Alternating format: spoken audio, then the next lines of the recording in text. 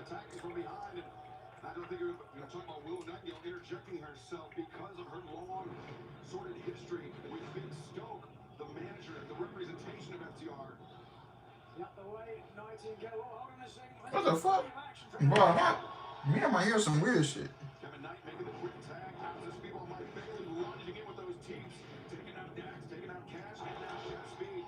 A pair of drop kicks. They are moving with speed, moving with purpose. And now German suplexes. As the clock on the top of the screen continues to tick down, we are just 4 minutes away, less than 4 minutes away from WrestleDream coming up on pay-per-view. And Chef Speed taking it to the skies. Chef Speed may win this match in record time. And I'm getting paid by the hour.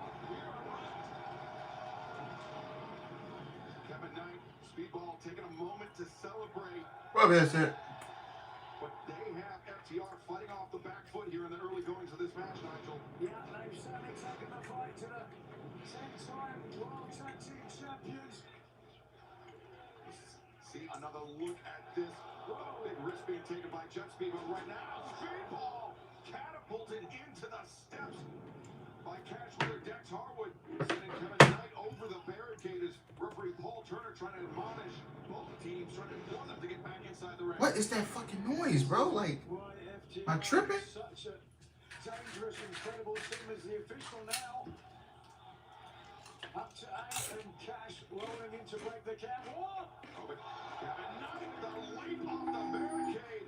He put a good call, Nigel. We almost had a count out. It was so close from watch out. Kevin Knight, look at the leap. Up off the ring and deliver the drop kick to FTR. He's gone up. I watched it off stream. It was good. Look at this countdown here. I mean, we're less than 3 minutes now, almost 2 minutes. Just over 2 minutes away from WrestleDream coming to you live at the top of the hour on pay-per-view. You can join us on HBO Max. Visit hbomax.com/AEW as Dax Harwood just the Jet Kevin Knight. Yeah, Dragunov won the title yesterday. Taking his sweet time though, Dax the Axe is not going to make any mistakes and get caught. Now FTR, double suplex on Kevin Knight. Bailey though, there to save his partner. Now Jet Speed, thinking double suplexes on FTR, but Dax and Cash. Strong vertical base. Dax and over the top. Dax and Bailey, oh my God, and Cash going over the top. Fans, we are racing to a finish here.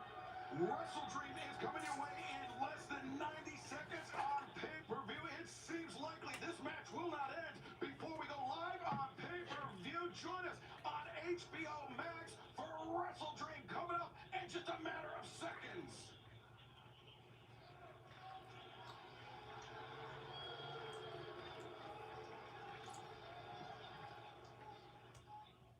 This is the big way to vindication. Mr. Lambert, I'm not finished with you. I need to know one-on-one.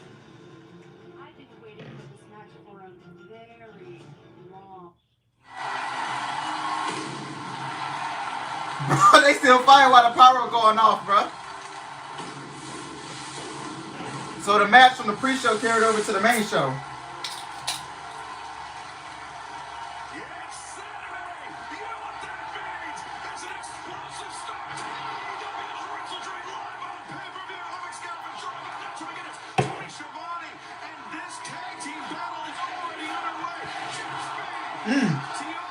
Yeah, just the FTR. Gentlemen, this is unprecedented. These two teams were battling it out on the tailgate brawl. The match did not conclude before the tailgate brawl. So it's kicking off the pay-per-view here tonight. It's amazing. This has never happened before, and I'm so glad to be a part of this. I've done many pay-per-views. Never seen anything like this, ever. A pile driver avoided. Yeah, she's gonna have 11 belts tonight.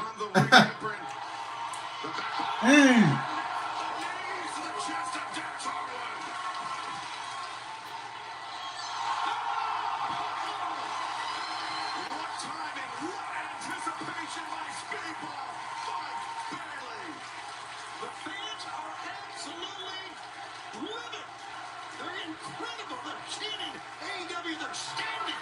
What a way to start the WrestleDreamers. Mike Bailey taking to the heavens. Speedball up to the top. Dax Harwood down in the corner. As Speedball shooting star press lands on his feet, rolls through. Hurricanrana attempted, but a blind tag made.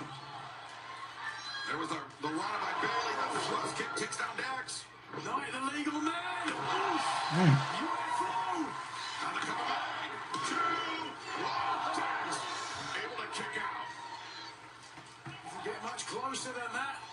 Jet speed now at full speed. What's up, Matthew? What's up? Didn't take these two young men long to make a name for themselves here in AEW. Watch out. Dax rolls through Kevin Knight. Kevin leaps up DDT. And now the leg hook. 2, and Cash Wheeler there. Kevin, a former tag team champion in New Japan Pro Wrestling. Not thinking about again going to the top rope. Big stomp. Get him out of there. Grabbing the boot. He's short, he's bald, he can't get any hose, but he can certainly interfere in a match. The servant is I love this. But Stoken Cash goes for the outside.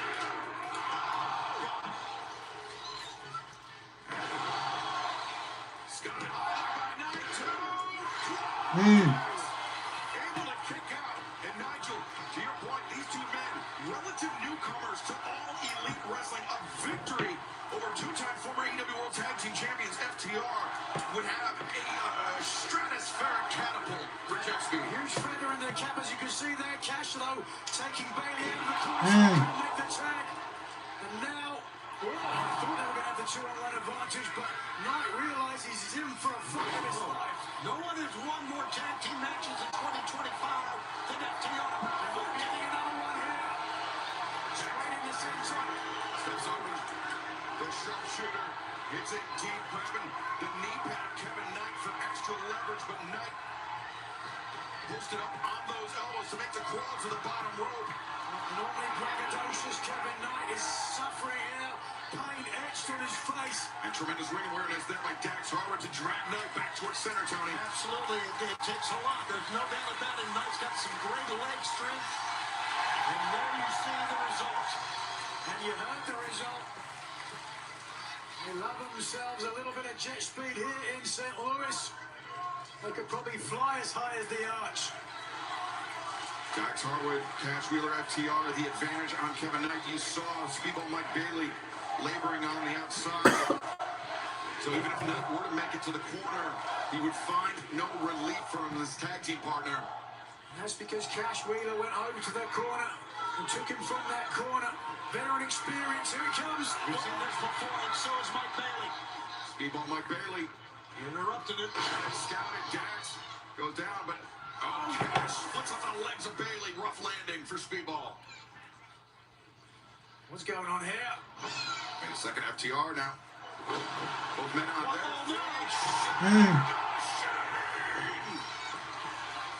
Come on, 2.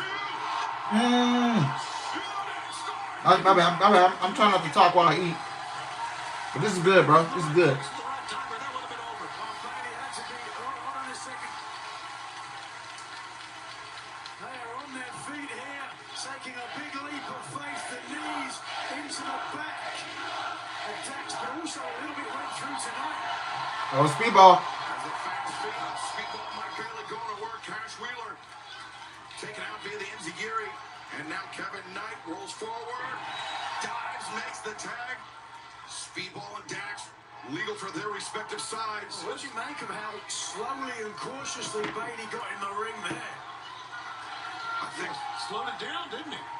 Speedball Mike Bailey knows that Jet Speed have been pushing the pace thus far in this match, Nigel. And FTR, despite their methodical approach, have been able to kind of match the pace of Jet Speed. They've certainly been able to keep up with each other, both teams.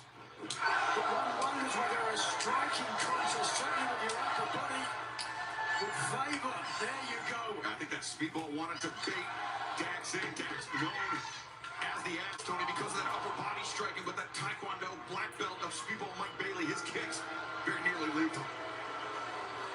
Yeah, look at Dax. He's just daring Speedball to hit him. I think any way around Dax going to win this exchange here. Look at Chief.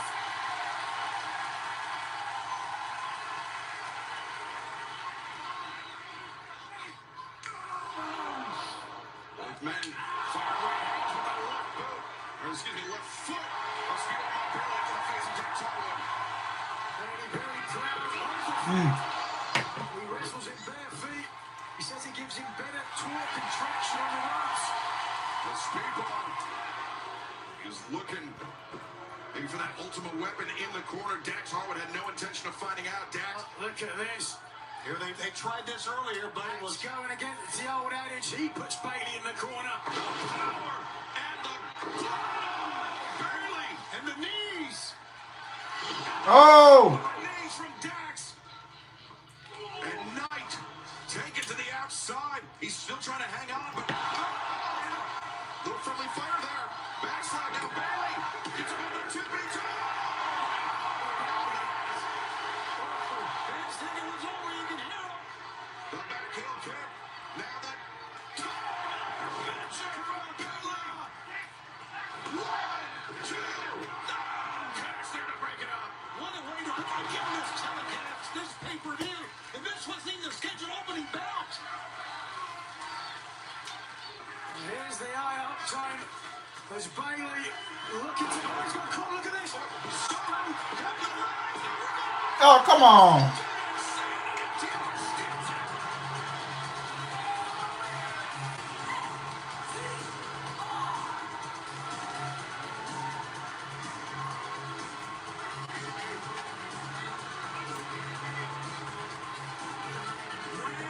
Larceny by FTR and Big Stoke here tonight. The official did not see it, so good. From where they're looking, Stoke how happy he is. You finna hit the kid. Speed, despondent. They know what's happened. They got hit with it. Somebody got some badass kids in the front row. Very audible disagreement from the crowd. Somebody got some badass kids in the front row, boy. With how this match ended, just being, I think had it not been for the intervention of Big Stoke, could have been moments away from defeating one of the greatest tag teams in fighting. They certainly were moments away, but just when it came down to the wire, they fell for one of the oldest tricks in the book. Yeah, and you know what? They stole words when they did it. And how about the way they celebrate Bailey and FDR? Tearing up a fence. Side, meanwhile, Jet Speed trying to, look at that, trying to, Yeah, but despite the result, Tony, Jet Speed wrestled an incredible match. They can hold their heads very, very high, knowing they stood toe-to-toe with some of the best tag team wrestlers in the world. And fans, we want to thank you for joining us here on WrestleDream. It was a very hot, very unexpected, unprecedented start to our broadcast. We were originally beginning this pay-per-view program with a grudge match between Jamie Hayter and Tekla. However, the tag team bout from the tailgate overlapped. So now we can bring you this match between Jamie Hayter and Tekla. Earlier, just a few moments ago, Tony Khan, a very important announcement. Everyone will be banned from ringside for this grudge match. It will be Tekla. It will be Jamie Hayter. All right, Tekla and Jamie Hayter coming up next. Outside inner I got Tekla. Tekla next in St. Louis for WrestleDream.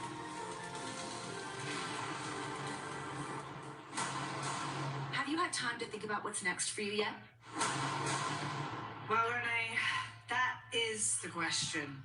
The lights are out. Tekla, the toxic spider. I've been around the world, and I'm not impressed. Wrong place at the wrong time, and now you are again.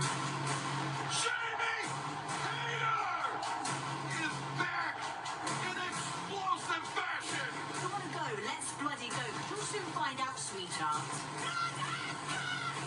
The unfinished business is my favorite kind. Line them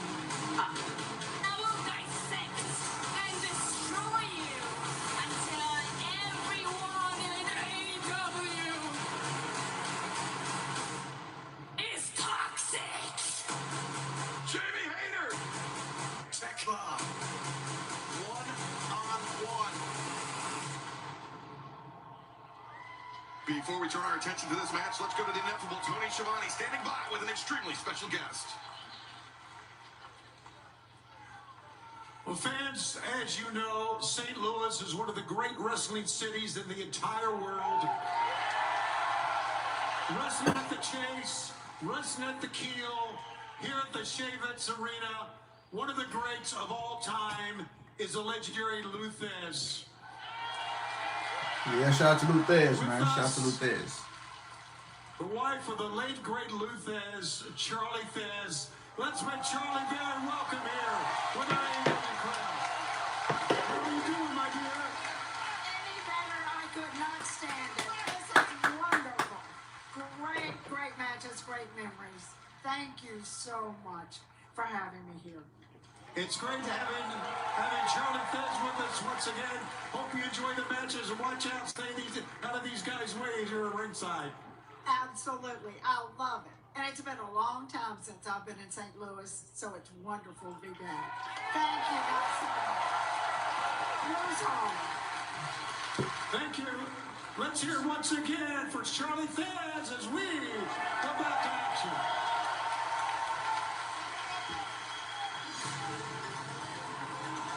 I think one of the most important things about AEW is, despite only being around for 6 years, we embrace the past, the history of professional wrestling. From the past, perhaps now to the future.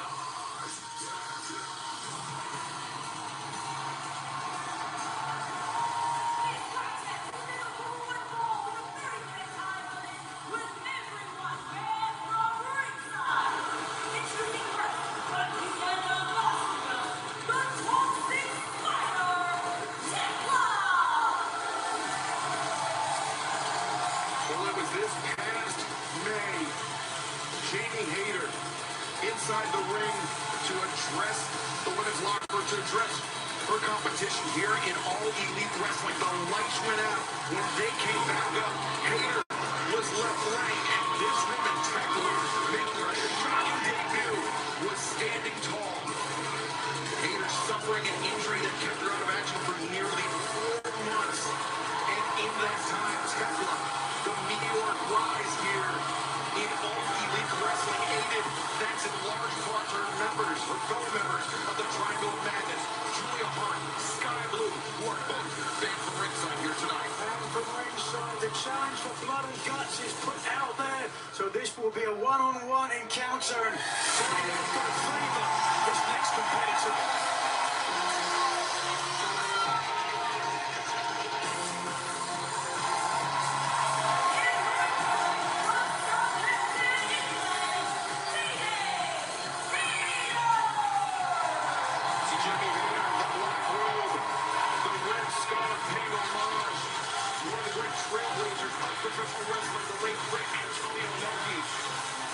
Again, AEW embracing pro wrestling history that came before us. Oh, that's nice. Up there for Charlie Thez. Jordan Inoki and Thez will be an incredible matchup, certainly. And this is poised to be an incredible grudge match. Jamie Hayter, the 7th ever AEW Women's World Champion, defeating Tony Storm. The Toss of Spider. Oh my goodness, look at Tekla, man. Full gear. Tekla. Hayter would then lose the title back to Tony Storm. She's getting his dub. Double or nothing. And in the process, suffer an injury that would keep her out of action for more than 450 days. That's why that 4-month absence, Nigel, was felt so acutely by Jamie Hayter. She felt like she had just returned and was making up for lost time. That's exactly what happened. And after so long, so eager to get back into the thick of it. And her opponent here tonight cost her that opportunity. And right now, Hayter's going to try to make her pay for it. Hayter going for the high boot while swinging a miss. Tekla anticipates. Jamie's title reign was only 190 days, like he talked about, Excalibur.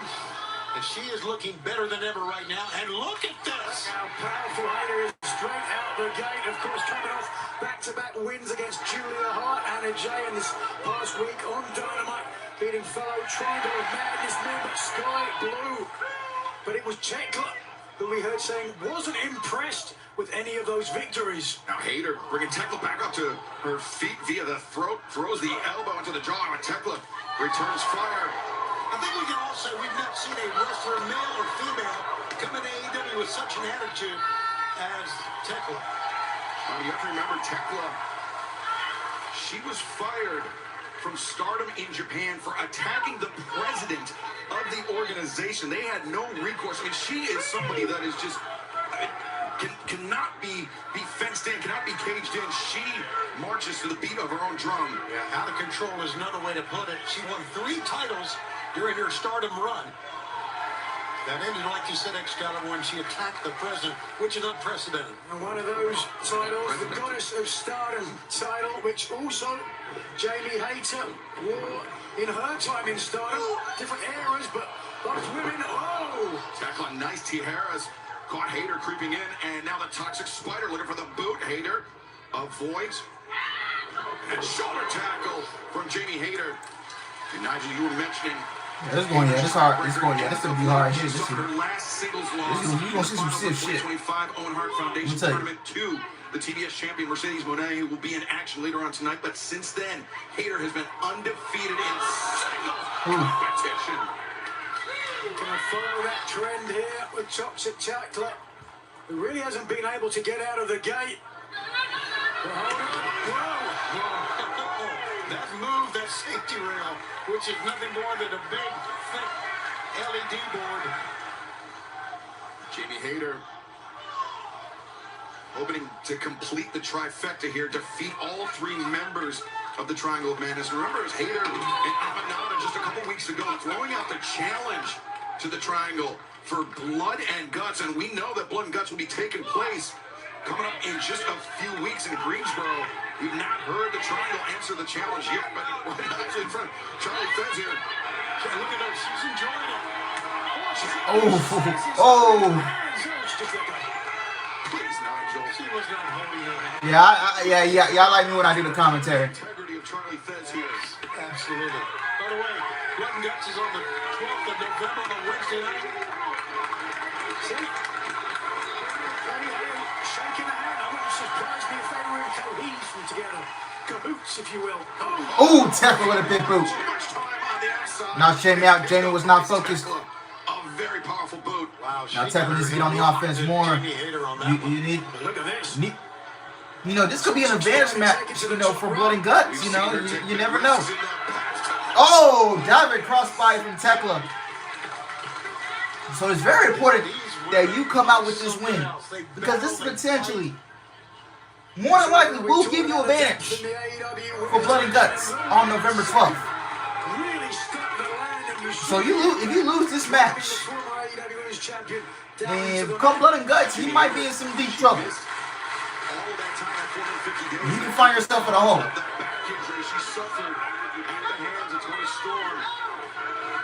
Certainly, Tekla would be aware of that.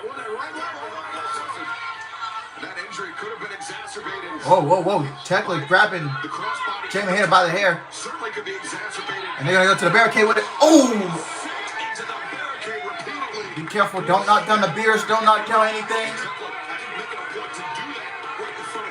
Tekla, you got to be focused. You can't be... Tekla needs to stay focused. You can't be trying to get into it with Luke Thesz's wife. You can't be doing that. You need to stay focused. This match has implications, potential. You know, you could be in line for a women's title shot. You could be, you know, this could be the advantage for Blood and Guts. This match has so many implications you don't even know. A quick pin, a cocky pin. Yeah, why would she do that? Well, she feels she has the advantage here, and sometimes, Tony, if you can get in the head of your opponent, that will give you more of an advantage. It will frustrate them even more. I knew you would have an answer. Come on. Press made. Hayter able to kick out.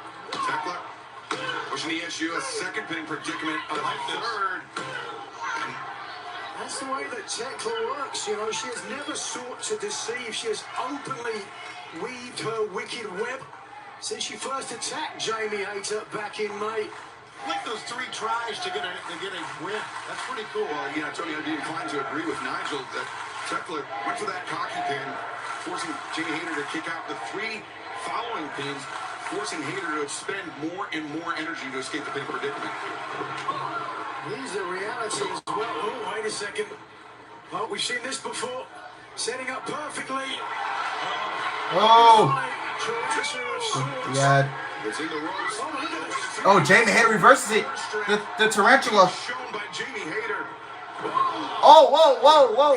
Collapse. It has to be because of that damage done to the lower back, Nigel. Tekla still has that locked in. Holding on with that submission attempt, the legs across the carotid artery of Hayter, and now thinking about her next move. Yeah, they're going to have to check.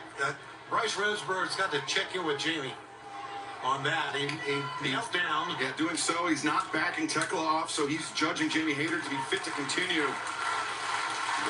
Tekla, though, now with a spider toying with her meal. The flat of the boot being driven in the face of Hayter. It would appear, Tony, that Tekla believes she has this match well in hand. I think she feels it's only hers to lose here because she is in dominant form right now. Taking a lot of time, though. Giving Hayter the opportunity to fight back, but straight away shutting her down. Vicious, fierce Tekla. It was misunderstood in Europe, kicked out of Japan. And here in AEW, she's really found her voice and venom. Yeah, Tekla, has just been such a vicious presence since arriving in AEW. And we thought, the Sky Blue, Julia Hart, the Sisters of Sin, we thought that they were sinister enough as it is. And then you add the Toxic Spider to the mix, truly getting a triangle of madness.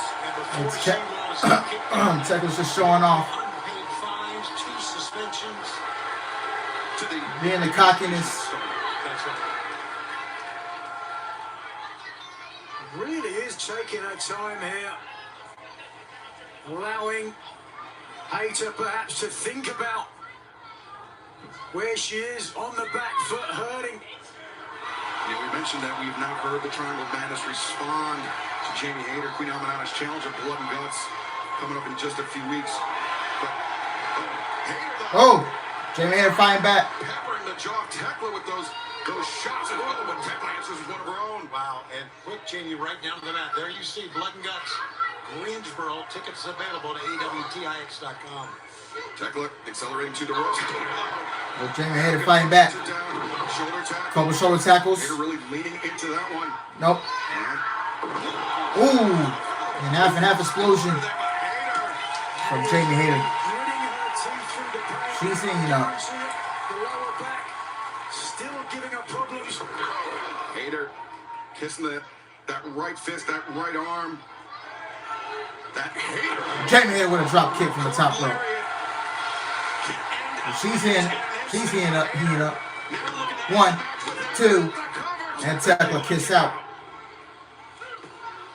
And Tekla may rue her decision to not put Hayter away when she had the opportunity. It's as physical a match as you'll find in the women's division, I can tell you that. And we expected it. No surprises here. I mean, Tony, we knew we were coming into a grudge match. Irrespective of the division, it's going to be intense. It's going to be physical. It's going to be hard-hitting as Hayter. Nope. Tekla was reversing. Tekla with a right forearm. A little too much time in that vertical suplex position. Tekla using her unorthodox flexibility to fire down with those knees to the crown of the head. Look at Hayter, staggered, barely able to move, really holding onto her jaw as well. It's a step back. Oh, she stepped forward. Okay. Avoiding the contact from Tekla. Nobody home, though. Tekla using her speed. Jamie Hayter sprints out of the corner. Bandera sends Hayter out to the apron. She finds her feet, blocks the right hand from Tekla. And now Hayter. Feet on the bottom rope. And a flurry of right hands battering the Toxic Spider. Look at this. Hayter fighting back. Oh, Tekla falls down. Tekla in that little spotter position. Gets back up. She slaps her. Just an open-handed strike. Jamie Hayter. Tekla's coming to the top rope. She has not been right since that crossbody to the outside that affected her lower back. Yeah, I don't think there's any doubt about Oh, that. Tekla loses her balance a little bit. Baiting baiting Tekla in. Oh, this is the reason. oh, you don't want to Tekla. Tekla. She wants to. Up. Yeah, you do not want Tekla in that position. For a second. That's the wrong move. With that core strength. Oh no. Or maybe. Jamie Hayter saying no head, but oh, knocks Tekla off the rope. Drop kick before.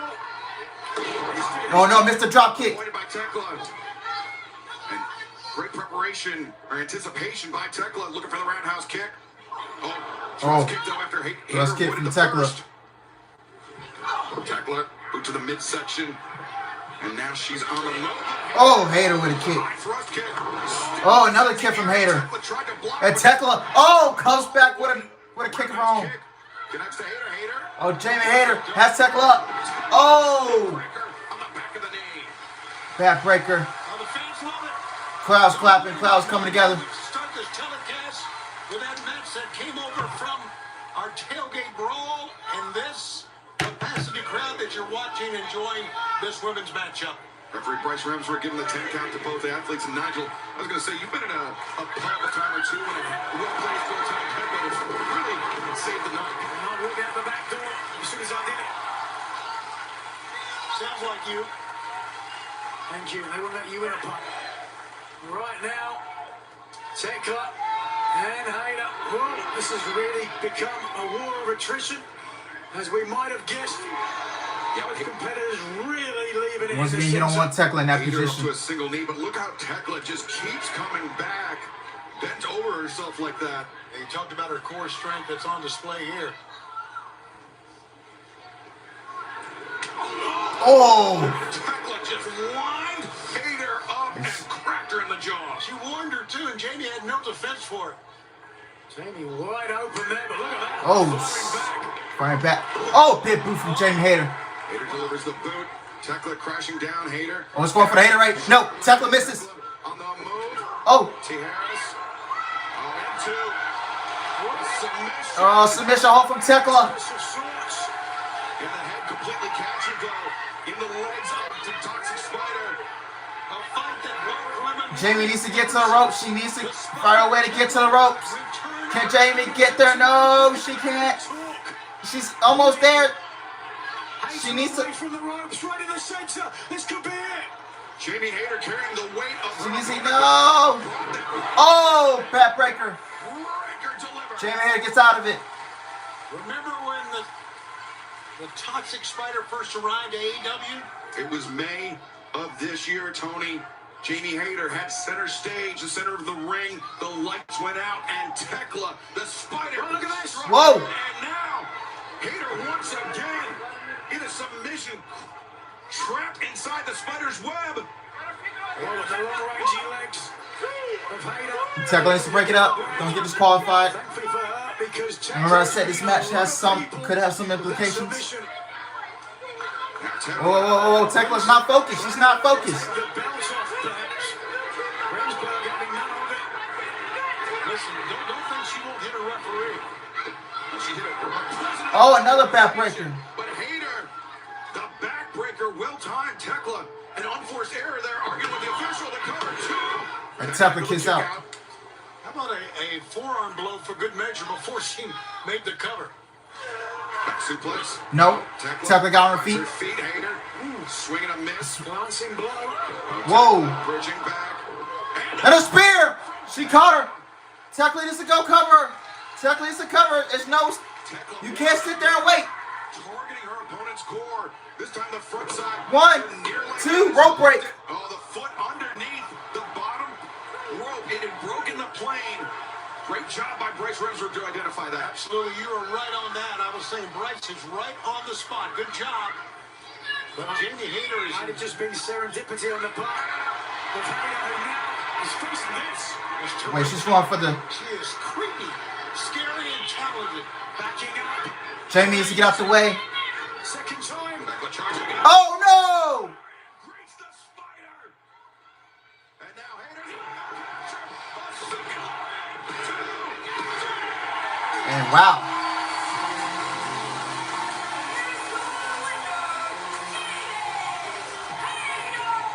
That is Tekla's first singles loss in AEW. Hayter really And Queen M. What is Queen M doing down here? Hater obviously still not fully healed from that lower back injury. There you see Queen Amanada embracing Jamie. Queen Amanada embracing Jamie. It looks like she'll be joining Jamie Hayter for Blood and Guts. Oh, Triangle of Madness. Sky Blue, Julia Hart, standing atop the ramp. Triangle of Madness. How will they regroup? How will they recover? We will find out. But right now, fans, tag team action with $500,000 on the line. Matt and Nick Jackson, the Young Bucks, Luchasaurus, Jack Perry, Jurassic Express, next. That is not dead. Which can eternal lie? Jungle Boy Jack Perry, Luchasaurus, Jurassic Express. The things we love most can be lost. Nick Jackson grabbed that bag of cash, $500,000 for Matt and Nick Jackson. You lost everything? Can we choose to be better? Oh, wait a second. The last time we saw him, he was aligned with Matt and Nick Jackson, but now To rebuild? it's Luchasaurus. What a moment. What a reunion. Change. Yeah, I need a money match. I'm desperate, okay? Can we swim so far away from what we ever thought we would become? In the professional wrestling business, we call this a callback. Down goes Jack Perry. Can we hear the call once more? $500,000 on the line. Jurassic Express, the Young Bucks, WrestleDream. To ride again.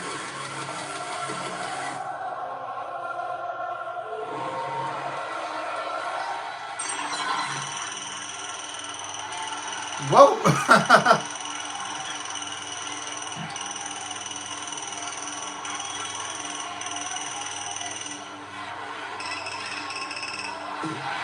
Oh. Spent $62,000 on suits. Insufficient funds.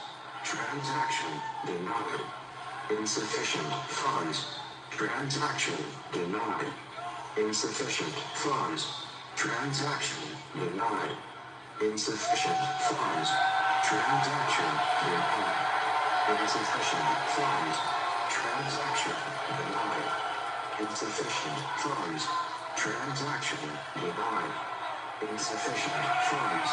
Transaction denied. The $32.17 bucks. $500,000 tag team match. Simple ball with a 30-minute time limit.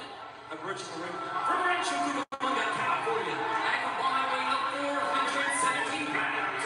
And Matt Jackson, the Young Bucks. Well, the Great Bucks are actually the $32.17 bucks.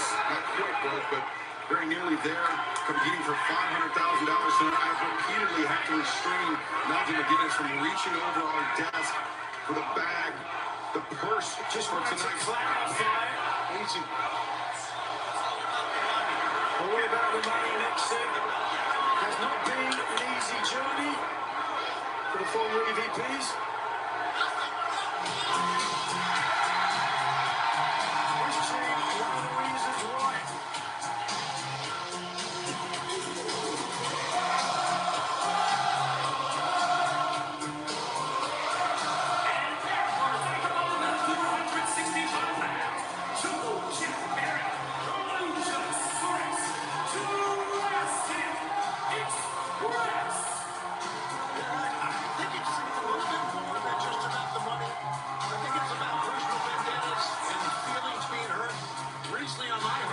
Battleground podcast, the Young Bucks said Jack Perry will work with him for the last year. He comes back, turns his back on us, so we don't even consider him a friend anymore. So we understand that. That's one perspective. Jack Perry taking a whack from the desk. At the desk, or at the bag, and here is Jack Perry took up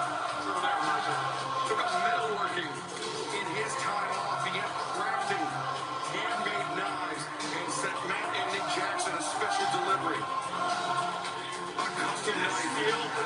That was transmitting the message that said, Matt, for the next time, we'll be stacking in the back.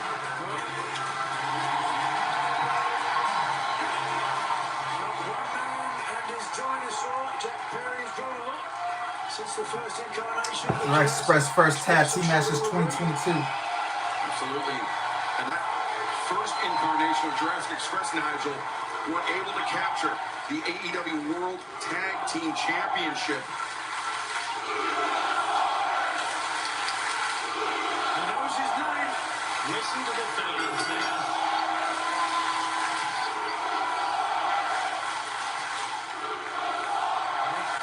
See the dinosaur, but Perry instead. Niggas ain't got no money, it's crazy. Fiery.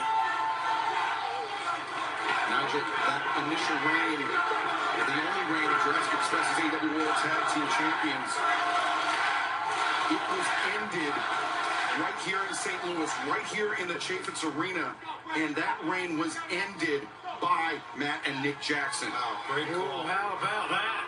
That certainly adds a little bit of a backstory to this. Of course, that was the night also that Luchasaurus betrayed Jack Perry, decided to throw in his lot with Christian Cage. You know how that worked out, didn't we? Yeah, big steel cage match back in June of 2022. Jack Perry. Well, there's a feeling out process now between two men who used to call each other friends, but certainly not anymore. Getting a little testy here in the early goings. Oh, shot across the windpipe. Nick Jackson, former AEW World Tag Team Champions, three-time former AEW World Tag Team Champions in their own right. And also, Tony, a team that Jurassic Express has never beat in tag team competition in their careers. So this would be a big comeback for Luchasaurus and obviously Jungle Jack if they can do it. Oh, Jack, weaving his way out of the double hip toss attempt. Thanks, Jack. That's good. Nick Jackson down to work on the drop kick. You see Nick, that white blue tape on his ribs, a target. Matt Jackson giving Perry a clap there. That's some mocking applause from Matt Jackson, but now the big dinosaur Luchasaurus into the match, hammer throw. And lariat from Luchasaurus. Fans love the big guy, and why shouldn't they? I mean, he's really had quite a career here in AEW. Christian Cage, put it best, he said he's the most complete big man in the game today. He certainly lost none of his ability. He lost his name for a while. I'm glad he got it back from that kill switch moniker he was given. Nigel, I have to ask, do you think you will be seeing more of Luchasaurus in this match than Jack Perry, given that Jack, since January, has only had about a dozen minutes of in-ring It competition? certainly would seem like a smart decision. To your point, a little bit rusty. Jack Perry can watch a dinosaur do most of the damage and then come in and capture the spoils. But wait a second. Here we go. This is where the Young Bucks are so dangerous, the tandem offense, but catching Nick Jackson in midair and power rounding him back onto his own brother. Well, if the Young Bucks get it going, then Luchasaurus would have no cause but to tag out. He'll have to tag out. And we know the Young Bucks are so explosive as a tag team. Oh, what's this going on here? Look at this. Jack Perry taking the tag rope off, putting it on the other corner as Luchasaurus, I believe, biting Matt Jackson on the ear. Referee Rick Knox arguing with Perry. Perry's mind. What's his game? Trying to distract the official. Perhaps so Luchasaurus can get some damage in. Tag made by Jack Perry. Luchasaurus sends him in. Oh, man. Leapfrog hip toss by Luchasaurus. Jack Perry. Well-timed drop kick. Well-timed boot from Luchasaurus sends Nick Jackson sprawling to the floor. How long do you think it took Jack Perry to teach Luchasaurus to do a leapfrog like that? It's like a circus animal. Well, no, I think he's always been able to do it. To be honest with you, he's so agile for a guy his his size. And Nick Jackson trying to get out of there. Look at this. The way of Jack Perry, but unfortunately for them, putting themselves in the path of the big green dinosaur. He's returned to Jurassic Express, and the fans love every bit of it. Not often you see a man the size of Luchasaurus do a moonsault like that. Cover. Back to live action, too. Jack Perry trying to earn Jurassic Express first career win over the Young Bucks.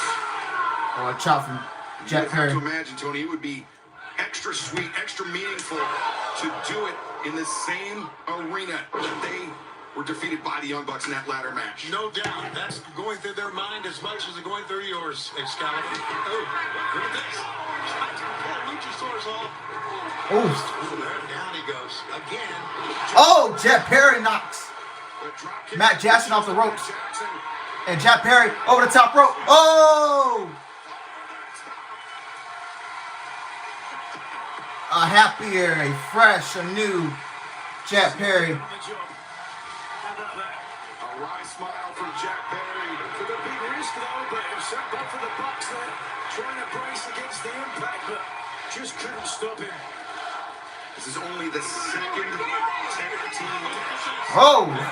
Once again, Fan assistance in the crowd, okay. use the fan match. What is going on here? And it says something about drove 8 hours to see Jurassic Express or something like that. I don't know what to tell you. It's a moment that young lady will never forget. I can tell you that. The referee Rick Knox didn't see it. He was arguing with Nick Jackson inside the ring. Who now reverses Perry into the corner. Oh, God, kick to the lower leg. And Nick. Yeah, they get it going, Excalibur. Oh, kill switch. No, Nick comes to save his brother. Here they go. The kick and Kick to Luchasaurus. And then, oh, sliced bread on the floor. About the Bucks, and we've said it before, many levels, getting the booze that they deserve. They are phenomenal tag team. There's really no need for this as well. Wait a second. Matt Jackson just took a big sniff of the bag of cash. Smell of money. Focus on the match. This is the problem. Matt, Nick, focus on the match. You want that 500K, you? Couldn't hold himself. It's the only the second tag team match for Jurassic Express in more than 3 years. Subsequent to their win at Dynamite Homecoming 2 weeks ago, Nigel. Yeah, certainly the odds are stacked against them, against the team, the caliber of the Young Bucks. Again, step ahead. Jungle Jack Perry. As I said, it has not been an easy journey for the former EVPs to reclimb the AEW tag team ladder after losing their power and fortune cover. Cover here, like his hook. It would be a lot easier, Nigel, if they didn't keep spending money like they were still EVPs. Right. Well, there is that, but you know, once you've lived that sort of lifestyle, it's very hard to give it up. You know, it was a well-intentioned, if ill-conceived, financial decision on the part of Nick Jackson that put them in the doghouse. 97,000 he lost at the casino. That's well-intentioned. That's of a course. problem. He earned some money so he could spend the money. I mean, that's...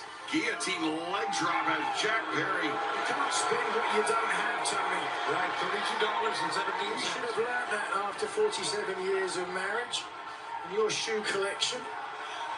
Look at this, perfect execution on the leg drop, right underneath the jaw. Almost a knockout blow. And Perry now really struggling to stay in this match. Yeah, here we go. You talked about it earlier, Excalibur.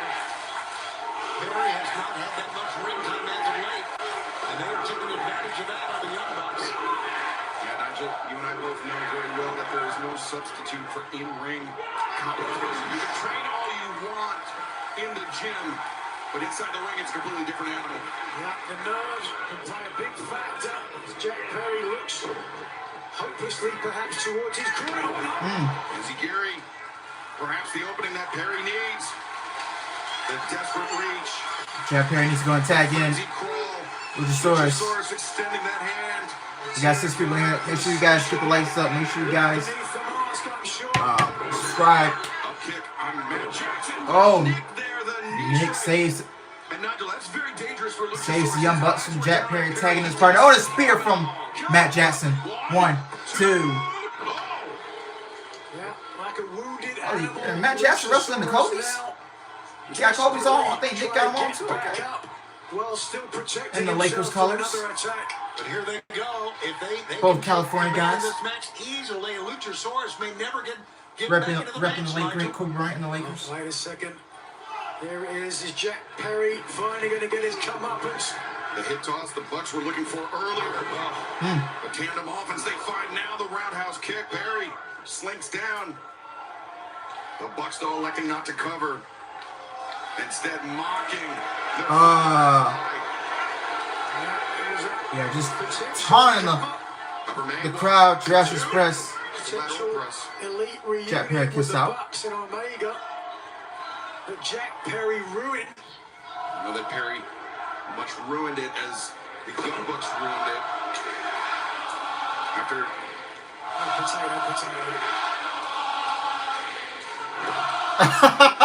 crowd chanting. Oh, you don't got no money. 32-17 Bucks. What did I say? Oh, we got the money. no, it's you've got no money. You got no money. I'm not asking you anything again, Tony. I've got the money right in front of me here. No, Matt baited Jack Perry. 1, 2. Perry kiss out. To escape. Whatever it was, it's a chant we've never heard before in AEW. They may have no money now, but it's only 3 seconds away. Broke Bucks. For the Young Bucks to have that money. Oh, God. Perry sandwiched in the corner. And now, once again, strung up on the ropes. Nick Jackson stops. Oh, no. Jack Perry reverses into her Karana. Gets out the way. Taps in Luchasaurus. Here comes the big man. Takes down both brothers with right hands. Luchasaurus, a series of right hands, a lariat in the corner, and a Bradley Beal. The dinosaur unhinged, unbridled, unchained. Luchasaurus. And now, wait a second, the Bucks. And a double clothesline to the Bucks, to the Jackson brothers.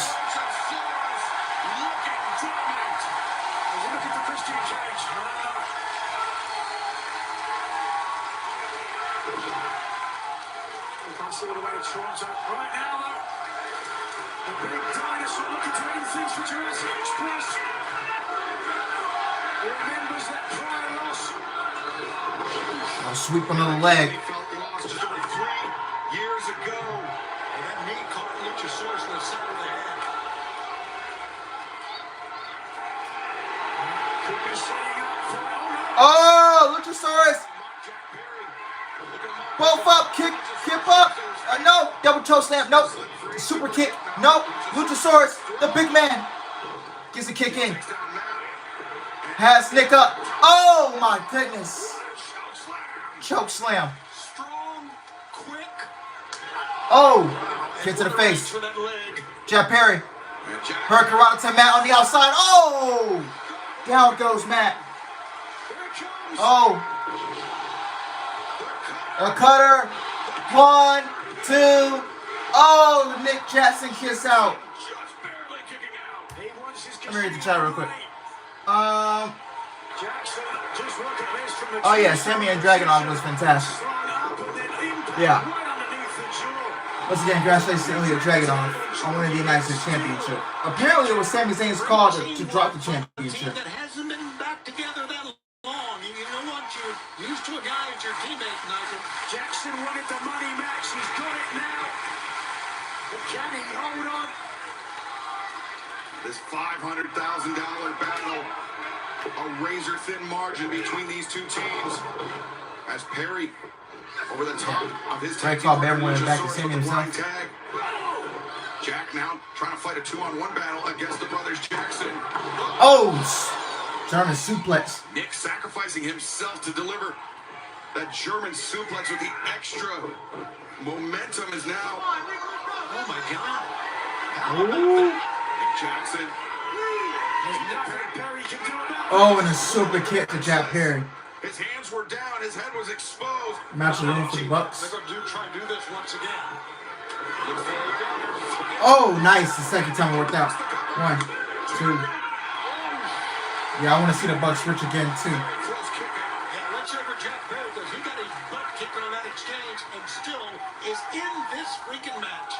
Except he escaped the first attempt with a Hurricane Rana, but this time the Bucks would not be denied, but $500,000, $500,000 still hangs in the balance between one of these two teams. And Tony, you saw the body language of Nick Jackson there, perhaps some frustration setting in on the Bucks, maybe not expecting this much of a fight from a team that has never beaten them and a team that has really only a few minutes of teamwork in the last 3 years. Yeah, maybe they got too much money on their mind as well. Oh! Let's be Get to honest, the the temple. Young Bucks need the money more than Jurassic Express. This might get it for them. Oh no! Luchasaurus! And oh! Fair cool little spot here.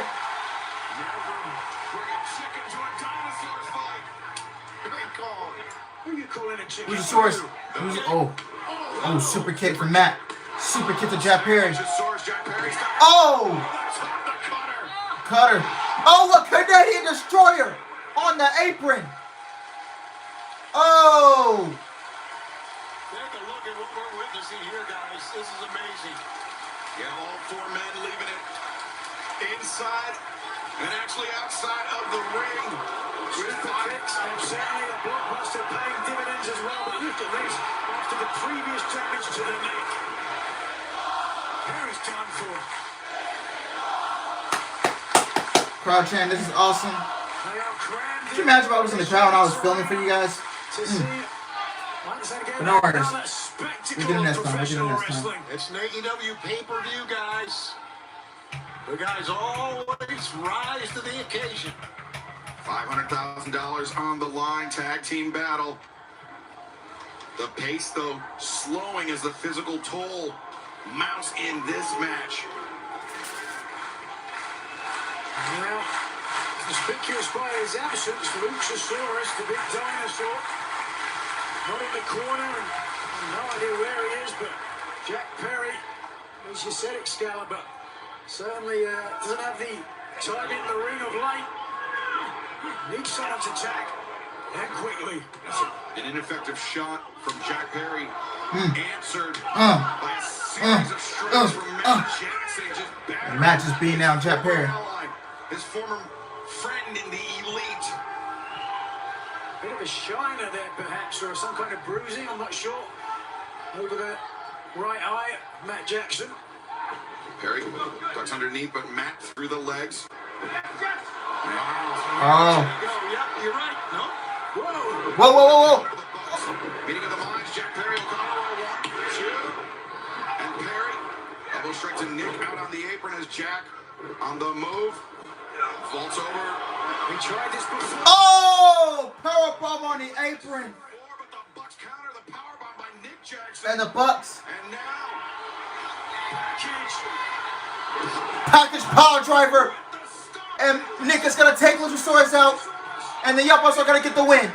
Oh, no! Jeff Perry kicked out. Can't believe that happened. Can't believe he kicked down. Neither can Matt. the Young Bucks with a callback to some of their tag team battles in the past. As that very nearly was it, but Jack Perry proving he still has something left in the tank. But how much is a question we might soon find the answer to. It's a good question right now, man. It's Here it great. comes.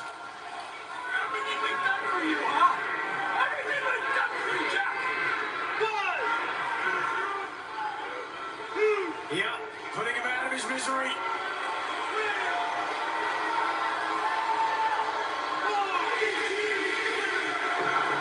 No.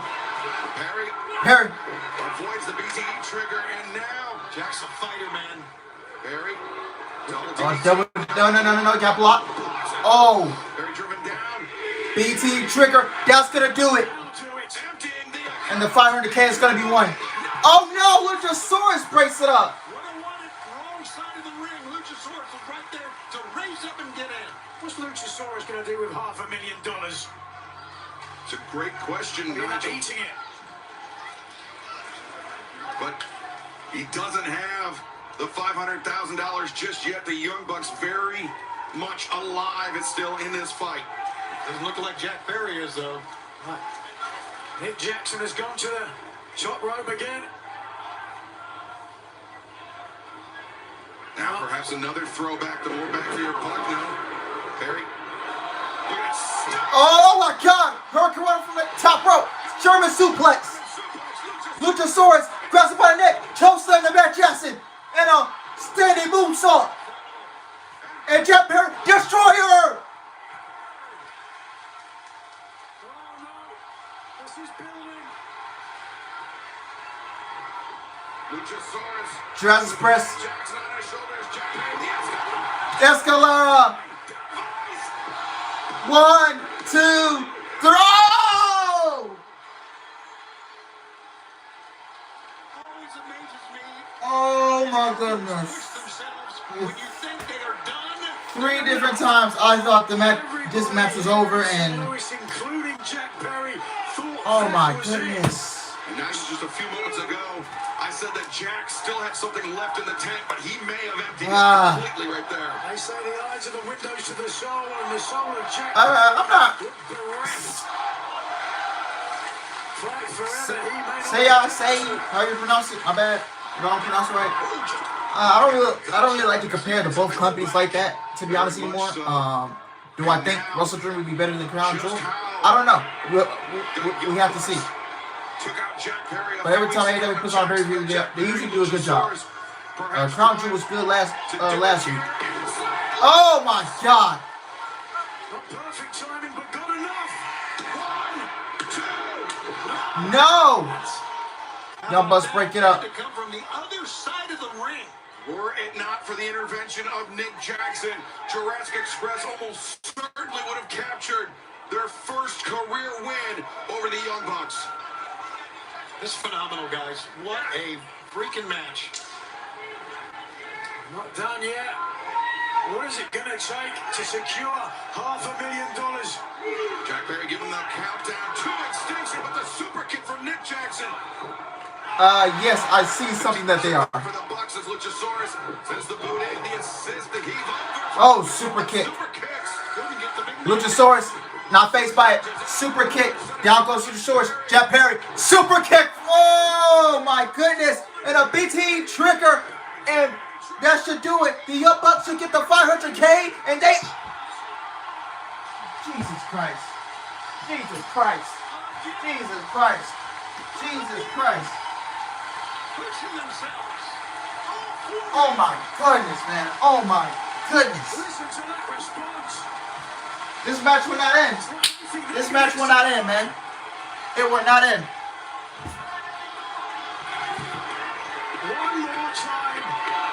The leader, Jack Perry, being brought to his feet. He's gonna go for the... Was he looking for the Meltzer driver? Dear friends, once more. Meltzer driver. No! Luchasaurus caught him. Caught Nick Jackson. Choke slam. Jack Perry gets out of the submission. Poison Rana. Matt Jackson's on his own. Countdown to extinction. That should do it, and the Young Bucks are still gonna be broke. 32-17. Great match, great match, great match, great match, great match. Broke Bucks, broke Bucks, broke Bucks, broke Bucks, broke Bucks, broke Bucks. Hey! 32-17, man. To the rightful winners of the $500,000 purse.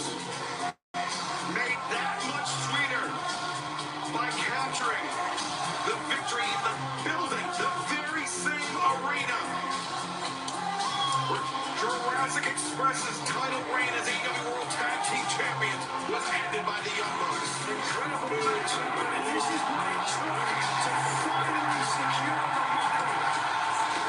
the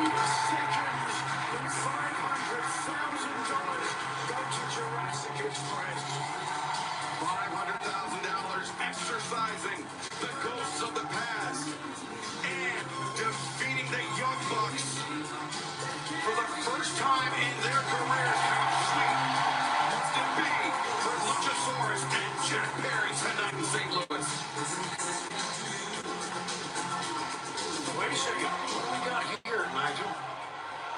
Jack Perry is second thoughts. What's he going to share the money? Well, that might... I don't know. Perry extending the hands. The fallen brothers. Open the Bucks up. Classy move by Jack Perry. Well, you know what? They gave him a hell of a match to show respect.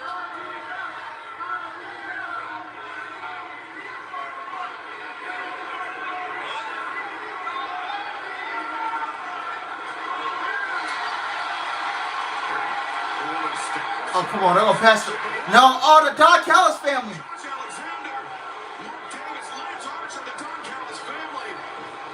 Cheap shot artists, what they are.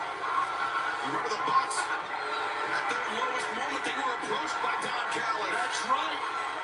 Offered aid and comfort by Don Callis. And now the family choosing this moment to strike. Oh, the Bucks are walking away.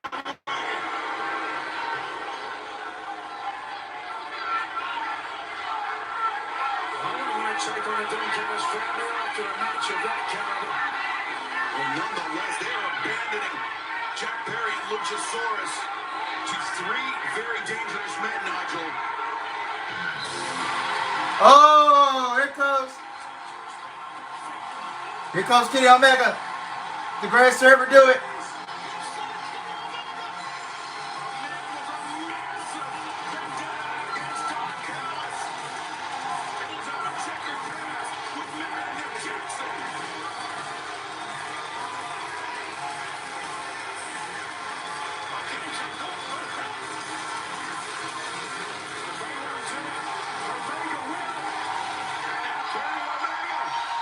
Charging in. Trying to fight three men on one. Oh, come on, Kenny, come on. Oh, Jurassic Express got on time. Yeah. Remember this past week out, Jack Perry took that shot, shoving Kenny Omega out of the way. Omega teaming with Jurassic Express this past week on Dynamite. Omega, he didn't know if he could trust Jack Perry. The win this past Wednesday proved it. And now Omega returning the favor from Lesnar to Jack Perry and Luchasaurus here tonight on WrestleDream. I love what I'm seeing here, guys. I really am. So we're going to give Omega some of that money.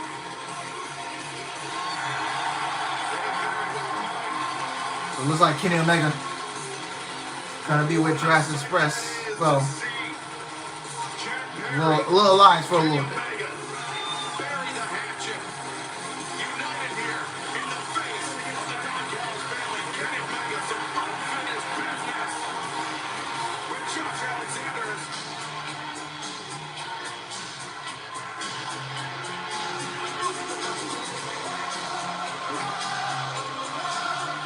Luchasaurus, I don't know who knows what to do with that.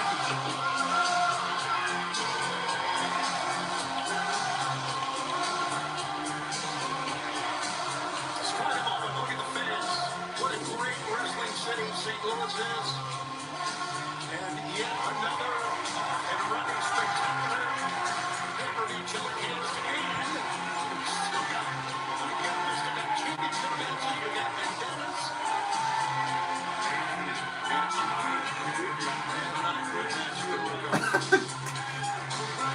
Bro, Kenny with the no shirt on and the jeans and the sneakers package. Kenny Omega, the well-timed He hilarious. for Jurassic Express here tonight. Jurassic Express leading with that $500,000. The winner's purse here tonight in St. Louis.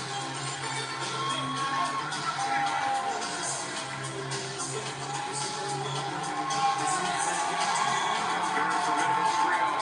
Kenny Omega, Jack Perry, and Luchasaurus are.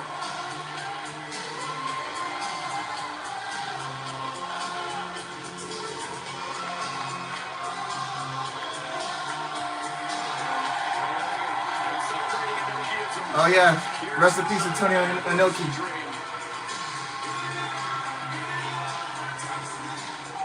God rest his soul, man.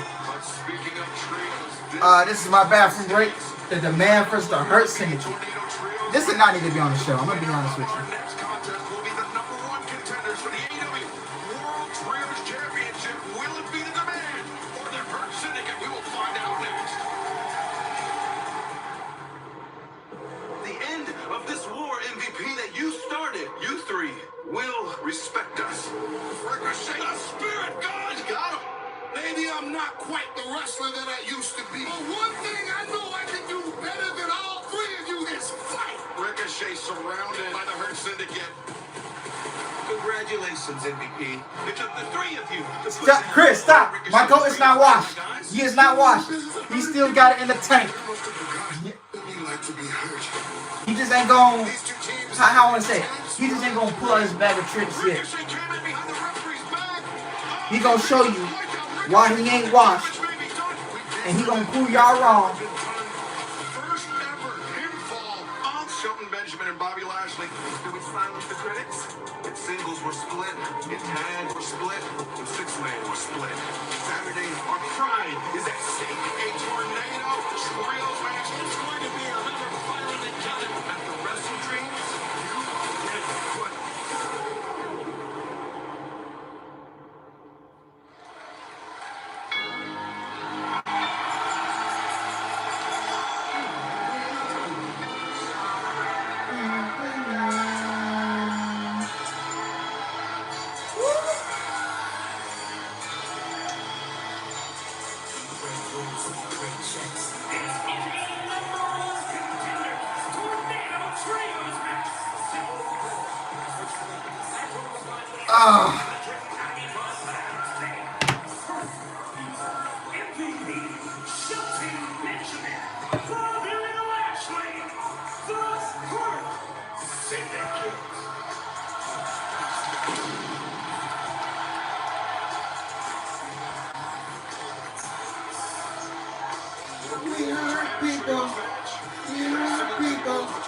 We heard people. Oh, here comes the Demand. Oh, going straight to business. No talking. We come to kill. The pinfall or submission can happen at any time, but it must happen inside the ring. I'll be the first to say it. If you want to use, hey Chris, if you want to use the "You Light My Fire," I can't sing. You light my fire. Use it for MVP. Way to start this trio's tornado tag team match. Has been a bitter feud, both teams vitriolic enemies, and here we've seen this match between two of the most powerful men on each side. And Bobby Lashley just suplexing Toro into the steel ring steps and moved it. Steel ring steps. Spirit God out of the air. It's like he was dropped out of an airplane. And not do we know how profound the bad blood between these six men are, but now to have the #1 contendership for the AEW World Trios Championships on the line. Those titles get Oh, right to the steel steps. the Ops, Katsuyori Shibata, Powerhouse Hobbs, and Samoa Joe. Remember, Samoa Joe clearly established tonight as AEW World Champion in addition to 1/3 of the Trios Champions. He raises the stakes to this match and adds complexities to the potential title match as well as Ricochet here. What kind of fucking side of football game is that? Revenge, of course, this whole thing started on the Hurt Syndicate as we watch here. It's Bobby Lashley of the Hurt Syndicate slammed into the ring. Come on, man. You That's mentioned all began when Ricochet was embarrassed by the Hurt Syndicate. He offered to join them. They called him a kiss ass, and so he found the gates of agony, attacked the Syndicate at Forbidden Door, and then defeated them all out. Some long-awaited payback. Not bad for a kiss ass, right? Exactly. Transition there by Shelton Benjamin into the ankle lock, but twisting that knee. The hands were down, and Benjamin unable to protect himself there. Yeah. Tornado rules. Everybody got to be very careful. MVP intervenes. MVP, a 24-year vet. Great fighting background. Yeah, it was MVP that initially offered Ricochet the business card, the ticket into the Hurt Syndicate, but after the obsequiousness of Ricochet was on display, the Hurt Syndicate rescinded that offer, and this rivalry was off and running. Some teamwork by Bishop Khan and Ricochet inside the ring as we saw Toa Liona throwing Bobby Lashley into the barricade on the outside. That's wide open. Vicious shot to the midsection. MVP is gasping for air now. Everyone's almost, most are gasping for air on the outside as well. And now Ricochet trying to hold MVP open as Bishop Khan into the rope. Now Bobby Lashley grabs the boot of Khan. And suplex. Bell suplex on the floor. Oh, wait a second. Ricochet. Oh. Tope suicida, but no. Oh! And a pounce by the big man. The fearsome Toa Liona. What a tag team partner this man is. The Samoan Lion. Former rugby player. Look here. First of all, it was the offense from Bobby Lashley, but he didn't realize he was going to have two people incoming. First of all, it was Ricochet. And then the big Samoan. Yes, there's no disqualification. You can do whatever you want. Bobby Lashley executing that belly-to-belly suplex. I had a flashback to earlier this Cedric Alexander with debut today. Oh, we'll see, man. We'll see. Bishop Khan over the desk, and I had nowhere to go but down. It was a great moment. No, it wasn't. It was terrible. It was a great television moment. Right now, it's Lashley splayed across the table. Benjamin, what's going on here? Oh, I know what's happening next. Oh, Lord. Oh, my goodness. Oh, God. Sheldon Benjamin, Bobby Lashley through that table. And now Benjamin and Lashley ripping into one another. Ricochet in the gates of agony. Make their demand. Hurt Syndicate, not the only group that hurts people, as you're looking at it right now. Yeah, That hurts. all the way. With Benjamin driven down into the midsection of Lashley. Look how big, how strong you are. If you can't breathe, you can't do much. The last time Did a man should win due to the fact that the Hurt Syndicate are already coming off a tag title run, before that, it was a and they don't need the trios titles. Yeah, because I don't want. I'm not. They don't need the trios titles. I'm not interested in MVP wrestle like that. In a 3-on-1 situation. And MVP. But Oh. on a 3-on-1 disadvantage, anyone's going down to the mat. And you've got to think the Demand have got some momentum, some confidence going into this past week on Dynamite. Now the first team to ever score a pinfall victory over Shelton Benjamin and Bobby Lashley, it was Toa Liona and Bishop. Yeah. Now Cedric came in, and yeah, Wednesday night. I'll be down for them wrestling trio style. Taking a hit cover. But right now, no. Cocky cover.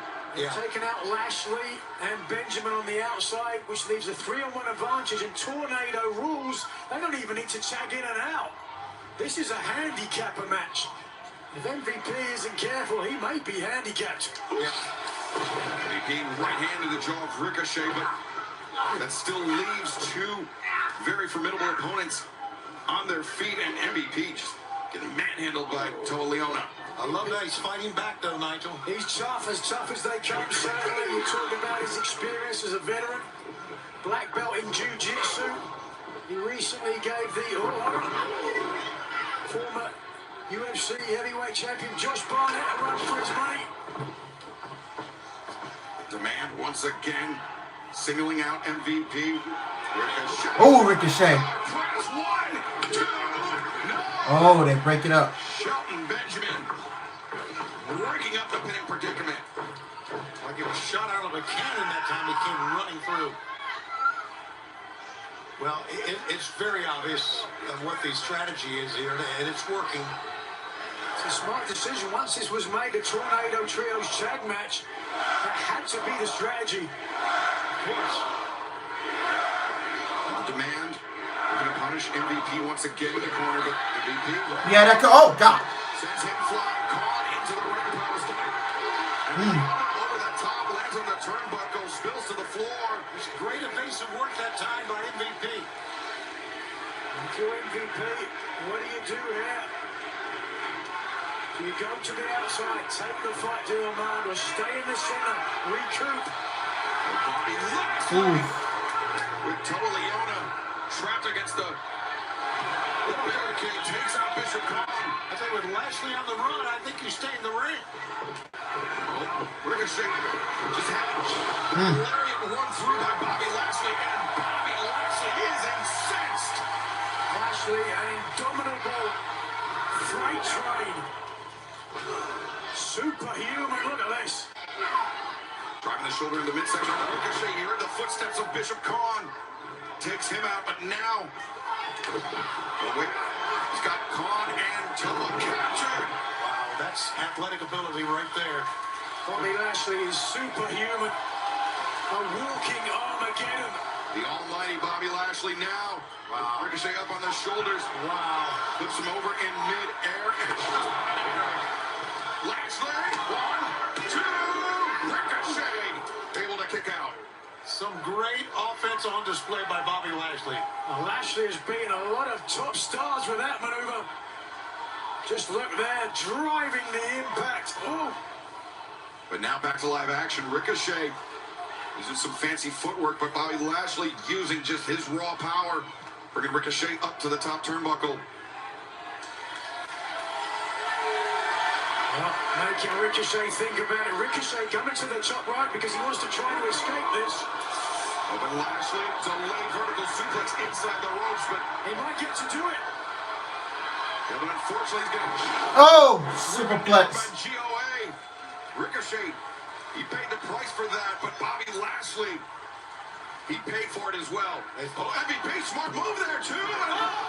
Oh, you're right. MVP out of nowhere. A double cover at the same time. I'm not sure if the official was counting both, but after this impact, both Ricochet and MVP were right for the proverbial picket. A crafty move by MVP, trying to sneak in and get the pinning predicament. But now, drives down Shelton Benjamin. It's broken down. Certainly any strategy now has gone out the window.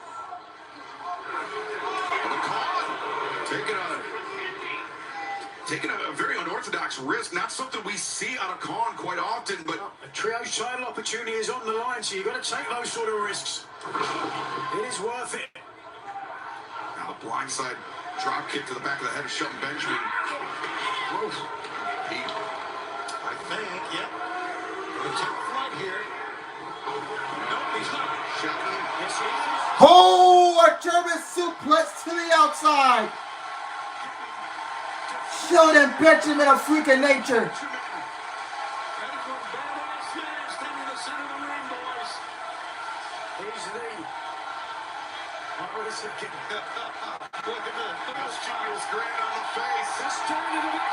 And Sheldon Benjamin over the top rope. Takes out everybody. He took out his own buddy, MVP.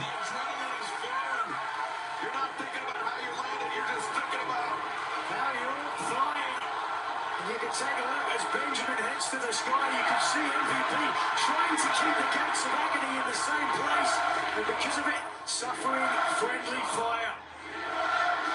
Although Ricochet trying to put some distance between himself and Shelton Benjamin, pursuit roll up here by Bishop Khan too. Oh, great attempt by Khan. The lariat misses by Khan. Shelton Benjamin though the waist lock. Ooh. Rocks Khan. One thinks the longer this match goes, the more likely it is to end with something quick. Low bridge sends Benjamin spilling to the outside. Now Ricochet. Ricochet. No. MVP gets out the way. Oh, shot to the throat. Knee to the face. Uh-oh, MVP's taking it back to 2006.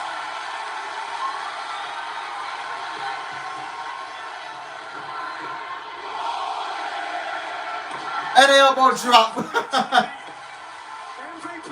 looking to end this. Beautiful. Fisherman suplex. Oh, but Toa Leona there to break it up. And back inside, we're getting this rivalry again. And the two super heavyweights battling it out. Toa Leona Now almost a Cobra clutch. Dream, yeah. Cobra clutch. Bobby Lashley sinking down to a knee. Absolutely, and here comes Sheldon. Oh, knee strike from Sheldon. And a spear. Ricochet's the only man standing from the man. Uh-oh. Ricochet, you are SOL. Shit out of luck.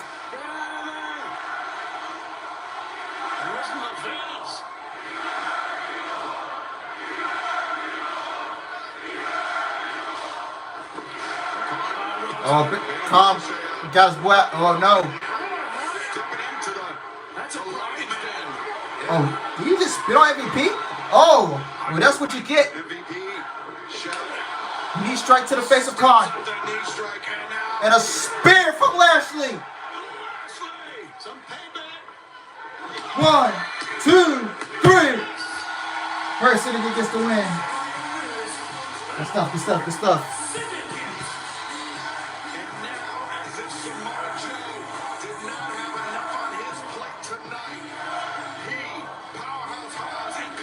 Will have to defend the AEW World Trios Championship against the top contenders, the Hurt Syndicate. And as much as that payback for what the demand did, hitting the Hurt Syndicate being the first team to ever do that here in AEW. And revenge is sweet here tonight. You have to think perhaps they didn't get it all after Bishop Khan pulling out their intended target, Ricochet, and sacrificing himself. But be that as it may, but he's got an enormous task in future for Samoa Joe. He had better keep his focus on the AEW World Champion. Samoa Joe, page of the richest prize in the sport, the AEW Men's World Championship still to come tonight. But the Hurt Syndicate, fighting the number one contendership for the AEW World Trios Championship in a tremendous 3-on-3 battle. We hurt people. But coming up next, it is part 5 in the rivalry between Mark Briscoe and Kyle Fletcher. Each man holds 2 wins apiece, but tonight, the TNT Championship hangs in the balance as well.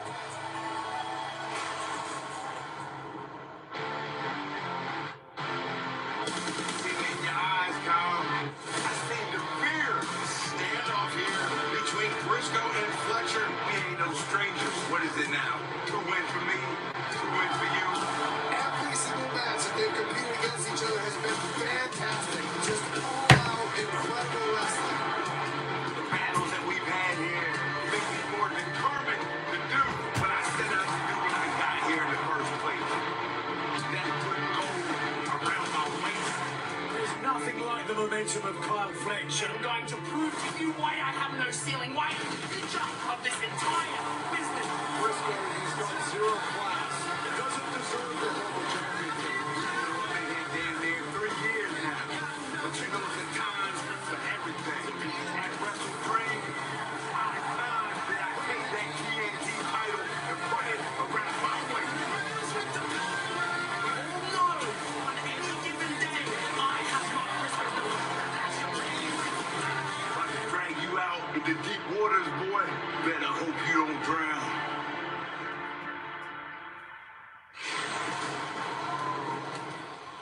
Reach for the sky, boy.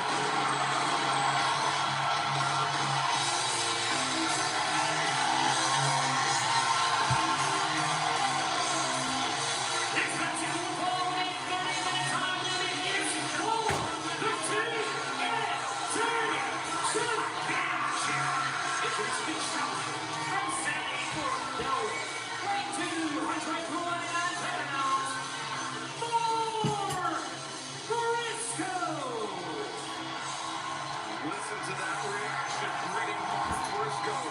Hey, Ricochet, how you feeling? What's up, Brandon?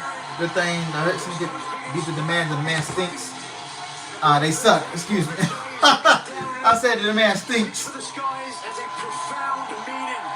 Ever since Jay's passing, will he see This public round, TNT champion. Comes the Proto Star Kyle Fletcher. I want AEW gold, and it's got his shot tonight. Becoming line by Dawn Callis. Cindy Osborne. Way 2, the 149 pounds. He is the TNT champion. The Brutal Star. Kyle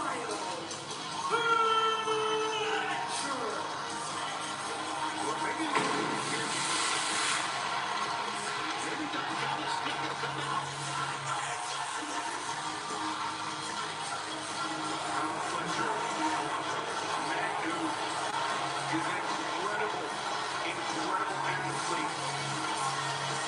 Surely a cornerstone of AEW for years to come. But a man who had shared the ring with Mark Briscoe 4 previous times in his career in one-on-one competition.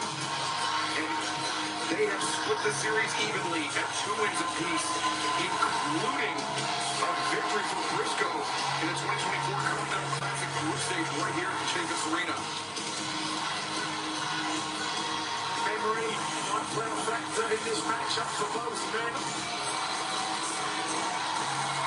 Briscoe has long sought the TNT title.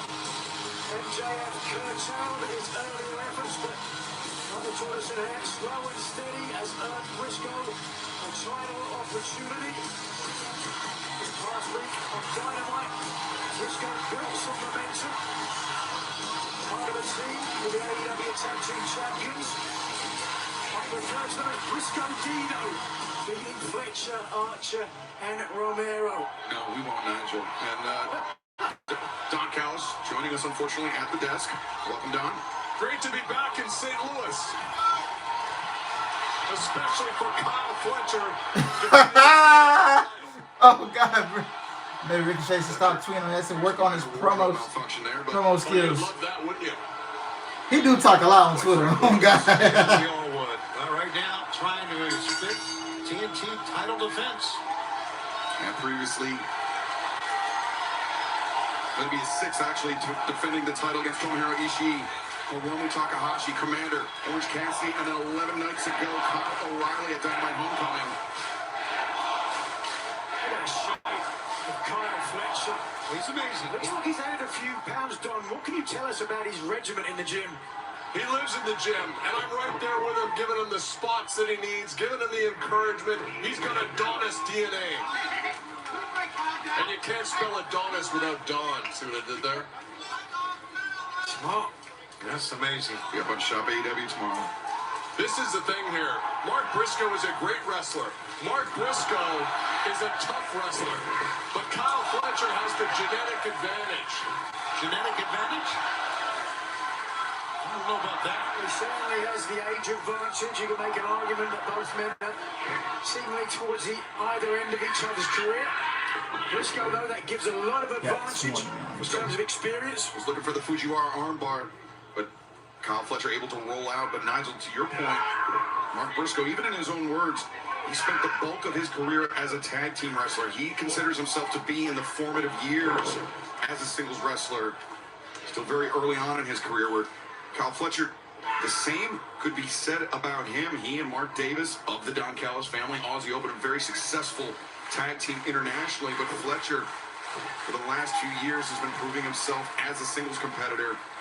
And really, I think a feather in his cap earlier this summer, defeating Dustin Rhodes, the Natural, for the TNT Championship in particularly brutal fashion, that Chicago street fight, Don. You know, we haven't seen Dustin back since that match, and we made sure of that. So what we say we're going to do, we do. Dustin Rhodes is currently recovering from a double knee replacement thanks to the damage done. Oh, you laugh about something like that. Yeah, we like to break people's legs. You know that. Well, you know, also, fans can point to last year at WrestleDream when Kyle defeated Will Ospreay. That was one of his marquee wins. A win that had the fingerprints of Don Callis all over it. Sure did. You know, I used to think I wanted kids, and then I had Kenny Omega. But since then, I can say Kyle Fletcher is the son that's everything I could have ever wanted in a son. He's just great. Used to say the same thing about Will Ospreay. Whoa. There goes. There he goes. Whoa. Watch out, they're headed this way. We don't want to be outside with this lunatic. Well, Mark Briscoe Smart move, step away. going up short as Kyle Fletcher cuts a path around the side of the ring. Well, even got Don Callis up out of his seat. Briscoe is insane. I don't want him anywhere near me. Nigel, you know Mark Briscoe very well from the time that you spent in Ring of Honor. He is unpredictable. He is rough and tumble, but he is also a highly intelligent competitor. He is. His looks certainly wouldn't back that up. He looks like the type of guy you might find living under a bridge, but he's actually almost a genius IQ. Which Don Callis did not believe as a just. I mean, he's a genius IQ if he's a golden retriever, but I mean, come on. Guys, try to have some credibility here. I was shooting myself, but I've seen the numbers. But watch out. Now, Fletcher. Oh no. Briscoe. And Don Callis fleeing into the crowd. Yeah, get your ass out of here, Don Callis. Get your ass out of here. Fletcher may rule the ring, but on the outside, the brawler that is Mark Briscoe is going to take charge of this match. It's exactly what he wants, and he's taking it. He's totally taking the fight. Now, having a bite as well. Briscoe has been in some of the most brutal tag team matches in pro wrestling history. So alongside his late brother Jay that I talked about on right now. Homage to somebody else. Mick Foley. Bang, bang. About to take a trip to Ooh. New Mexico. Don, the worst place your man coming is on the outside with Briscoe. That's a chair, Don. Briscoe known for using the chair to jettison himself over the top rope. The official Putana aware of that fact as well. Into the midsection, Fletcher escaping back into the ring, but you can still. It's not escaping. We're going to win this match in the ring, not on the floor. On the floor favors Briscoe. And now Mark Briscoe. He's going to get the chance. Yes, to jettison himself. Oh no! Fletcher takes the chair out of the way, but Mark Briscoe. That's great. Watch out. The scissor kick through the ropes. Fletcher didn't see it coming. Here we go again. Mark Briscoe's domain. Big uppercut underneath the jaw of Fletcher. Well, boys, I would be light on your feet if I were you. Mark Briscoe, you said it before, he's unpredictable. His offense could go anywhere. A headbutt followed up by a series of right hands. As Mark Briscoe building up momentum. Oh my goodness.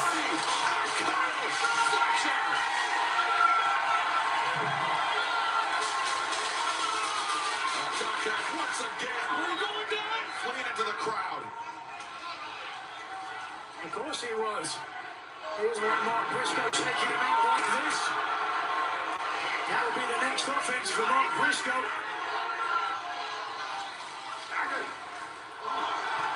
Briscoe keeping the fight, keeping the pressure on the TNT champion, the lateral press. Kick out by Kyle Fletcher. You know, one thing about Kyle Fletcher is he looks a phenomenal athlete, which means not only can he fight you, he's got a great reserve as well. A lot of offense, a lot of defense, a lot of reserve. Don Callis, welcome back. I don't know where you went. Well, you know, they won't let me have my personal security out here. Every time Briscoe's around here, I gotta run for my life. Ooh. Briscoe crashes and burns. Attempting the blockbuster. Crashing and burning because just watch this. At the very last second, when it was too late and Briscoe had committed himself, Kyle Fletcher dropped out the way and nothing there for Briscoe to grab onto. Laid right on his hip, Excalibur. He certainly did a disastrous landing for Mark Briscoe. But Tony, I want to draw your attention back to something you said a few moments ago about how Kyle Fletcher, he's able to focus exclusively on preparation for opponents, on preparation for defending the TNT Championship. Mark Briscoe, with 9 kids at home, his focus is not always completely on the task at hand. Obviously. And that's where Don Callis, believe it or not, going to give you credit, comes into play here. Thank you very much. Yep. He's got 9 kids. I got almost 20 guys in my family. I know. And he's Oh! Back first into the steel steps goes Mark Briscoe. Kid number 2. Number 10, excuse me. 9 kids, that's not a family, Shivani, that's a litter. That's a baseball team, actually. Listen to that. That's brutal, guys. That is just pure power from Kyle Fletcher. Sickening impact on the spine of Mark Briscoe, but the TNT champion, Kyle Fletcher, Smart, stay in the ring. seems content to earn the 6th defense of his TNT championship, the 3rd career victory over Mark Briscoe via countout. But Giving the people a look at that Herculean physique. It's smart, but he's enabling now, as you can see, Mark Briscoe to roll back in the ring. a well-placed boot to the Kyle Fletcher just stomping down Mark Briscoe. but Fletcher will not be denied.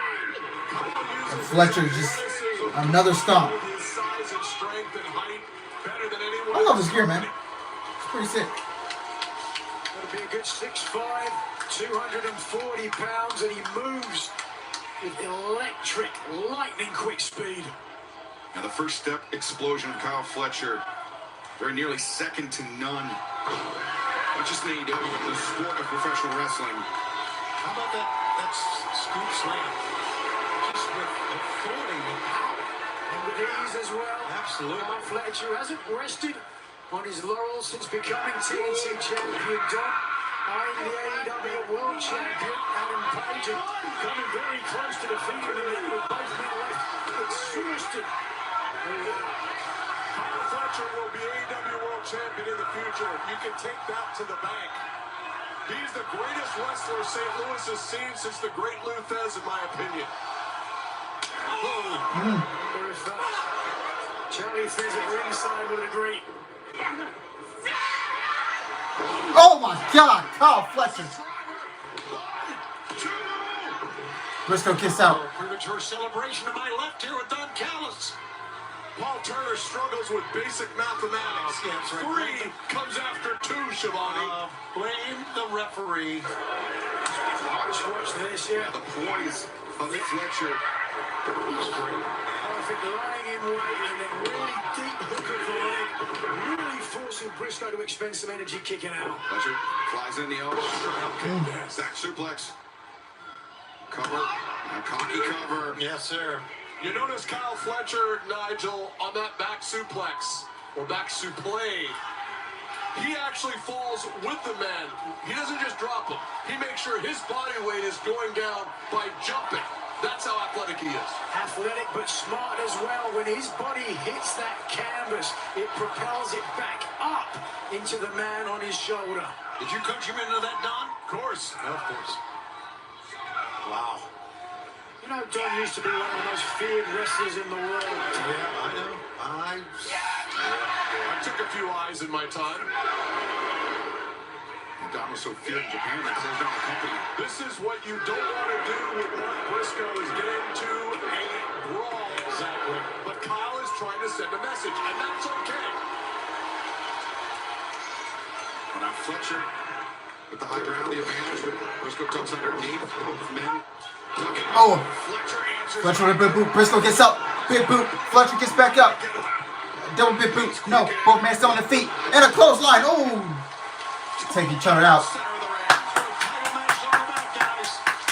Take a look at both men's rib cages up and down quickly. Both men gasping for air, trying to get as much oxygen into their lungs because they realize this match is far from over. Slamming right into the chest of both men. Remember, Mark Briscoe took that hellacious impact on his hip earlier in this match. Look at him headbutting the mat, trying to will himself on to capturing the TNT Championship here tonight. Sometimes with Mark Briscoe, Nigel, you wonder in the middle of the match, what is it going to take? Because he just keeps coming. Fletcher looks like he's giving out. Briscoe still got some in the tank. Fletcher's coming back with it. Chop from Briscoe. Misses off right hands and chops. Well, it's like I mentioned earlier when he was talking to Young. Stumps to Fletcher in the midsection. Like me on the roster. And he's exactly right. I don't think anyone would agree with that, even you, Don. Now Fletcher battering Briscoe high and low, but it's Briscoe answering the chops. Swing, but Fletcher answers with a chop of his own. Oh, you could hear and feel that one almost. Now this one just breaking down into a slugfest before our eyes. Certainly the momentum has swung back in the favor of Briscoe, who earlier on was suffering a lot of damage from Fletcher. Right now, Fletcher, spaghetti legs on the ropes. Now for a reverse. Nope. Briscoe lands on his feet. Fletcher looking for half and half, but Briscoe with a kick. down that road before breaks free of the grip, the Enziguri. And now Fisherman Buster. Well done. Should have held on to the leg. Two. Tactical error by Mark Briscoe. Should have held on to it a la Harley Race back in the day. Again, miscalculation on the part of Briscoe. Well, Nigel, I would argue that Briscoe, he wasn't looking for the fisherman's suplex there. He was looking for the fisherman's buster, putting that extra impact on the head and neck of Kyle Fletcher. I might have to agree with you because he's going now for the Death Rally bomb, but instead, Look at the power of Fletcher. Fletcher looking a long dart. Briscoe into the corner. Briscoe escapes, boot to the midsection. Oh, he's going for it. Double underhook. Jay Driller avoided. But Fletcher, half and half suplex. Oh, snap that one off. What a move.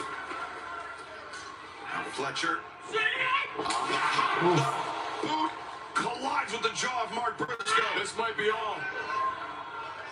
he's Planet. the belt. Woo! And is he going to keep it? 1, 2. Oh, Briscoe kicks out. able to kick out. Briscoe's Chases the Undertaker the last ride. And Kyle didn't get his leg over top of Briscoe's right leg. That's what caused that kick out. That's what enabled it. Attention to detail there, Don. You're certainly a student, or dare I say, a professor of the game. He spiked him so hard, it broke Briscoe's belt, if you can see that. Now Fletcher up to his feet.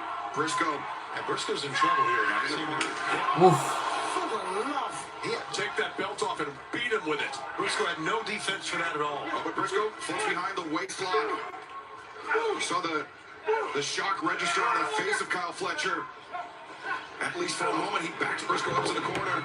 And now Fletcher again! Right on the jaw. Even stumbled and made his mark. On target. If he hits this, it is over. I'll guarantee you that. He beat Briscoe with this before, I believe. The brainbuster onto the top turnbuckle. Turnbuckle brainbuster. Briscoe in serious trouble here. No, he floats over Fletcher and sends Fletcher into the turnbuckle ribs first. What's Briscoe got in mind? Briscoe collecting the legs of Fletcher. Fletcher needs to get out of there. Headbutts almost like rabbit punches the back of the head. Should not be legal. Look at this. What is this? Briscoe back to back with Fletcher. He could be thinking that. High angle raises experts. The avalanche. BT bomb. Either way. Oh, Fletcher. Intention of Kick to the back. finding out the kick onto the spine. He can launch Fletcher. those kicks from multiple platforms. All right, they're both on the top rope. Oh, boy. Ooh, what Look they at standing this. for? So dangerous with both men. What are they standing up found that for? out Not too long ago. And precarious on the top rope. Oh, a superplex. Over the top, the superplex. And both men go down. Briscoe may be out. As whole ring jumped. As perfect of a superplex you're going to find. Absolutely. Well done. Speaks to how dangerous the impact is. Just watch this. Kyle Fletcher would not be denied the superplex, but you could see the neck and head of Fletcher as well as Briscoe ricocheting off the mat. And thanks to that great slow motion replay, you could see how the impact reverberated throughout the body of Briscoe. I think Briscoe might be done. Put the count on. That's it. It's over. Oh, Oh, you'll take a count out, won't you? Of course I will. Briscoe's on his feet, and he doesn't know where he is by the looks of things. On his feet, but would he be were it not for the ring apron as Oh no, looking for a kick. Briscoe held on to it. Side to the head. Kick to the face. Using his length Watch this now. to connect with a series of kicks, and now Fletcher looking for brainbuster on the apron, but instead Briscoe. Oh my God. Briscoe got the knee in the head Nasty. of Fletcher, preventing Nasty. and then got the Jay Driller in. Jay Drill on the apron. Driller on the apron, and Briscoe can make it into the ring. There the impact, but luckily for Fletcher, both he and his opponent crashing to the outside. Nigel, if Briscoe could make it to the ring, I think he could perhaps win via countout, but knowing Mark Briscoe like we do, that's not how he wants to defeat Kyle Fletcher. No, he wants a clean win in the center of the ring, but you can see the hands of Kyle Fletcher. Don, you've got to be concerned. Yeah, there. Fletcher's got You he's know trying what to that feel means. his Of fingers. course I'm concerned. You see the hands tensing and flexing like that, Nigel, typically means a stinger to the spine, maybe the neck. What are you, a doctor now? He's everything. Don't talk about stingers. He's Kyle Fletcher. He's not normal. He's got Adonis genetics. Mark Briscoe ascends to the top, finds his foot, and double. Oh, looking for a froggy boat, but he I missed. see that one develop because Fletcher raised up, had his eyes right on Mark Briscoe, easily moved out of the way. Well, not easily, but was able to move out of the way. Briscoe was pot committed on that froggy bow and came up empty. This is sensational. That may be the turning point for Kyle Fletcher. In his way, once again, the boot underneath the chin, into the jaw. Once again, the length you talked about, Excalibur. Fletcher deposits Briscoe on the top turnbuckle. I wonder what he's got in mind here. And another superplex with the damage he caused himself earlier. You might think he might change strategy. But Briscoe, a series of body shots, now digging his tooth into the top of Fletcher's forehead. Oh boy. Well, this is not good. Fletcher. Oh, froggy boat to Kyle Fletcher on the apron and knocks him off. Never seen that one before. And Kyle clipped his ankle on the apron on the way over. That's a good call. He may not be able to continue. Froggy boat on the outside. Mark Briscoe, what a follow-up. Mark Briscoe going all out. He said he wanted AEW gold. Now returning Fletcher to the ring. Perhaps one more froggy bow in the future for Kyle Fletcher. Is it third time the charm? Briscoe, top rope, Fletcher not moving. Got a long way to go. A froggy boat for the third straight. There's 3 in a row. 2. Now, Ooh. New champion. It was a great froggy bow, but it was not a good cover. It took 3 froggy bows. Here, the first one, actually, I believe the second to the outside. No, the first. Second time, and look at how he just drives through Fletcher. He did his best to take the impact. But this one, the third one, nowhere for Fletcher to go. And that almost gave Briscoe the TNT title. but remember, Mark Briscoe, he's got more weapons in his holster than just the froggy bow. The Jay Driller, Kyle Fletcher, very aware of it. He just rolls through the pinning predicament. Tremendous by Fletcher. Briscoe bursts out of it. A win with his own. But Briscoe waiting for Fletcher. Fletcher anticipates. Floats underneath. Has him hooked. Sheer drop brainbuster avoided. Briscoe backslide now. High stack on there too. No. Loses control. Fletcher, but perhaps Briscoe. He's looking for a Jay Driller. Fletcher. Two. Briscoe kicks free. The capture. The exploder suplex. Fletcher is out on his feet. This one could be Good going Matthew. down. Sit down. Sit down. Sit out. He can't out. He's got it. He's blocked it. Fletcher fighting with every fiber of his being to avoid the Jay Driller. Oh, the half and half. But Briscoe rolls through. Oh, Briscoe comes back with a close one. Swing by Briscoe. There it is. The double underhook. Jay Driller! Briscoe's got to cover him. He needs to cover him. He needs to cover him. 1, right. One finger on the rope. One finger on the rope. You gotta be kidding me. You gotta be kidding me. You gotta be kidding me. Forget about reach for the sky. Fletcher reaching for the bottom rope and just one finger saving the TNT title. Ring awareness, self-preservation of the highest order by Kyle Fletcher. But if Briscoe is able to land another J-Driller in the center of the ring, we can see the coronation of a new TNT champion. Fletcher, his eyes glazed over. Oh. Nasty disrespect. Oh, the cutthroat. Oh, Fletcher. What the hell? Fletcher just grabbed onto the ref. Oh no, a kick to the dick. And Fletcher with that brain buster. And that's gonna do it. He kicked out. Oh my God. He kicked out. He kicked out. He kicked out. He kicked out. He kicked out. Oh my God.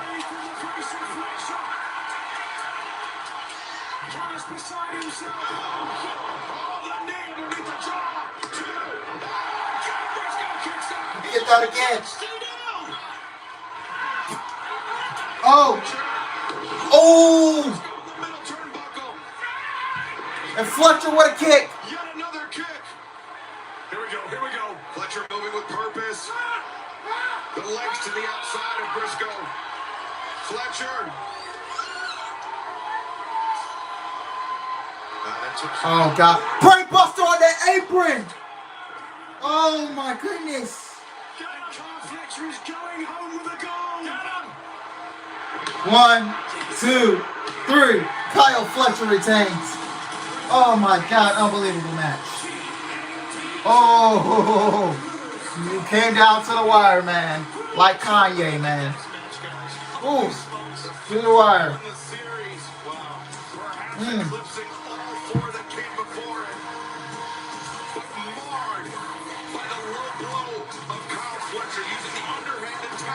Oh my goodness. Oh my goodness.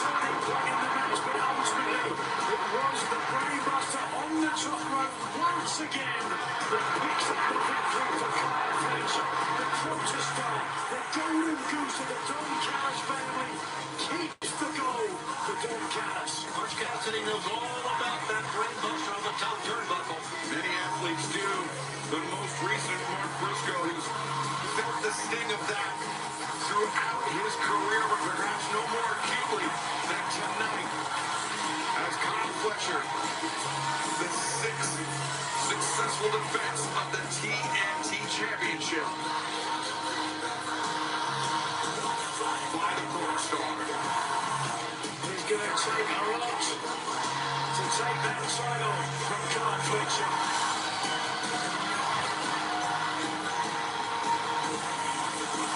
I hate to agree with Don Callis, Tony, but it's not a matter of if, but when, for Kyle Fletcher to become AEW World Champion. There's no doubt about that. Hopefully he has shelved his body away from Don Callis by then.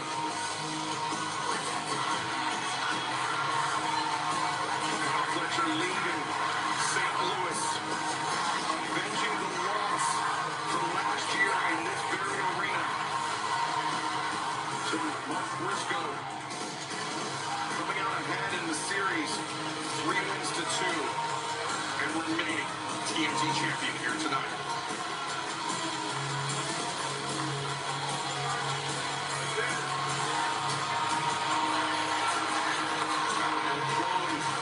The newest member of the Don Callis family, the man along with Kyle Fletcher injuring Hologram, taking him out of action. So at least past the end of the year, if not much longer. And Roberts coming in. Congratulations to that wild match on the tailgate brawl. Coming out to console Mark Briscoe.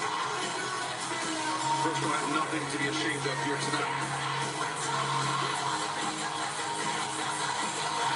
But our next championship match, first time ever one-on-one contest. Timeless Toni Storm challenges Chris Statlander for the AEW Women's World Championship. Chris Statlander turns the corner to the seatbelt. 1, 2, 3. I gotta get the phone. It just happened so fast. It was just so sudden. Toni Storm is done. Without the title, who the bloody hell am I? Chris Statlander. I'm not finished with you. I need to know one-on-one. There is nothing more personal to me. Do you want the answers you're looking for? Let's do this. WrestleDream. You will find out why I am the galaxy's greatest. Professional wrestling is a lie that reveals the truth, and we've told some ridiculous lies. You know the truth. You just have to accept. Yeah, that was, yeah. See, no, that's my match of the night. I'm never gonna lie to you. Nobody in between us. There's no one I'd rather lose to, but there's no one I would rather beat. As much as I like you, I will happily knock your ass back into black and white. My God! What a woman!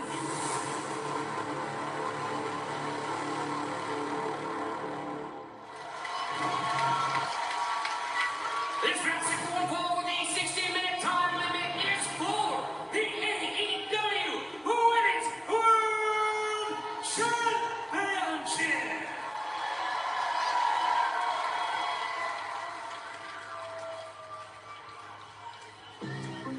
What happens to our lives when we die? Is our work etched in gold to admire and inspire for generations? Or do we throw it in the trash when something better comes along?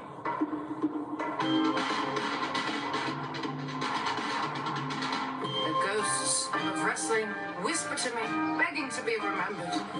But I always answer the same. Our matches will all be forgotten. But what of it? Go on fighting.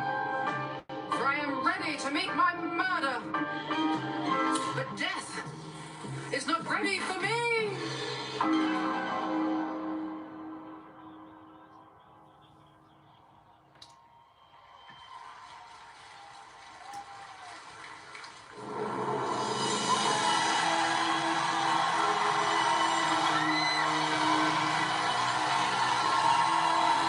Introducing the chosen from Stage 7 at Warner Brothers Studios, Thomas Tools. Oh, god damn. It's already 9 o'clock. 2 hours into this pay-per-view. Shit flew by fast. You can tell when the show is good when the show flies by fast. Most of any other champion, and pardon the expression, Tony, but she seems naked without the AEW Women's World Championship title belt. Well, she seems to me frazzled. As she made her way to the ring, she had to look at this.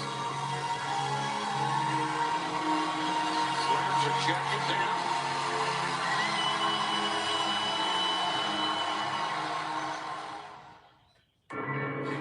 A sexennium ago, a superior being came hurtling through the skies and crash-landed in our ring.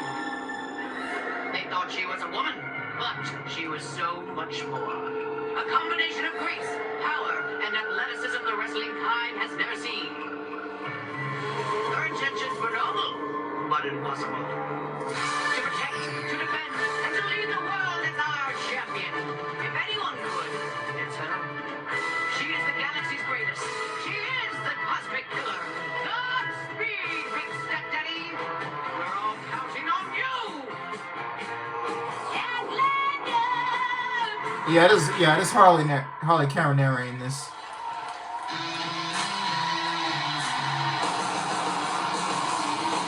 Let's go, Stat.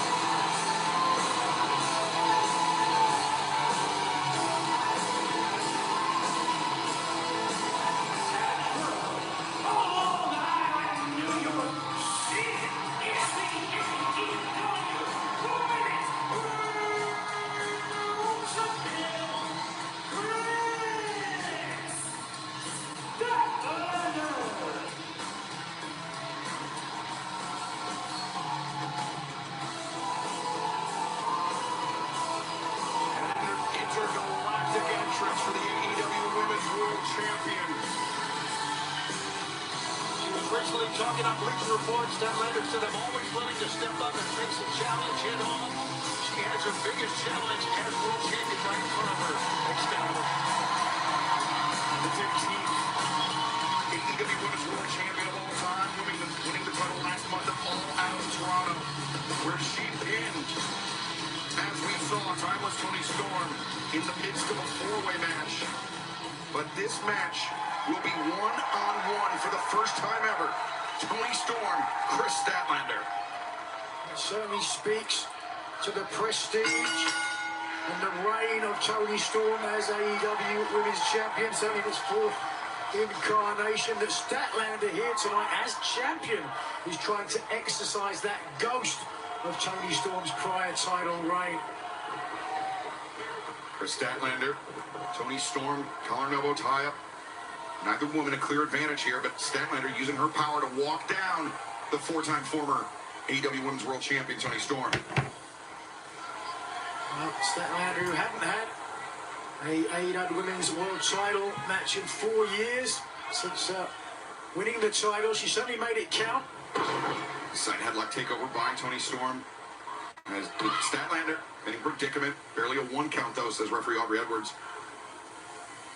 Nigel, are you surprised to see Toni Storm coming out of the gates a little more aggressive than Statlander?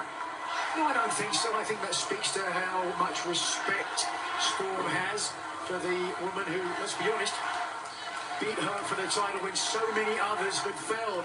Toni Storm said she's slain beasts, belt collectors, forever champions, and then went on to say she loved every single disgusting, sweaty, sexually questionable second of it.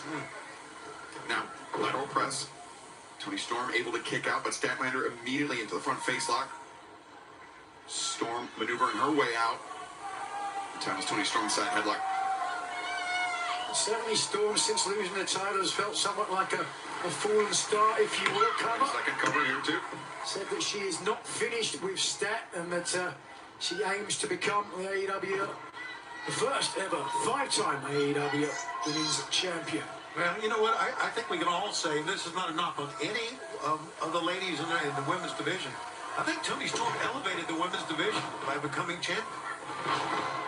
There's no doubt about that. Statlander tried to control Toni Storm, but Storm using the legs to scissor the head of the AEW Women's World Champion.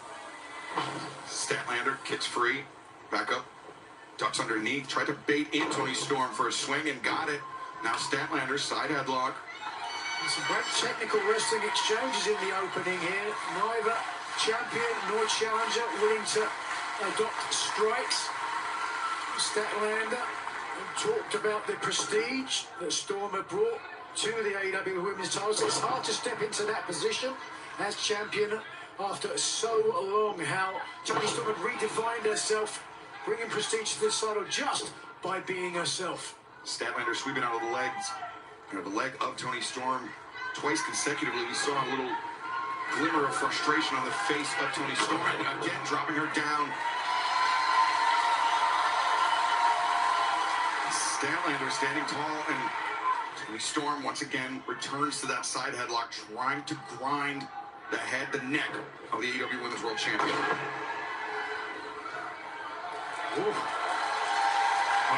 There's the frustration bubbling over. Yes, sir. The shoulder tackle. We heard Toni Storm saying that the ghost of wrestling past whispered to her. Remember what they said?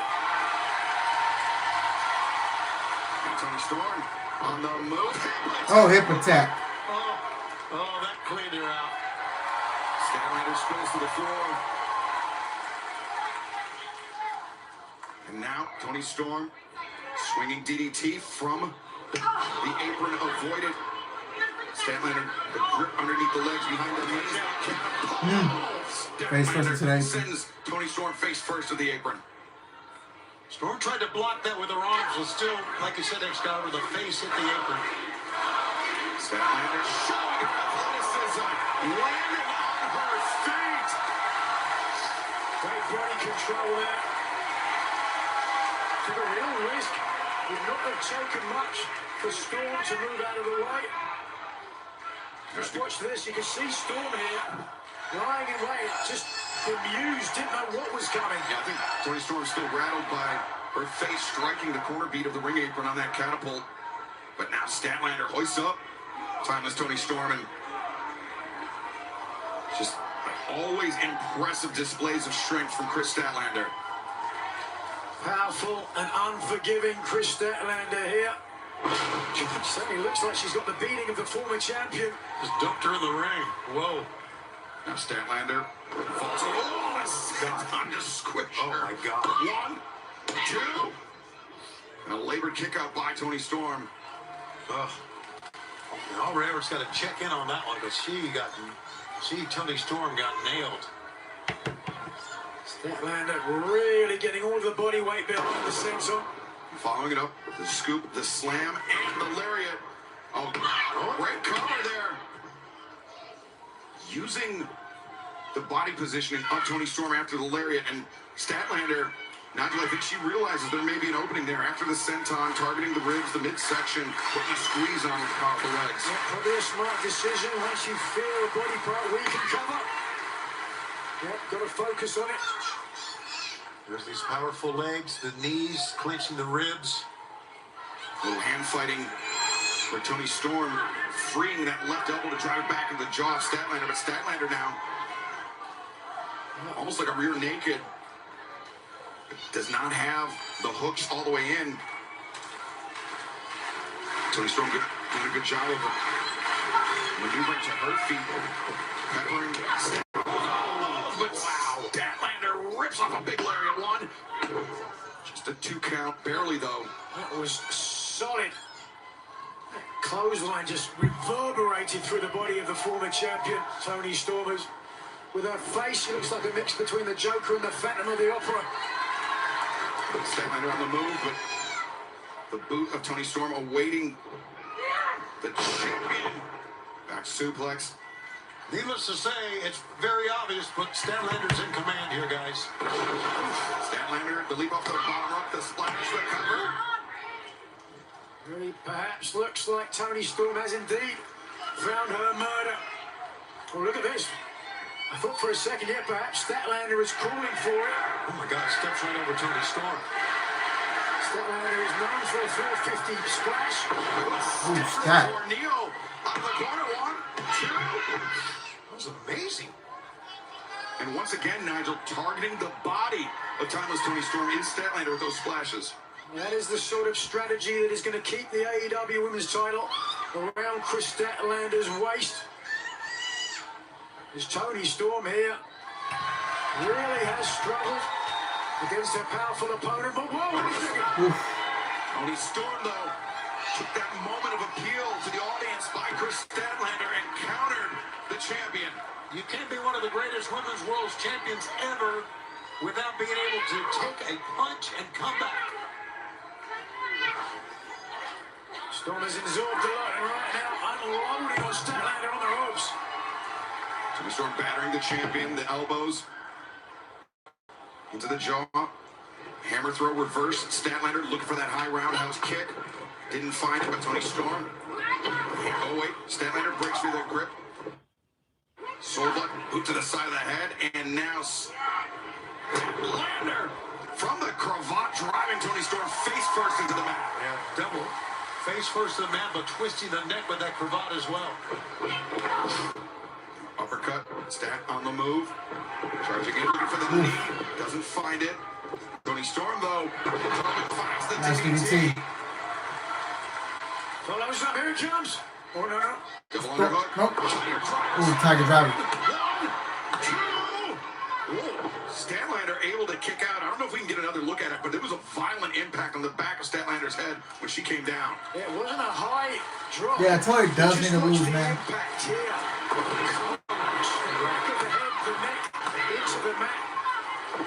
And there wasn't a lot of mustard on the kick out. But thankfully for Statlander, nothing pinning her shoulders to the mat. Exactly. She didn't have to have much, Nigel. Here it comes, looking for it. Storm Zero. What happened that time? A little bit of an inadvertent contact there. Oh. A punt there by Toni Storm, and now the cover, 1, 2, and Statlander able to kick out. Storm making sure that she had her hands on the shoulders of the champion. For Statlander, she makes her home among the stars, but she was seeing stars after that one, Nigel. Whoa. Oh, hip attack, nobody home. She had the wherewithal to avoid that. And now, with the strength. Storm nowhere. And now Statlander. Stat got a submission locked in. Submission hold to her repertoire recently. And Toni Storm in very deep water here. The torque on the shoulder, the right shoulder of Storm. You can see the weakest angle.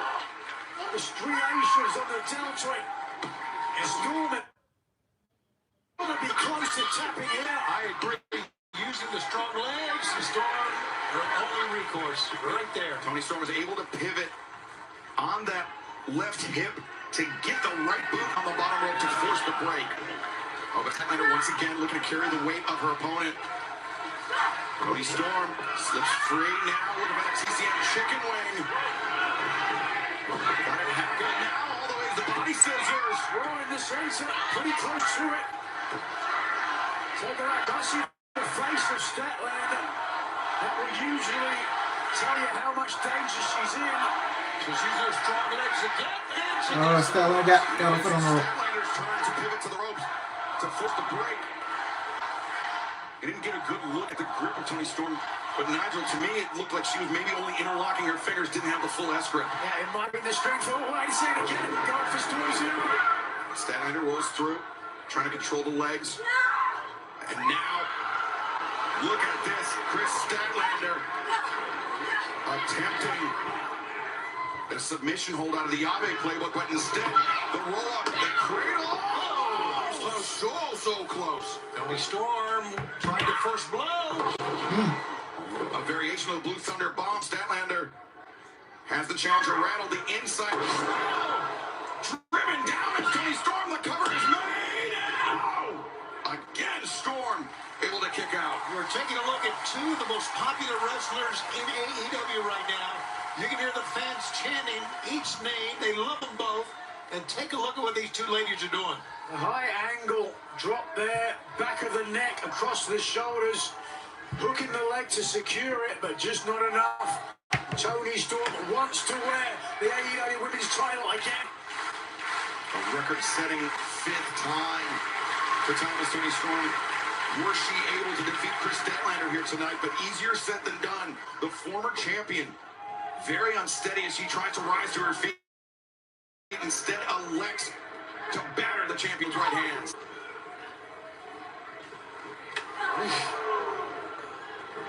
Statlander. The thrust kick, T. Harris. Was she not caught? Wait, Saturday Night Fever, no. Storm anticipated good body control by Storm. And launched her to the middle turnbuckle. Oh, the hip attack. You were right in there with that one.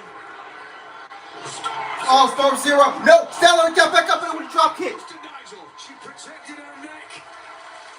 She knew the Storm Zero was coming, put her hands down to protect her neck. Statlander from Long Island, not Staten Island, but she still protected her neck, and now setting up perhaps for the area. Oh, Arrow 451. 2. Toni Storm kiss out. Wow, what great strategy. Goodness, man. Goodness. It's all well and good having the power, or in this case, boom, the agility, but the research, being able to have a counter for one of your opponent's most devastating finishing maneuvers. Now that might be the decision maker in this one. Now Statlander looking to invert Tony Storm once again. Storm. German suplex. Got it over. Tony Storm on the move. Storm. Oh no! Storm 0. Oh, Stat Kiss out. He died. Tony cannot get frustrated, but as you can see, she really is right now. Nigel, sometimes if you have a counter like that to your opponent's finisher where Statlander posted her arms down, then the second time it comes around, you second guess yourself. Is Tony Storm going to bob where I thought she was going to leave? She didn't get a chance to think about it because Storm in that did it there, dropping down as quickly as she possibly could. As you said, it gave Statlander no time to think. Statlander rolls through, rolls up, and now. But wait a second, Statlander. This is how she beat. Tries to bother the seatbelt, too. And Storm able to escape. This time it's Storm who had it scouted. German suplex, Tony Storm, the momentum carries her through. Statlander celebrated too early. Storm may be at the verge of regaining the title. Guys. Just as I said that. Discus lariat. And now Tony Storm Oh, Saturday Night Fever. And now and a submission. Statlander. She wants to make it emphatic.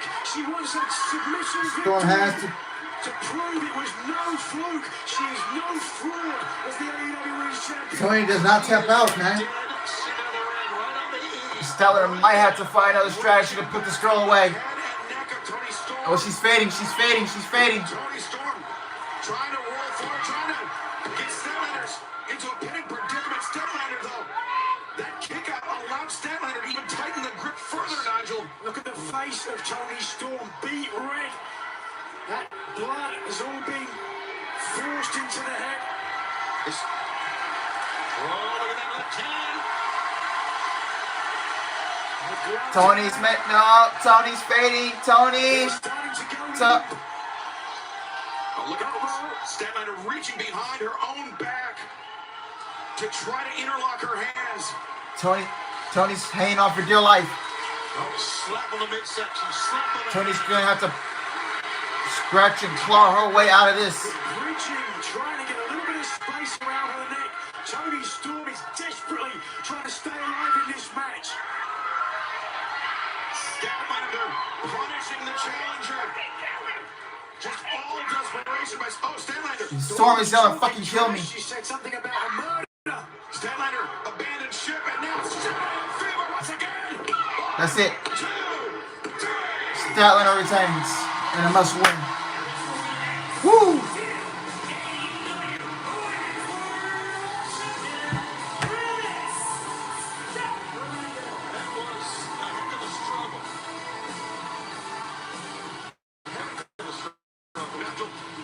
Statlander was wrenching. She was trying so hard for that submission that I think she was on the verge of feeling her limbs just going numb because she was pulling so hard for it. She knew she had to do something because of the submission. Tony Storm wasn't going to quit.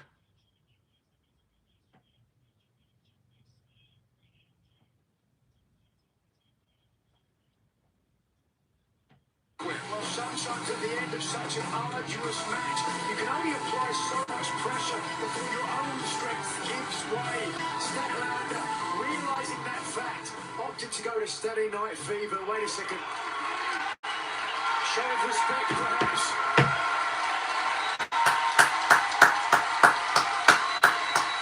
For a moment, Tony Storm is not done with the world title, but this is Chris Statlander's moment. All around, Statlander won the AEW Women's title. Tonight at WrestleDream, she earned the respect of the former champion proved she is a credible world champion. The reign of Chris Statlander as AEW Women's World Champion continues. After besting timeless Tony Storm here tonight in St. Louis. Wait. Don't tell me this is a fucking open challenge, bro. Don't tell me this is the open challenge.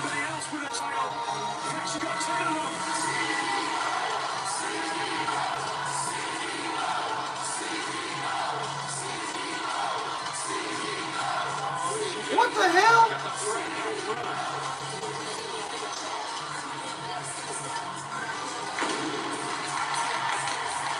What the?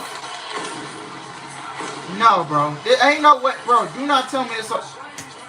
Bro, I swear to fucking God, bro.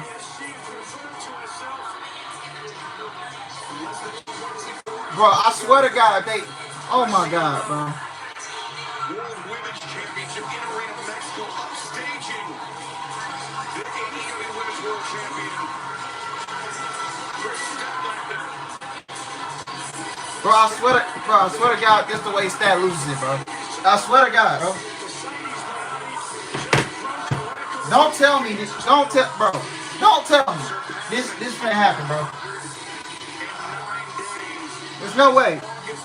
Reigning TBS champion ever with a record something that, quite frankly, I think we'd ever see broken. No, absolutely. And, you know, anytime you go over a year as champion, it's amazing, but 500 plus days.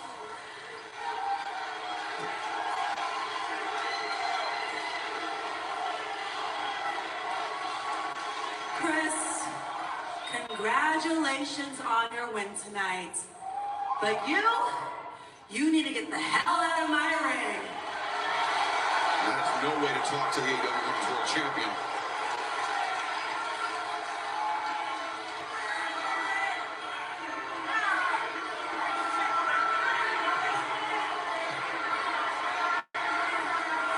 They're definitely setting up Mercedes. They're definitely setting up Mercedes to be Statlander down the line.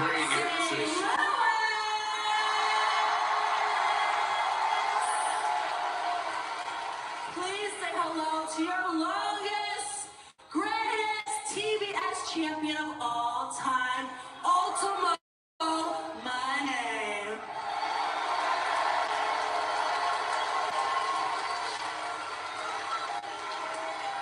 Since I am the greatest champion of all time, I want to see who's next to ride the money train.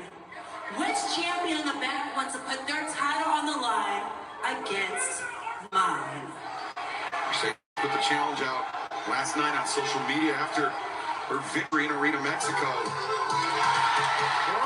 Oh Lord, no. Oh shit. No, no, no, no, no, no. They done said my...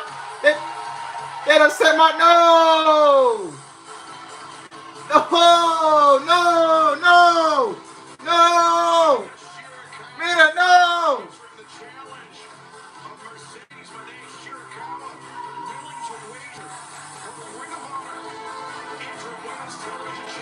Don't, please, dog. She cannot lose a third time to this girl. No!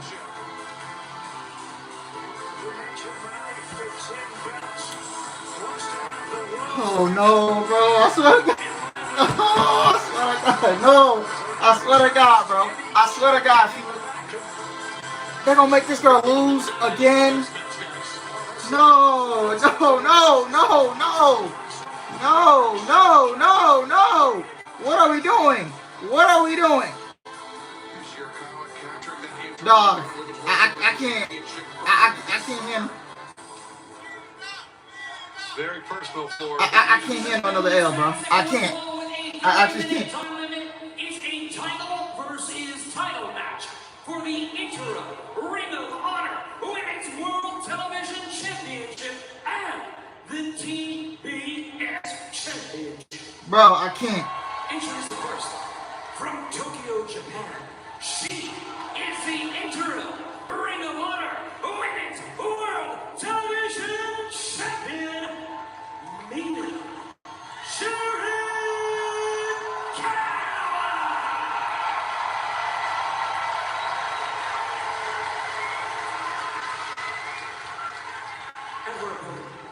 from Boston, Massachusetts.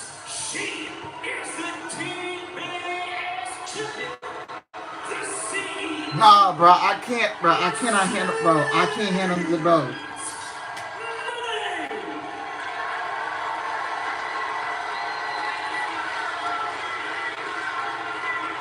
How frustrating would it be for Mercedes Moné to set the record for most consecutive days as TBS champion? And bro, I can't handle losing.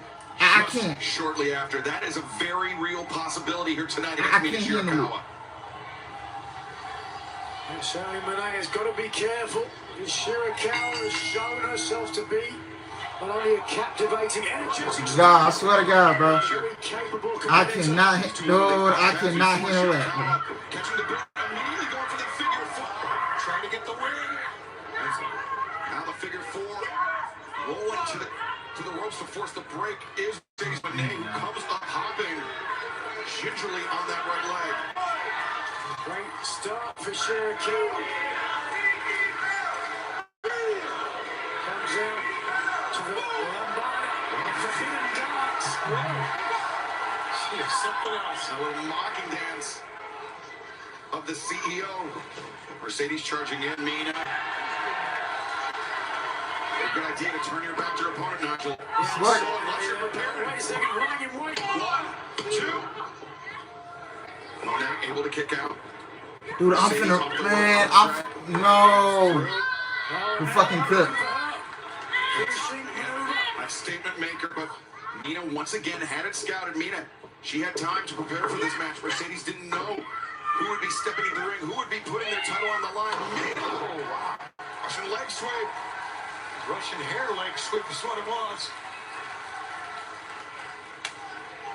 Tony, Mercedes Moné just stepping off the plane a handful of hours ago from Mexico City, where she defended that CMLL World Women's Championship against Persephone last night, and now to have to contend with another world-class athlete like Mina Shirakawa. TK for what, bro? We're cooked. Yeah, there's no question that she is a remarkable champion worldwide. That is the way. And again, knocking the TBS champion, Ultimo Moné.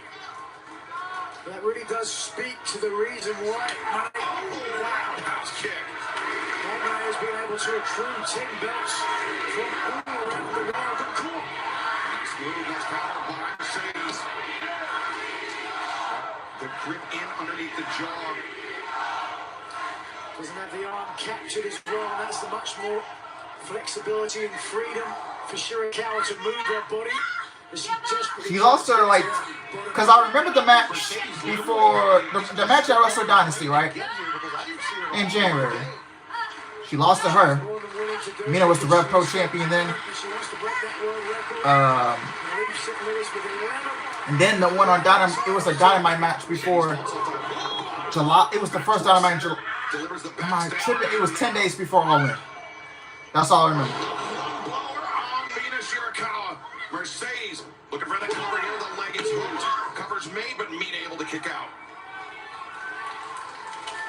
Shirakawa started off fast, had a good strategy. Trying to end things quickly against Moné, catch her off guard, but instead it has turned back around to Moné. Going back to her book of tricks. In her wheelhouse time and time again. Clearly has a strong advantage here. Now the knee planted firmly between the shoulder blades. You know, guys, take you back to the historic Dynamite 300. Mina, if you'll recall, had a shot at the TBS title at that time. Mercedes won it. Great celebration of AEW for Dynamite 300. We all know about it. But Mina wasn't celebrating.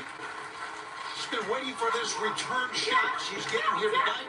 She went on about a week later at Supercard of Honor. Mina came down rough landing hard. 1, 2. Able to kick out, but yeah, at Supercard of Honor, Mina winning that interim women's championship. She wants to get this television championship. Excuse me. She wants to get this title back so badly. She was willing to put up that title here tonight in a title versus title match. Of course, Red Velvet is the Ring of Honor World Women's Television Champion, but Red Velvet out with injury, hence the creation of the interim title. We know there will be a unification match somewhere down the line, but neither athlete thinking about that right now. Is Mercedes that needs to. Mercedes, cocky cover there, frustration, maybe vexing the TBS champion. Moné resplendent and formidable and in clear control here. You think about it, you talk about revenge. I know the competitors think about this. Toni Storm was the only one to defeat Mercedes and her tenure here. Here in AEW, Mina being a close friend of Tony Storm's, there's no question Mercedes wants a little revenge for that loss to Tony Storm. I guarantee you that victory by Tony Storm has given her friend Shirakawa added incentive and belief perhaps that she can do the same thing. Absolutely.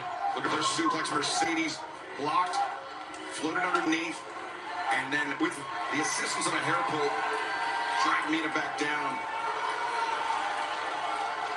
Taking the time now, Monet. Looking to end things. Clearly got control. Talked. Oh, God. About how Mercedes Monet, inspired by a professional wrestler by the late great Eddie Guerrero, paying homage to him here tonight. Looking for the third Omega.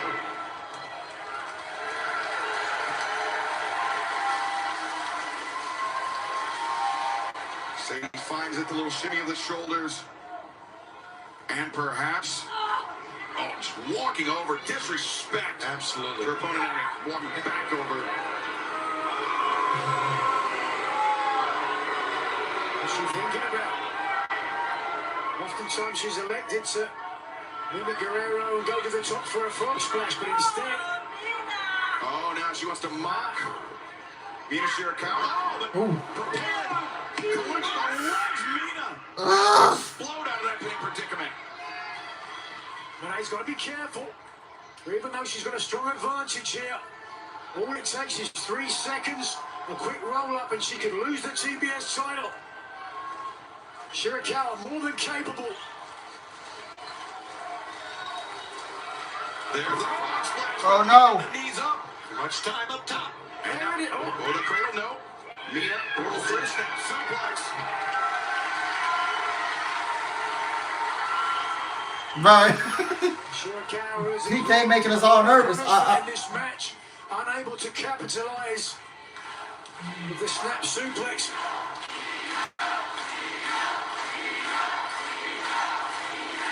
They are willing her on to do it. Full up here at Shavitz Arena is right now everybody wanting to see a title change. It's just... Mina, though, firing back. She's not about to let this opportunity at the TBS Championship slip through her grasp. Shirakawa accelerates to the ropes. Mercedes meets her with a dropkick, though. Oh, Shirakawa back to her feet. She's feeling it. You can see it. Even Stevens, she can perhaps feel the TBS title coming close. Here we go. Cloverleaf, if she can turn it over. She's got Mercedes wrenching at the knee. Nigel, your mind went exactly where mine did. I thought Mina was going to look for the submission, but instead, a vicious torque of the knees of the TBS champion. That, of course, will help set up a figure 4 leg lock if she can get it. Mercedes escapes from the corner, but Mina slips between the top and the middle rope. Here we go. Going to the knee again. Ooh. Trying to hyperextend that knee over the middle rope. The leg swept out, Mina Shirakawa. There's no question that Shirakawa is focused on the left knee of the TBS champion. Positioning out here. And we saw in the early moments, Nigel, the figure 4 leg lock from Shirakawa. As Mina atop the tornado. And now collects the leg, makes the cover. Mercedes breaks Mina. Some frustration, but it passed. In a heartbeat now, keeping her focus on the task at hand. He needs to. Boy, she's wasting a whole lot of time here. Looking for the support in St. Louis. Winning her to the top rope. The TBS champion stunned. Oh, from the top. Mercedes coming down. Still somehow able to kick out. And not much on that kick out. If I was Shirakawa, I'd be encouraged by that.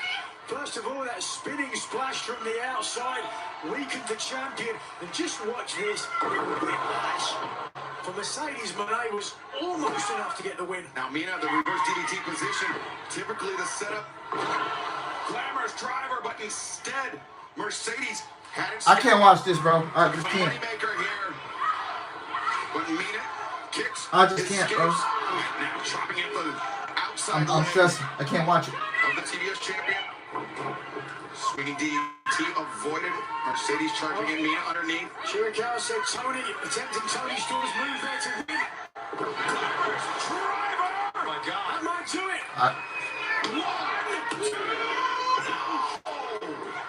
I can't watch this, bro. I just can't. Second upset. I can't, bro. Mina, just like she began the match, looking for the figure four. They trying to find it. It's too late. It is in. The ankle of Mercedes across the top of her other knee. Mercedes' only recourse may be to turn to her right if she can get to the ropes. Instead, desperately bashing at the knees. We've seen how the knee has plagued Mercedes Moné throughout this match, Nigel. This figure four, the champion must be in agony. Yeah, and now Shirakawa doing what she has to do. She's got to drive with her hips, putting more pressure down, but that's exactly what Moné needs to do. Rolling to those brakes. You got to give the TBS champion credit here. She was fighting for all that she could to get out of that. Slapping, holding. Like she could punch her way out, but when she realized there was no other way, took the option of the bottom rope. But look at this, she's put herself in harm's way once more. Mercedes sacrificing herself to deliver the lung blower on the apron, and now the Meteora just obliterating Mina Shirakawa with the double knees. Even though she landed the Meteora, it's a cover. Let's get out. Okay. Even though Moné landed the Meteora, Oh, my still goodness. want to put a little bit more pressure on the damaged left knee of the champion. TBS champion Shirakawa still in this, but for how much longer? Yeah, you can tell both ladies are spent. I think, the fatigue, Tony, for Mercedes Moné, coming off a flight, a long flight from Mexico City after the defense of her title last night. This could be it, though, too. Yeah, Mina just came back from Japan as well after getting her visa renewed, so she could have some. Whoa, my God! She could have some jet lag as well. Yeah, this is not looking good. That's not stopping these ladies, man. Either one. Into the buckle as Mercedes. Oh no! Nobody home. Disaster. And man, a big rolling elbow strike. A second. Mercedes down to her knees. Roundhouse kick.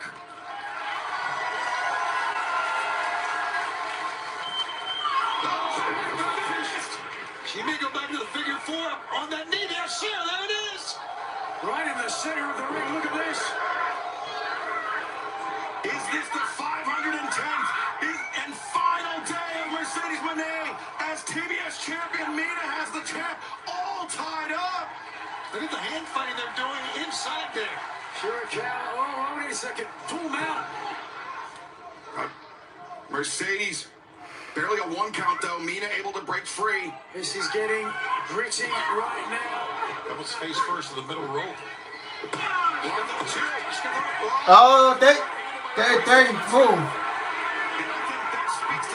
Thank you, ref, for catching that. Because if you didn't catch that. No. Oh, fuck. Stefan, bringing the sandwich twice. And punch to the eyes. Are you fucking kidding me? Now the roll up. 1, 2. Oh, don't please. Into the statement maker. You can see Mina saying no. Shirakawa with the tap. Well, excuse me, with the thumb to the eyes. That's going to disorient her. Going to make it even more difficult to figure out where the ropes are. You have a great ring awareness by Mina. She knows just by sensational. Oh, the roll up. Mercedes kicking out. Mina on the attack. Cazadora rolls through. Mina steps in. Back to the figure four. Right now the roll through. 2. Match continues. Sir, what a match, man. Great match. What a fucking awful choice, bro. I spoke too soon. 1, 2. Oh, shit. Oh, my God. Dude. Oh, my God. I thought that was over, man. Oh, my goodness. Shirakawa wins the TBS title. Oh, jeez, bro, I've never. He's got the strongest will. Oh, Chanting Nina, getting behind her. And now Mercedes Maneuver is on the verge of a breakdown, gritting her teeth, trying to steel herself to face this challenge. She asked for this match. She wanted it. She said any champion willing to wager their title against mine is more than welcome to step up, and Mercedes perhaps getting more than she oh bargained my for. goodness, bro. I can't take no more of this, bro. I just can't. Dead weight now. Surely it's only a matter of time. I ain't never stressed this much watching a wrestling match. I really ain't, never. You will never have my title, she said. And Mercedes was thinking the backstabber, but Nina started backing them both up to the corner. It was a chokehold. She had to back it up. Maker, counter, and Mercedes. Oh, God. Turnbuckle repeatedly. A frenzy Shirakawa now. Oh. Mercedes backslide.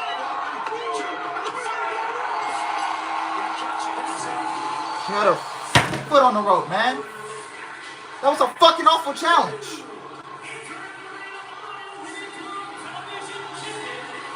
That was a fucking awful challenge. The way that you put this bullshit.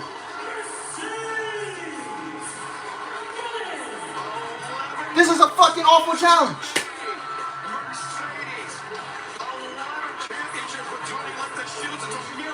She put her fucking foot on the rope.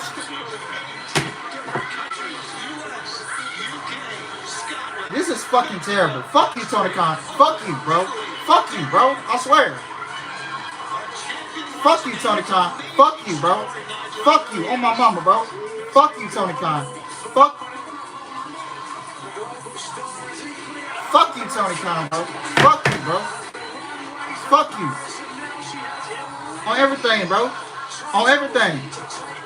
Fuck you, man. Like I'm dead ass, bro. Fuck you, bro. What a fucking joke. What a fucking awful, creative, stupid decision. It's terrible, terrible fucking creative.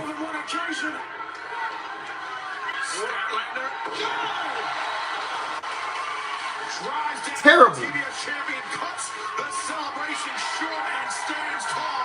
This is obviously terrible, bro. This is terrible.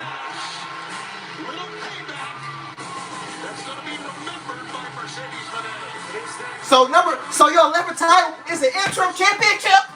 Is this what you're telling me? Is this what you're telling me? An interim championship is your 11th belt. Is this what you're telling me?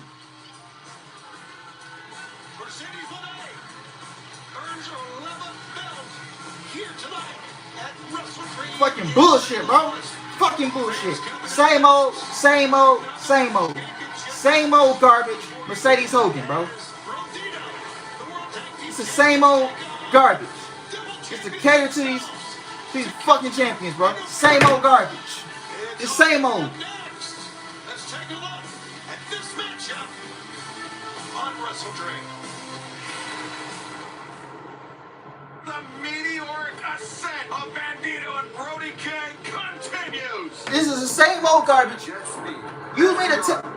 Let me mute this for a minute. You mean to tell me that your 11th title is an interim championship? An interim championship is your 11th championship.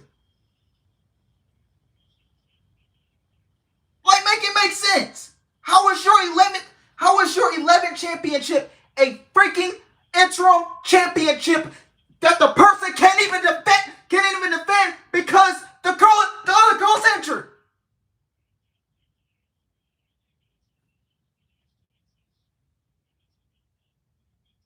This whole situation with these interim championships needs to be dead and buried. Because it is absolutely awful.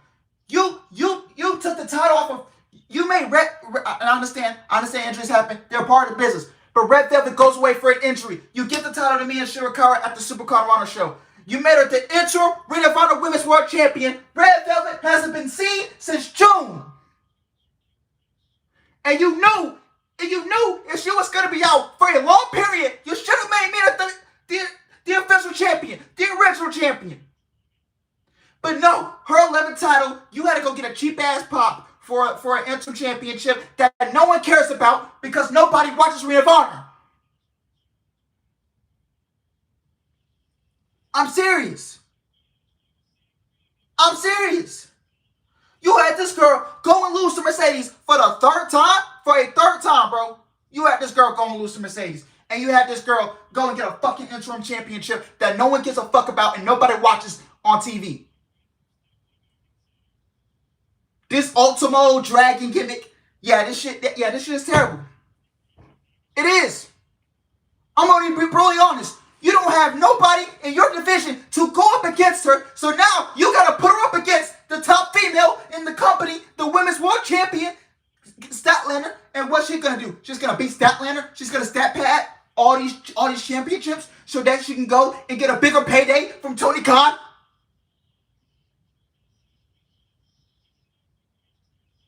This company needs some creative writers, bro. I've been praising this show up until this point. Up until this point, bro, I was praising this show, bro. Up until it. This is terrible. This is terrible. This is terrible.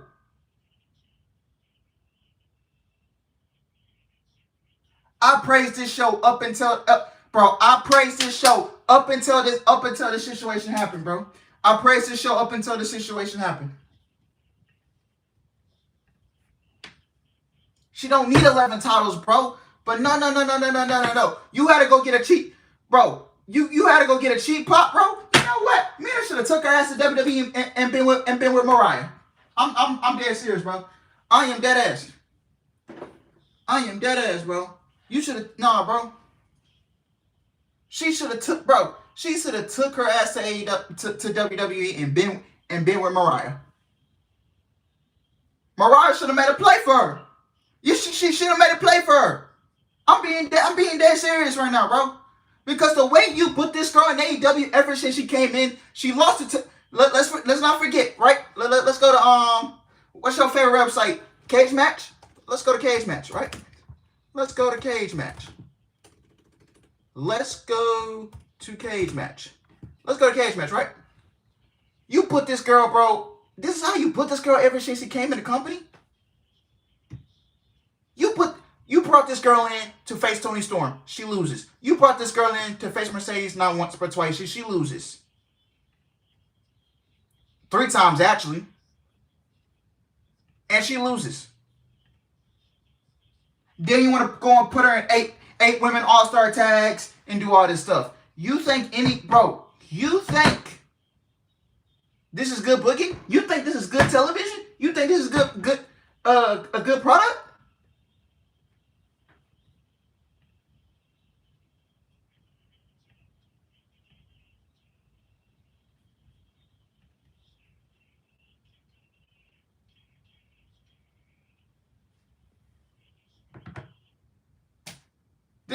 You don't, bro. You're not gonna see Roman Reigns with 11 championships. You're not gonna see another wrestler with 11 titles.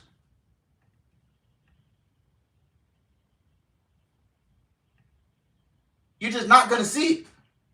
So why did you go out and you put this, bro? I low-key want to turn this off.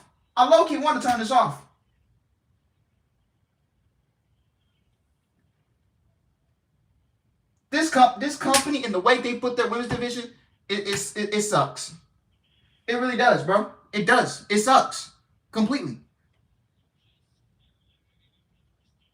No, you want to feed everybody to Toni Storm when she was a champion. You want to feed everybody to Mercedes, but you failed to build anybody up. This is what happens when you fail to build somebody up again and again and again, and you build your entire fucking division. At least WWE is trying because they're getting better writers. You need a creative team. That's what I've been telling you, and yet you don't want to listen to me. You need a creative team. At least WWE is trying, for God's sake. Did you see SmackDown yesterday? It was good for 2 straight weeks.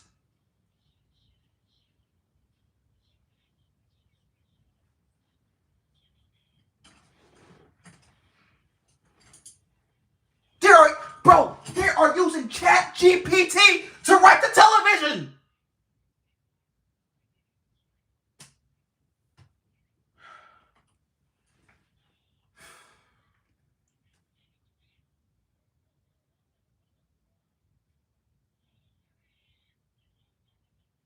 They should have put that fucking CMLL women's title on Persephone last night, bro. I'm telling you.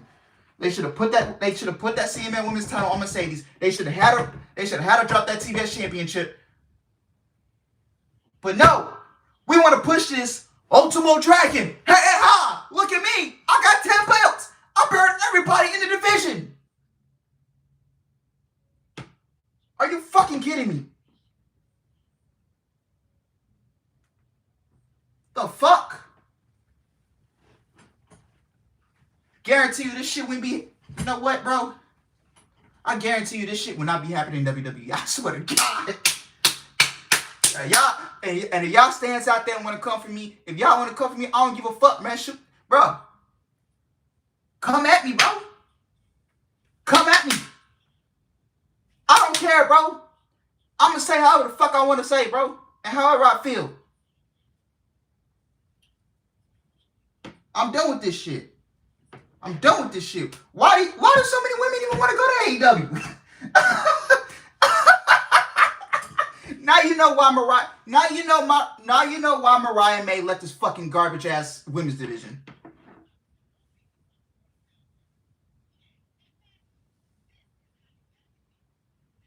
Oh my God, bro. Oh my God. Oh my God, bro. This company, bro, she defeated, her 11th championship. Boring. And I put, bro, this company is terrible, bro. Now you know why Mariah got up and left. She didn't want to do. She saw the writing on the wall. You know why Stephanie Vaquer didn't sign with AEW. If Stephanie Vaquer signed with AEW, what would she be doing? Well, let's be honest. What would she be doing right now, bro? Somebody tell me, if Stephanie Vaquer was signed to AEW, if Mariah May was to stay in AEW, what would they be doing right now? So answer that question. What would they be doing right now? What would happen if Julia went to AEW? They wouldn't be doing nothing of irrelevance.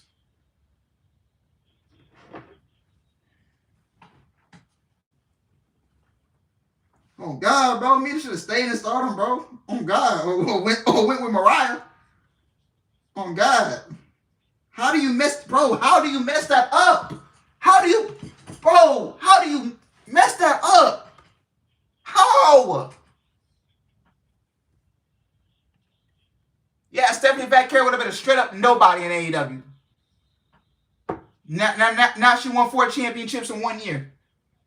But at least they spaced them out, and Stephanie Vaquer didn't fucking hold 11 championships.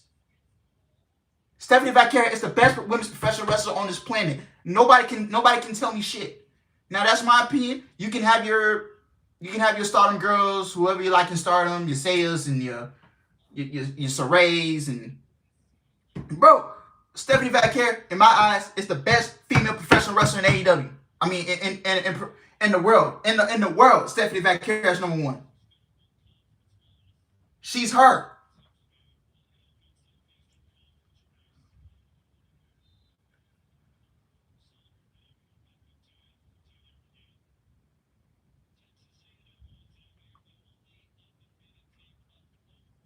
Oh God, bro. Y'all niggas was crying on social media about Stephanie not signing with AEW. Y'all wouldn't be doing shit with her, bro. Let's be real. Y'all wouldn't be doing nothing with Stephanie in AEW. Y'all just wanted to sign Stephanie, obviously, so she wouldn't go to WWE. Y'all was gonna throw her a big payday and whatever, so she wouldn't go to WWE.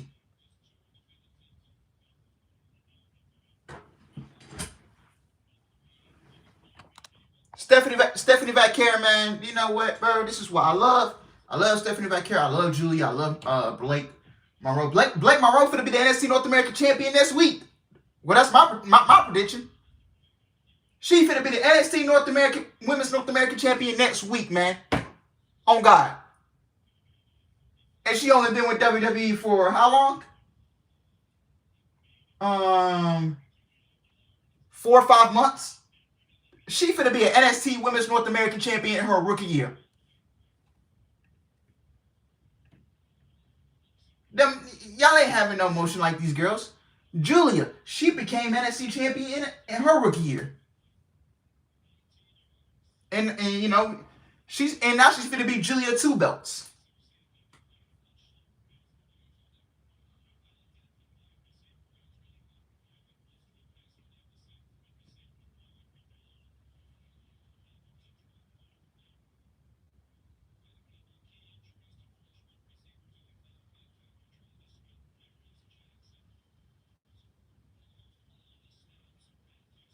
That obviously turned me off, bro. I really don't want to watch the rest of the show. Because it turned me off. Same old garbage, bro. Same old bro. This...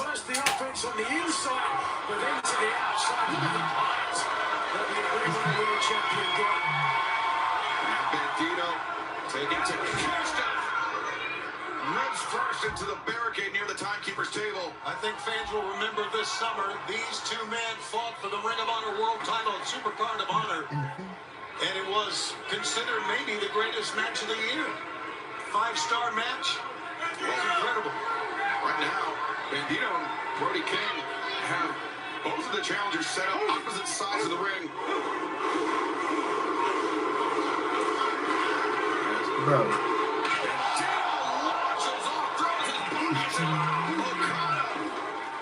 Who seemed none too pleased by it.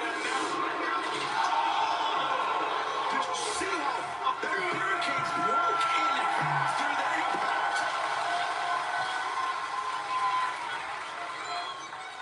And Bandito giving some love to a young fan in one of those Bandito masks. Sickening. And the Gina Brodino. Certainly garnered a following here in AEW as the unlikely tag team champions. Here it comes. He's running downhill with that one, and now the teamwork from the champions. But what a splash! The emphasis being delivered. This isn't the time for this. Look at these fans.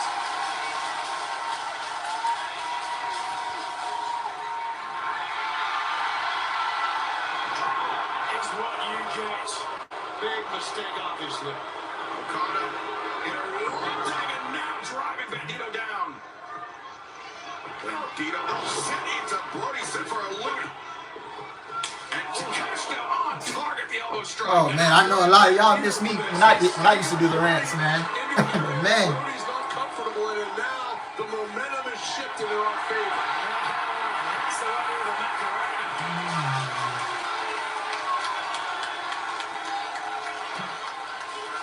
Don, as much as I hate to say it, it is hard to disagree with you on that assessment. Me and Okada and Takeshita might all be doing the Macarena later. Oh, who knows the belts? On the shoulder, guys. Here we go. And a visible expression of pain from Bandito as soon as the point of that elbow came down on an injured shoulder, Nigel. Well, that's the risk that you make. I mean, there's no secret about the damage to the shoulder we talked about from the match with Hechicero, the master of Yahweh, who pulled that shoulder out of the joint. But by putting the kinesio tape on it, it's a bullseye for anybody who faces you in the ring. But without it, well, you're going to have a weakened shoulder as well. Oh, I did. Oh, don't come back to WWE, man. We good over here. We don't need you. Brody King trying to clear the cobwebs, get back on the corner to potentially provide his partner some relief, Tony. Yeah, but there's no relief from a hammerlock on the shoulder like that, man. Oh, in the top turnbuckle. And this is normally, Shivani, where you chastise us for going after an injured joint, but I will remind you we are in the professional wrestling business. Don, why would you go after an injured joint? Because that's the business we're in. Everybody knows when they sign up for a match, potential risks involved. Bandito, as much as anybody who's suffered plenty of injuries in his own career, a wrist injury that almost ended it. When you wrestle the style Bandito wrestles, you are leaving yourself open to injuries, and that is just a fact of life for him. Okada dragging Bandito to the outside. Once again, hammerlocking that left shoulder and Bandito into the ring post. Bandito cannot take much of this. Not at all. And I think it is looking bleak for the champions at this point. Brody King getting very frustrated. We understand his frustration, but in doing so, he's drawing the official towards him, which gives Okada and Takeshita the opportunity to do something behind the official's back. Oh, guy that size. Amazing. Beautiful Things rolling like that. senton by the Rainmaker, the unified champion, Kazuchika Okada. Look how calm and poised both Okada and Takeshita are. Well, this is exactly to type. This is how we planned this. Isolate Bandito, go after the shoulder, and that's exactly what we're doing right now. With tight hammerlock. Somebody said she gotta go back to WWE for the newer belt. Stop.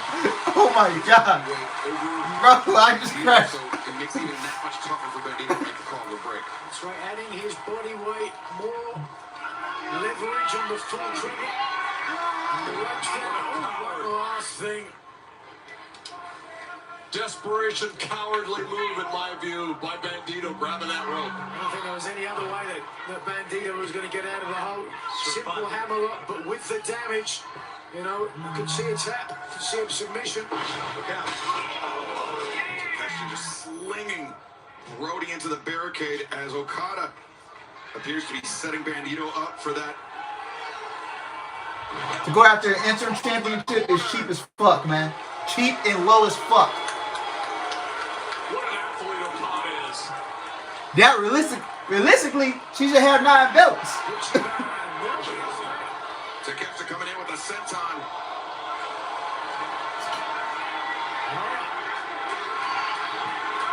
Is that meant for Takeshita? Run in there and break him up. That's it. Yeah, that's the interim. That Owen belt don't count, and that interim championship don't count. Everything's fine. Momentary disagreement between the challengers. Open the door for Bandito. Hanging out. Pump gets side of the head. Bandito reaching for the corner. Brody King not up there to make the tag. Brody's still suffering from what Takeshita did to him. Oh, Bandito. Okada was looking for Bandito up high. Instead, he went low. And now, the fresh man into the back. Tuck underneath. And Nasty. Disastrous for Okada and Takeshita. Takeshita, though, gouging the eyes, charging in. Brody swinging it. Swinging it air, but instead he found the IWGP World Heavyweight Champion there.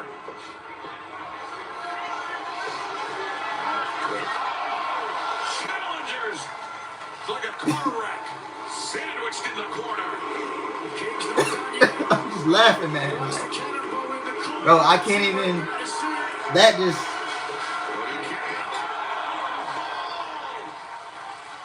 Horrified. Drags Okada out. What's the phone? Okada fired that right shoulder up off the mat. Absolutely. Was able to sneak that right shoulder up with a lot of fervor. It'll take a lot more than that to pin the unified champion. And that's exactly what Brody King is going to try to do. Horrible. Right in the throat with that chop from Brody. King, such an imposing opponent, heavily tattooed or sparingly Oh, wait a second. there might be more at. Okada is grabbing the nose or the eyes, perhaps, of Brody King. Brody released his grip, and Okada leaps over. Sure, it was the nose. The eyes are illegal. You guys never take a shortcut down. But we don't need to. Okada with power in his legs. Look at this. And the neck breaker. That was something else. That really was. That's pure athleticism, and that's championship advantage right there from Okada. And Nigel, a neck breaker like that, devastating no matter the circumstances. But that's a case where Brody King's size definitely works against him. Works against him exactly. 300 pounds coming down on the neck. That is going to certainly stymie the man who, look, really his only choice is to tag in a one-armed man. Right, that's right. You're right. His only choice. Kesta gets the boot. Up into the jaw. Bandito returns fire. And now, dragon throw. Not a snap on that by Bandito. Bandito. And this show is already fucking 5 hours. Bro, this show is fucking 6 hours, bro. Powerful up kick. Kick to the midsection. Now Bandito.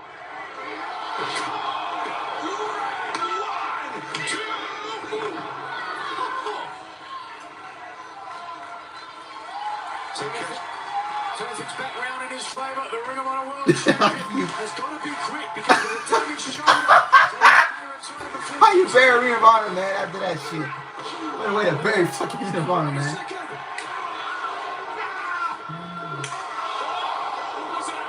Huge back fist from Bandito. The AEW champion, World Heavyweight Champion off his feet. Look where Takeshita is. Oh, yeah, here it comes. The 20. Oh, no. Takeshita maybe baited him in. Big trouble here for Bandito. And Takeshita has been. Oh, no. Bandito slips his arms free. Bandito landed on his feet, but Okada was prepared with the drop kick. Backdrop drop. Power drive knee. Thrust kick. Look at this.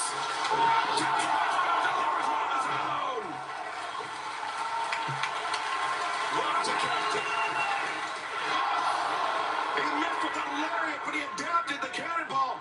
But his momentum carried him out to the What a blue thunder bomb. Took everything out of Takeshita to get the ball. shooting star press.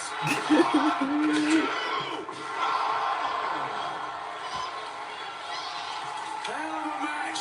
The AEW World Tag Team titles hanging in the balance. Take a look at this. Brody King missed one, hit the second. And then the Ring of Honor World Champion stuck the landing. And you can see nothing on the shoulders. And that is the reason why Takeshita came back to this fight. Doc Ellis just dropped the headset. He's going to the ring. Checking out Okada. It's okay. Nothing illegal with that, boys. How's he seen, Don?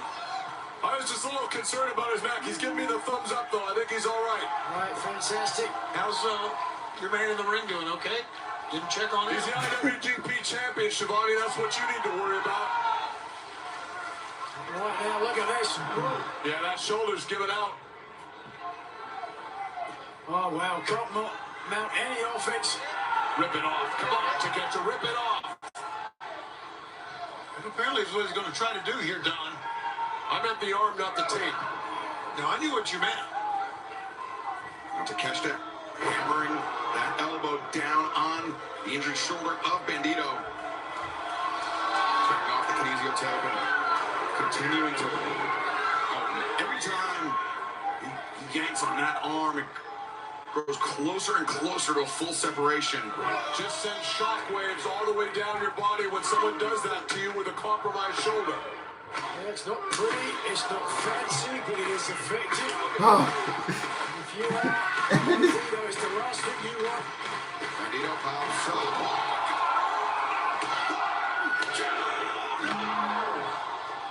Wow. Oh, no. What an explosion that was. Beautiful. Takeshita, great timing, great anticipation. Takeshita has been wanting to get in the ring with the Ring of Honor World Champion again ever since Supercard of Honor on that classic matchup. This is his opportunity. Oh, now dropping the knee pad. The Wagamama. That unruly knee strike from the... History repeats itself. He's the first man. This was good strategy. Took away the opportunity from Takeshita. And then we see he's going to put himself again. Wow. Takeshita stepping to the outside rather than helping his tag team partner. It looked as if Takeshita was finally getting his revenge, and then... Bandera sends Takeshita to the outside. Boot to the jaw of Okada. Brody. He's got the elephant in his grip. Why is this allowed? Because your man entered the ring illegally, Don. As Bandito. Look at that. Over. Brody King. These guys are impressive. I'll give them that. Yes, sir. And in revenge, Takeshita won it, wiped out right there.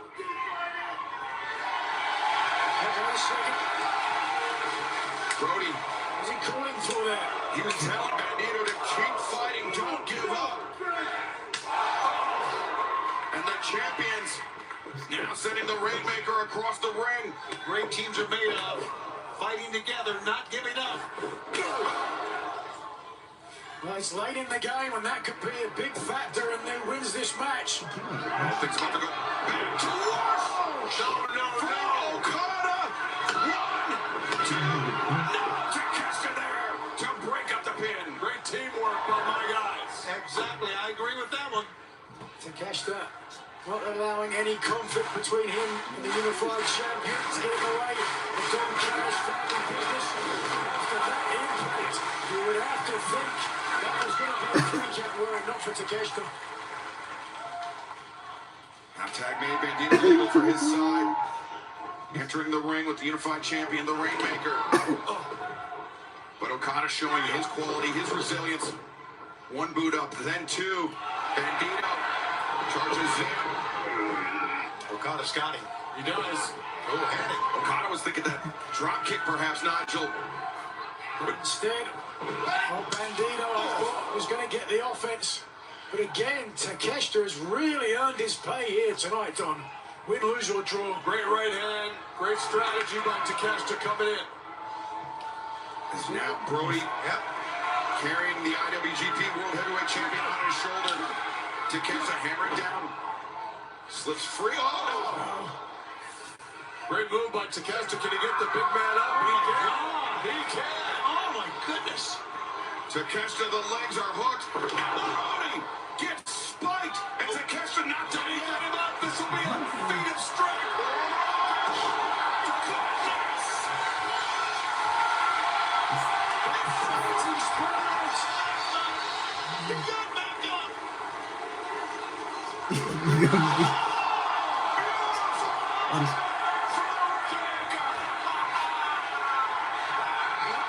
Oh. Bandito underneath. Takeshita, the waistlock on his own partner trying to anchor him. But instead, Brody. Oh, okay. Brody can just suplex 3. Superhuman king strength.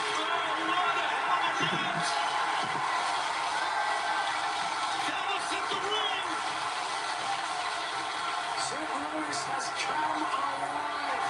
First of all, a superhuman strength from Takeshita the decathlete.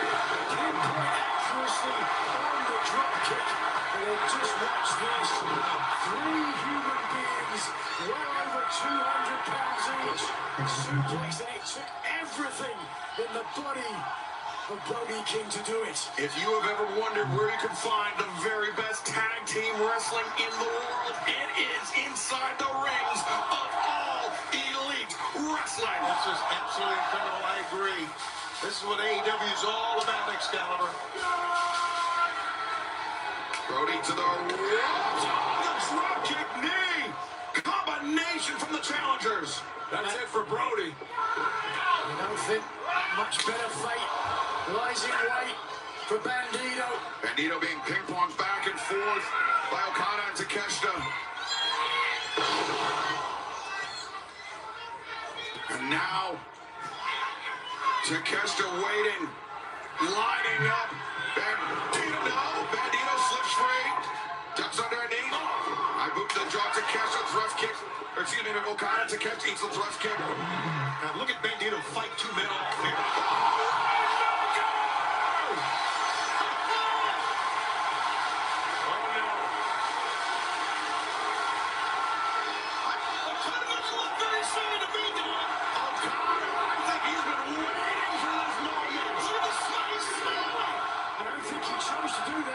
But he's glad that he did. Meanwhile, Bandito. Oh. Flush in the face. To get outside. He did that with one good hand, my God. And now the 21. Oh no. Gave way. The shoulder.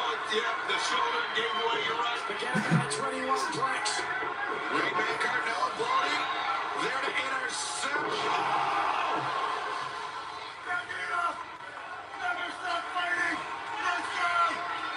Brody once again. Never stop fighting. The words of encouragement.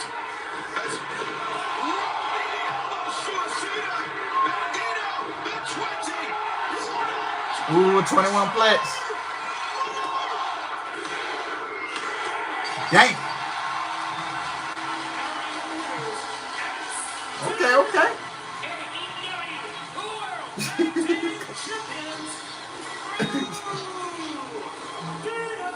Can you believe Okada gets pinned? Bandito has just pinned the unified champion. Dallas is furious. Oh, Bandito bring his kid in. Oh, he got the Saquon Barkley jersey on. Earning the victory. Is that his kid? Defending Yeah, that. the AEW Yeah, that's his kid. Yeah. Championship for his team tonight. Bandito in the ring of William. Bandito Cito, I believe. That's the way to say it. Unbelievable match. Absolutely. Incredible tag team match. And as you mentioned, the AEW Unified Champion, Kazuchika Okada, was just pinned by one half of the AEW World Tag Team Champions here tonight. It's an amazing story. Look at that look on the face of Takeshita. I guarantee you he saw the smile on the face of Okada. There is much more meat on this bone, boys.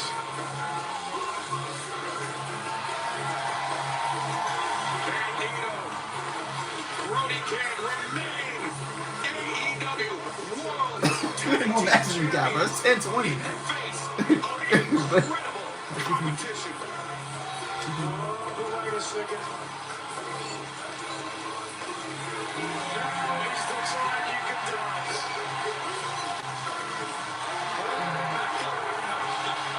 Tony, sit down. Oh, man. Seeing Brody show the hips like that. Total opposite of Okada and Takeshita. What a victory for the champions, but right now, our colleague, the remarkable Renee Paquette, is standing by. That was an insane tag team match. It has been such an incredible WrestleDream thus far. One woman who's having perhaps a less than stellar night, Toni Storm, an unfortunate loss tonight against Chris Statlander. You were definitively not the better woman tonight. Where do you go from here?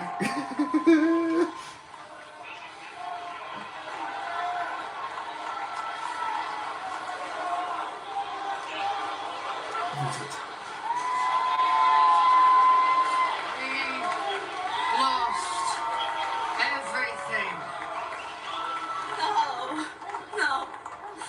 We have each other.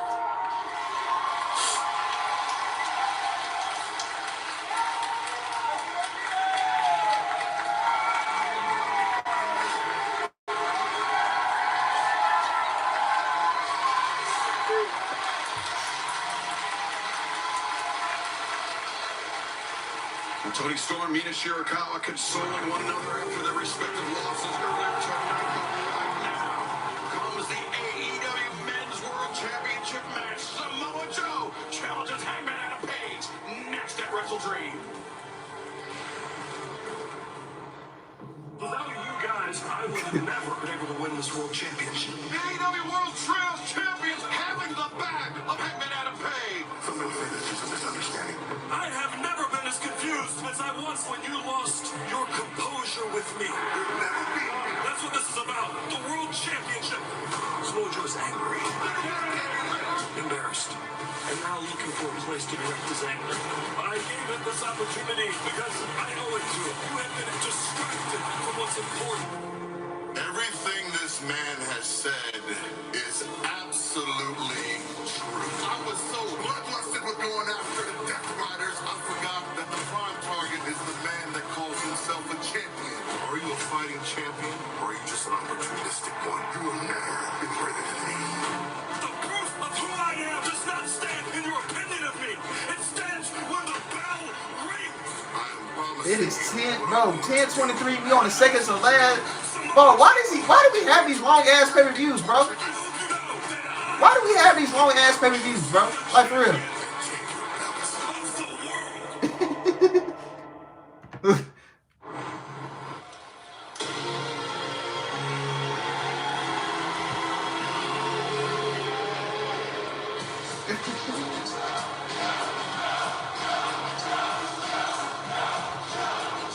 Samoa Joe has made a career of elevating people and titles.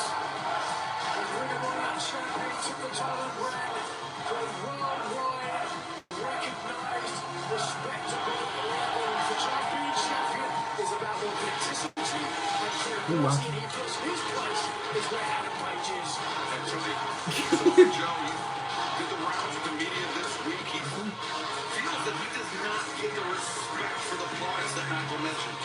Well, see, told CBS Sports about the championship that it's the standard bearer of the industry. We all agree on that. The very best the world has to offer. He said, it feels great still headlining pay-per-views. He told Forbes that. And he said he thinks the fans are clamoring for another Samoa Joe title reign. That's what he told Forbes magazine. So, well, The crowd behind him, Tony.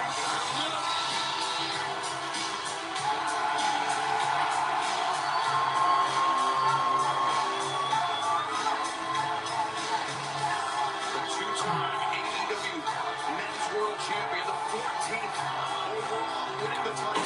Here we go. We got 9 likes. Thank y'all. So I guess they're going for the women's tag titles. Yeah, they are. They're gonna be the inaugural champions. Highly emotional scene. Hangman Adam Page has made 4 successful defenses of the title thus far. A rematch win over John Moxley, wins over MJF, Kyle Fletcher, and most recently Lee Moriarty last month in Pittsburgh. But now, perhaps his biggest test yet, the former champion Samoa Joe. That's right, because he's the face of the man. As Joe said, you've never beaten me. Well, to make this championship match official, let's head down to the ring. And our colleague, the Dabber Yapper, Justin Roberts. ladies and gentlemen, St. Louis, Missouri! This basketball ball with a 16-minute time limit is for the All Elite Wrestling World Championship!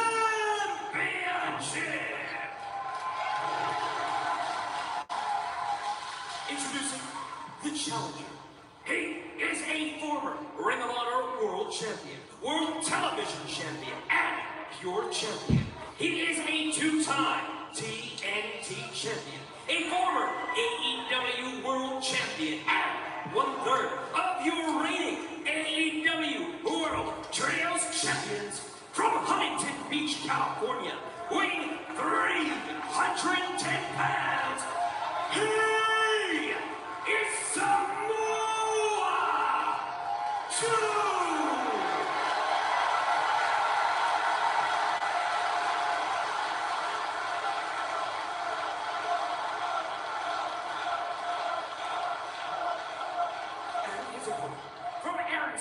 Virginia.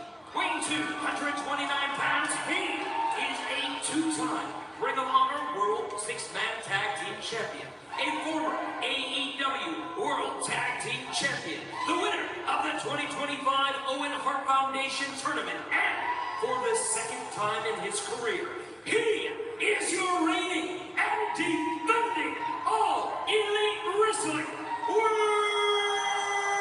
Champion,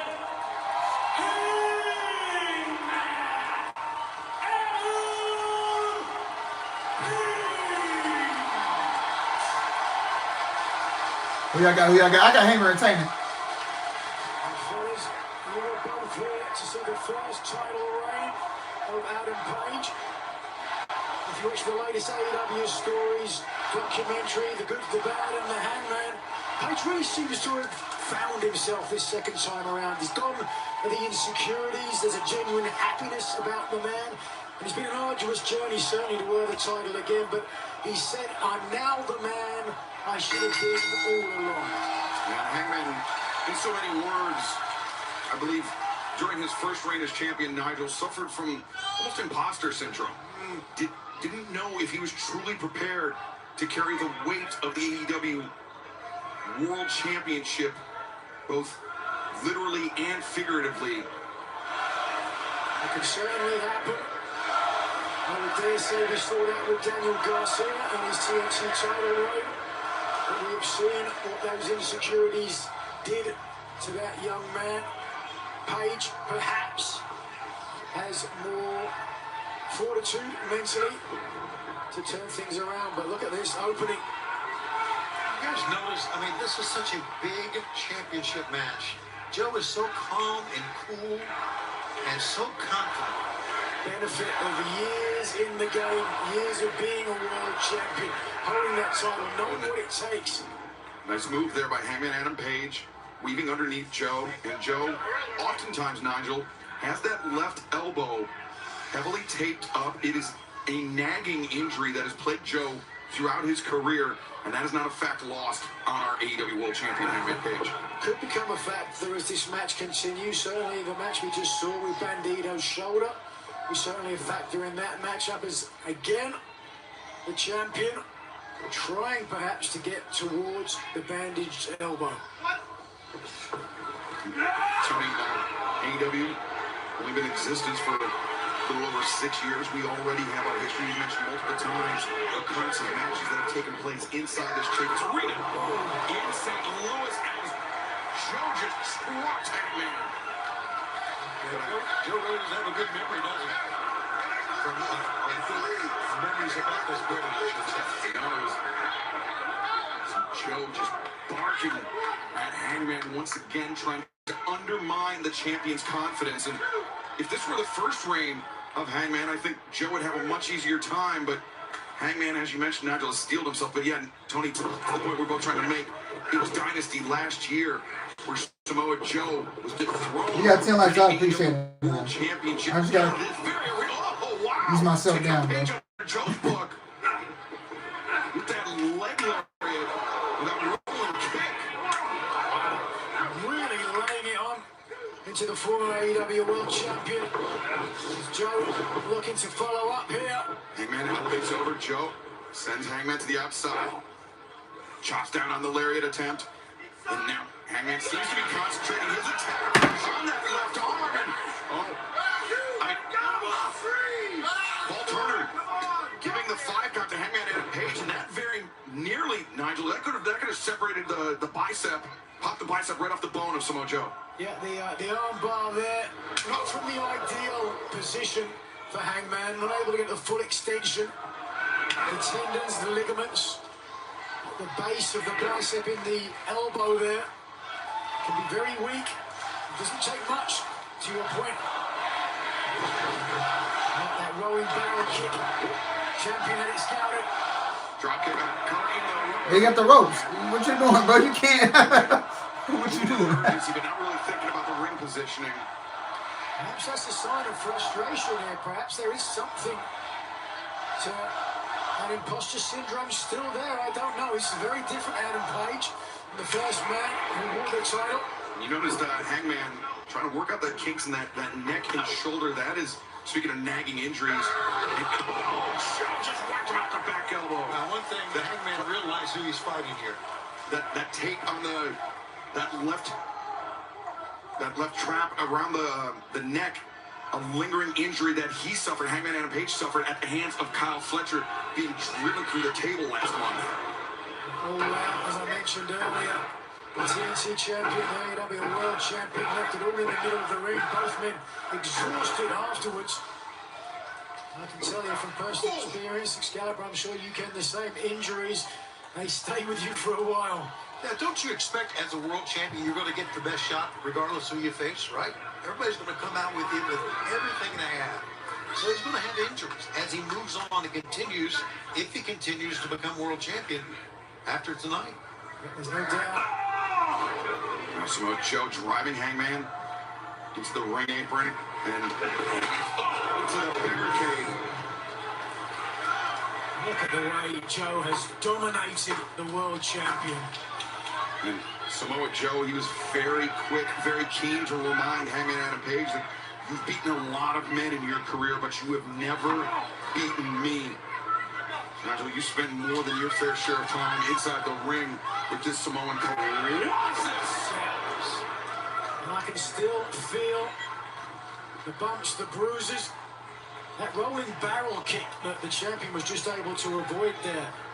Good 2 or 3 weeks I wasn't able to walk after he hit me with that. This man, he's just an incredible phenomenon when it comes to offense. Slow and methodical, but short, fast bursts of energy. Absolutely devastating. And the impeccable timing. Oh, and Hangman. Oh, impeccable timing. He's just rattled Samoa Joe. That bounding lariat off the middle rope, and now Page. Whoa. Throwing his body, but Joe still staying on his feet. And he's got a little bit of blood coming down through his mouth. I think it's throughout that kick. Whoa. Gotta be careful. Page was thinking of a moonsault. Watch out. But Samoa Joe changing his positioning, Yeah. confounding the champion up on the turnbuckles. Samoa Joe is a man who, as we've seen, never saw a high crossbody he couldn't walk the way out of. What's up, George? Oh. Here he goes. George, man, you missed the rant, man. Ooh. Hangman lands on his feet. I think he might have rolled through it. I didn't quite catch it. But Samoa Joe. Oh. Shotgun drop. Oh, just getting off work? Oh, all right. Flush in the ribs, Nigel. I feel you. Go get your money, man. I'm not sure if we can get it from That's a more different important. angle, but I think once that the champion committed to the moonsault, he saw that Joe had moved and he was able to adjust mid-flight and land on his feet. Either way, it gave him this opportunity with a missile dropkick, taking down the challenger. And then Tony, I thought it caught Joe flush on the ribs, but it actually caught Joe on the elbow in the ribs, that taped up elbow. Absolutely. So the pinpoint was great.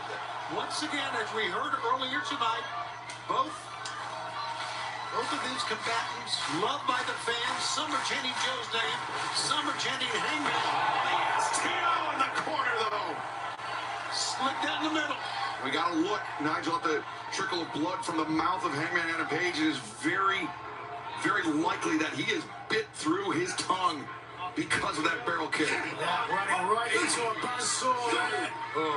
Now, hits in the face. Yeah, Joe's going to take advantage of that, like right now. Joe harkening back to the early days of his career, spent competing in Japan. Ooh, yeah, Hangman got fucked up in the mouth, yeah. The Japanese legend of Joe got a little cut on him, too. Popularized those boot scrapes in the corners. They're just lying in wait. STO, perfect execution as always. And Joe, who, to your point, Excalibur, is certainly, you can see stylistic similarities to Hashimoto. Yeah, that's what I ran about. And then she had to go out and beat Mina for it, bro. She had to Japanese legend, part of the Three Musketeers. She had to get her Levitt championship came with an interim championship. And Keiji Muto. That is crazy. Shinya Hashimoto, Nigel, to your point, a former sumo wrestler. That is crazy, turned man. pro 11 wrestler, championships, and your 11th title came with an interim drew a lot championship. of inspiration from. That shouldn't count. Hashimoto was known as one of the most brutal purveyors of violence in the Japanese game. Look at how the face of Hangman Adam Page is being compressed in the powerful arms. Contorted the mouth. Hangman trying to call the fans to help him out, but there's a lot of Joe fans here as well, as we mentioned. Joe, Manhattan drop on the move. Comes in with a high boot. Connects with that face, and now Joe. And we see the explosion of speed that you alluded to earlier, Nigel. Hits. The senton, the cover. No. Bit of a lackadaisical cover in the sense that he hooked the leg but didn't put it far enough across the shoulders. Yeah, he thought it was over. He had a real big smile on his face. I don't know if he thought it was over. I think maybe more it was the psychological test for Hangman Adam Page. Joe landed on him with the senton. He said, "You think you're champion, Hangman? Kick out of this one." Yeah, I think Joe knew it wasn't over. Wanted to make a statement, perhaps, with the way he covered him. I realised, so you can say that to your opponent. You can say that, and they'll feel that. Like, this guy thinks he's got the beating of me. And that might be what is fighting up Hangman Adam Page here. What a cover! And Hangman, the narrow escape. And what a great sense of timing by Joe to get that power slam off the ropes. Played it perfectly. Keeps going back to his wheelhouse, to his bag of tricks. Just as effective as when he first won and wore the Ring of Honor World title.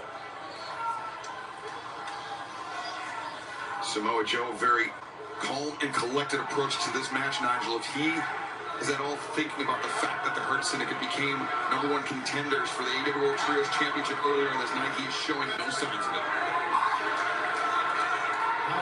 No question about where Joe's mind is. Talking down to Page. Wanting Page to earn it, to prove that he is a credible world champion. Look at the look in the eyes of Page, though. He is absorbing those blows, let you know, from Joe. The Hangman showing off his granite chin. Exchanging fire, center of the ring. Oh, they're going back. They're going band for band with these shots. Challenger, though, is not reeling from those chops. Oh, there he goes. Hangman raises the long hand, but he left himself open. Oh, it's Kiri. A move that Joe likes to use. Joe the waistline gets his Hangman. He flipped through, ducks underneath. Now Hangman back, drives lever. Very awkward landing. Page now finding his second win. They're starting to get behind the champion, but look at Joe electing to go to the apron.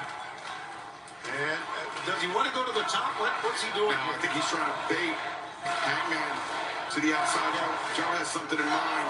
It's a good call, I think. A couple of times we've seen Joe lying in wait in this match. But maybe he doesn't. He just wanted a little bit of a respite, a little bit of a breather. Hangman, once again, good for the Orihara moonsault. Samoa Joe. Oh, Joe springs back into the ring. But Hangman, changes position. Oh, I don't think he got all of that. Yeah, I don't think Heyman hit all of that. Too far on the attempt, but luckily for him, as he went through the air, Joe tried to roll out of the way, and in doing so, put himself at the potential pinfall opportunity. Hangman Adam Page, Tony, he knew coming into this match he would be in for the fight of his life.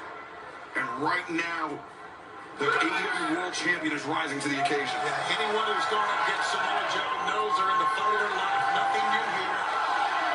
Every time I faced this man, it was the fight of my life. Did I know? Joe, the flurry of kicks into the face. And now the challenger, powerbomb, the stagger, 2, and Joe maintains control, steps over, STF, center of the ring. Protect Samoa Joe, the powerbomb, more than willing to let his opponent kick out because this is what follows up. And look at the ring placement because of it. In the same place a year and a half ago, as we mentioned earlier, the Samoa Joe lost his world title. He could be moments away from regaining it right here in St. Louis. Now abandons the STF. The crossface is locked in deep. Driving up there with his hips. Was the FTF, a move originally made famous by the late, great Lou Thesz. He made a good career for himself in St. Louis himself. And now Joe, his third consecutive submission hold. All three initiated by that powerbomb. But Joe, unabated, continues forward. He can taste it. He's been in this position arguably more times than Adam Page has. With a chant of Joe, Joe here. Samoa Joe now with Hangman up in the corner. Muscle buster perhaps incoming. If we know it, Hangman knows it though, Nigel. Doing the right thing, trying to fight out of it. The damage to the neck and the shoulder that you mentioned earlier. Certainly not going to be helped by the muscle bust, but instead, what's Joe looking for here? Front face look. He's just thinking about it, and that's given the champion chance to fight out. Not typically the domain of Samoa Joe to climb the ropes. And he may be paying for that right now as Hangman. St. Louis want to see it. Hangman poised to Ooh. Joe breaking free in the last possible moment. I tell you, Hangman, he was kind of spent on that cover. He's absorbed a lot of punishment. Takes a lot of energy for all the offense as well. And Samoa Joe is just such a big human being. You can see the way that the champion gingerly set up the Sunset Powerbomb there. He did not want to slip on the way through and have Samoa Joe land on top of him. As Hangman now once again looking for Deadeye. Joe counters. Those quick kicks to the face. Come on, motherfucker! Whoa, okay, hey man. Don't need to explain that. Rolling elbow, avoided kicking a clutch. No, Hangman. It's gone counter the pin. Oh no! A spark of life in Adam Page. Oh, Hangman to the outside, boot to the jaw. Joe back towards center. Hangman set it up. Shot, no. Kicking a clutch. Oh, Hangman immediately fading. Boisterous is on as well. Let's get fans standing here ringside. As the former training partner of the UFC legend Tito Ortiz. That Khabib's clutch is in tight and deep. Look at Joe clinging on to the champion. The eyes, the face. Across the carotid artery. Is Page going out? His artery closed. Yeah, the hand is going limp. Will we see Samoa Joe capture the AEW World Championship for the second time? It was a hell of a fight. That Hangman's putting up. Feeling his lower limbs. And it is yes indeed that leg that makes the rope. Rides it to the rope to force the break. But what depleted state is our champion in? You've got to think now, cutting the oxygen off to the brain is going to leave the champion seriously impaired. Oh, look at that look. The eyes of a demon. A man who perhaps can feel the AEW World title coming back to him. Hangman Adam Page, since winning the AEW World Championship earlier this summer, he has not backed down from any challenger. Samoa Joe, muscle buster now. Hangman finds his feet. Hangman. Coming. 1, 2. 2.999 ad infinitum kicking out. I thought for sure it was a 3. But Joe, desperate to get him back to his feet. Just look at this. The head. Joe Stays on his feet, but he may be out. As Ooh. Hangman. Yeah, he did. Yeah, he did say he was going to retire after this. Oh, buckshot lariat. 1, 2, 3. Heyman retains. Good match.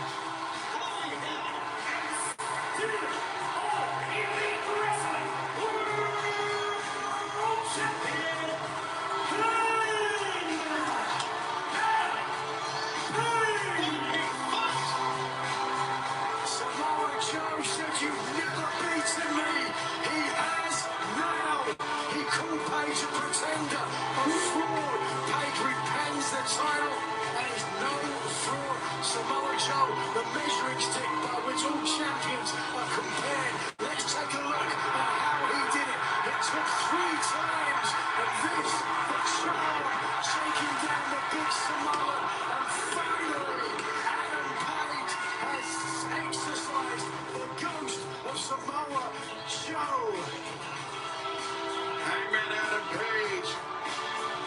Not 1 ounce of back down, of quit in this cowboy. Hangman Page defeats Samoa Joe. Well, they run these on, man. Remain AEW Men's World Champion.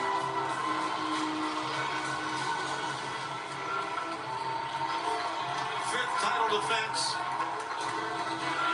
since winning it all in Texas. And now, Powerhouse House comes Yori Shibata, Samoa Joe's fellows, and the AEW World Trios Championship to support their fallen brethren.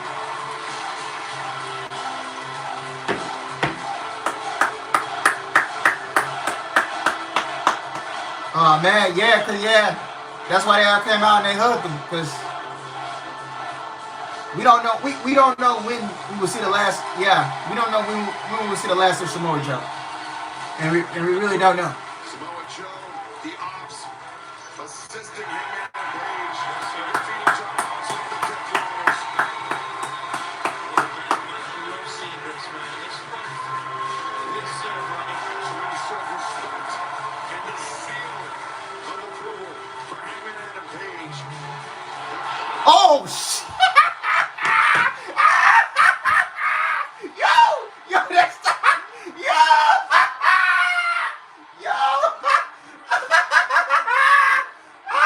Oh my god, yo, that's why they call it the Ops, cause they ain't never lacking out here in these streets. They ain't never lacking out here. Yo. Yo.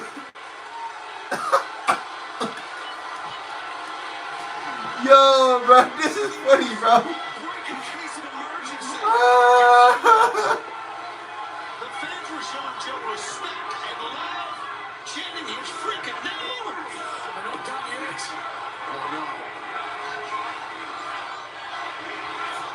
Hamza Shibata, they got Hangman up in the corner.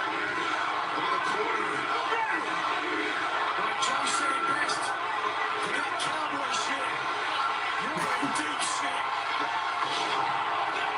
This is absolutely insane. At one time they were chanting name, they're chanting something else right now. After that muscle buster, dangerous under the best of circumstances, disastrous on the AEW World Championship title belt. And Joe knows only too well. Look at the champion. And we talked about the injury Joe suffered at the hands of Kyle Fletcher. And now, Oh my god. This nigga. Oh my god. That's why they call the Ops. You can't trust them. Joe's career St. Louis Union may have pushed Joe Oh my against god. the brink.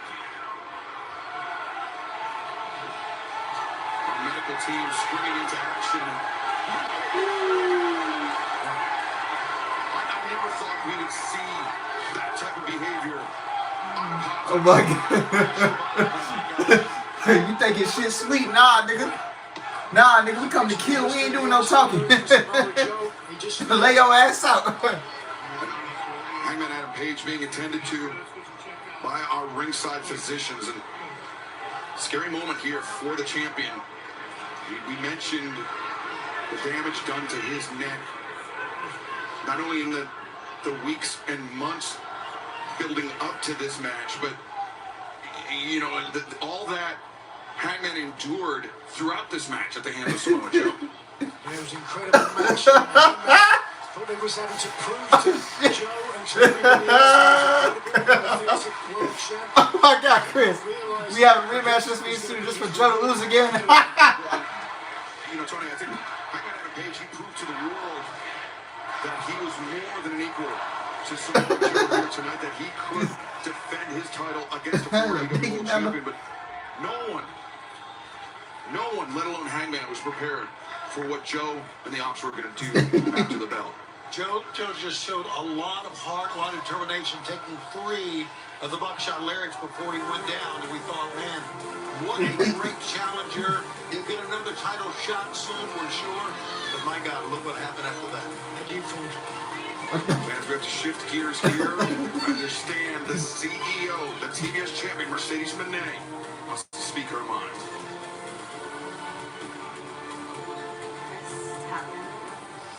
You want to ruin my historical night? My history-making night, becoming 11 belts? My name? You want to come out and disrespect me? Well, it's time for me to disrespect you. Chris, I've already beaten you twice in the past. And now, I'm going to come after what you love. Your women's championship. So, Chris, at Full Gear, your title is mine. Well, Mercedes Moné throwing out the challenge to Chris Statlander for the AEW Women's World Championship at Full Gear, presented by DC. We will have to keep an eye on this situation. We have one more match to come, but looking ahead to Wednesday, we know it was made official earlier tonight. The Hurt Syndicate, the team. Bro, they just the Ops, after their discussion. Man, Mercedes going after Chris Statlander Full Gear. Well, we all know who's winning that match. This Wednesday night from San Antonio. Plus, the brackets will be revealed for the AEW Women's World Tag Team Championship Tournament live this Wednesday, 8/7 Central on TBS and HBO Max. Plus, Tony Khan has just made this next match official. It will be the Rainmaker. Ooh, Okada versus Bandito. Where is that? AEW Unified Championship on the line against the man that pinned him tonight, Bandito.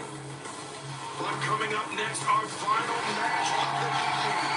It will not be for the faint of heart. Darby Allin, Jon Moxley, I quit.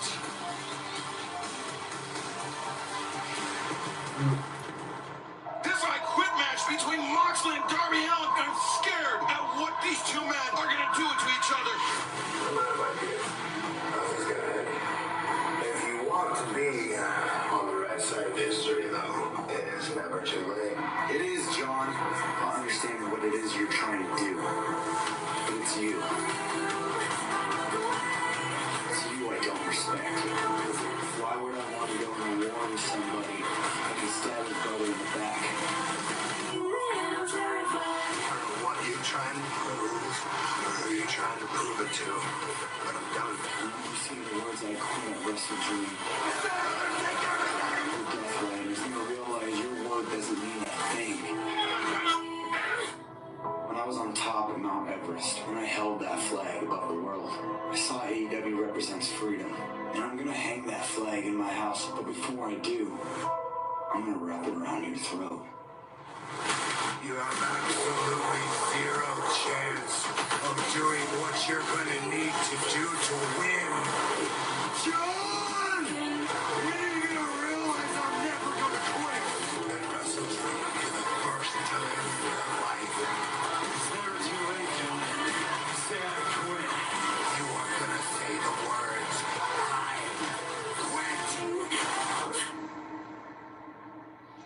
It's main event time live in St. Louis. And for one final time tonight, let's throw it to the ring in the Dapper Yapper, Justin Roberts. It is now time for your main event.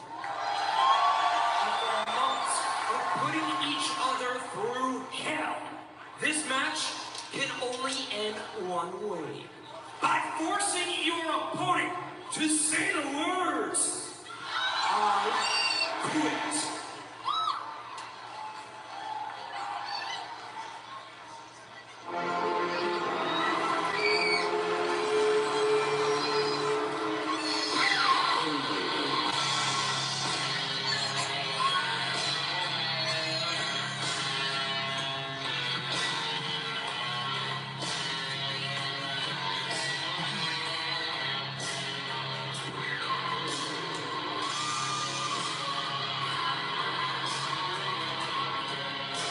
Put the kiddos to bed. Cause they ain't no telling. Ain't no, yeah, both of these motherfuckers crazy, bro. Both of these motherfuckers crazy. These motherfuckers. You seen the nigga Darby die in the jail cell, bro? Introducing the participants first. Being accompanied by Marina Shafir from Cincinnati, Ohio. Weighing 241 pounds. You.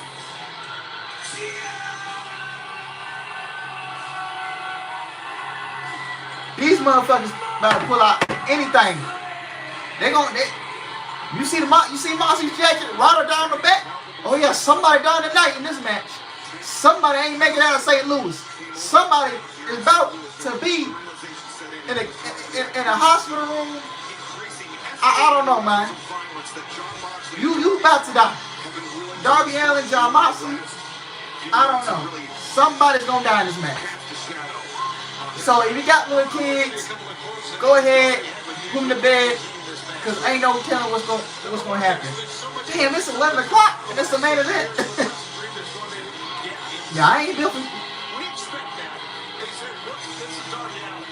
What's completely normal to me, I guess, is crazy to everyone else. So I think something like this is pretty normal to Darby Allin. Woo, these shows hell long, bro. I ain't gonna lie, bro. I wish this show was in the afternoon. I cannot lie.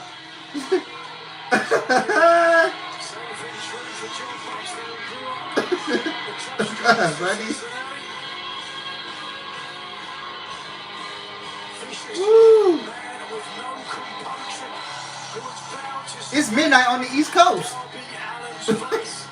Bro, I can't do that, bro. Woo. Whoever suffers the most ignominious defeat, forced to say I quit after enduring the unimaginable punishment it takes to do so. They're going to have nightmares for the rest of their lives.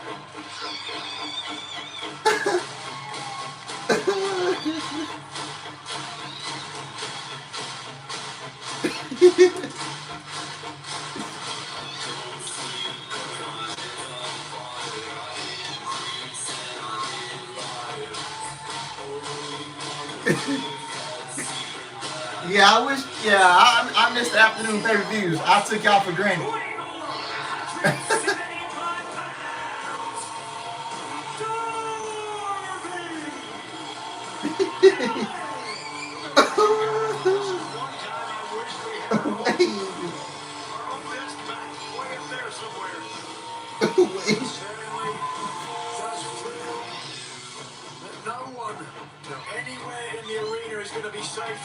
Exactly.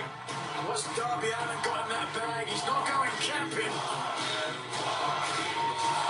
Also, I think we should know, John getting out here with only Marina will be, as we know, from the WrestleDream tailgate crawl.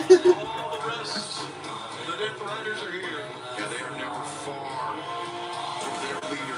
Shit, I ain't getting no sleep tonight. I gotta go to work at 5:30. I might not sleep at all tonight. I ain't even gonna lie. Control on his followers.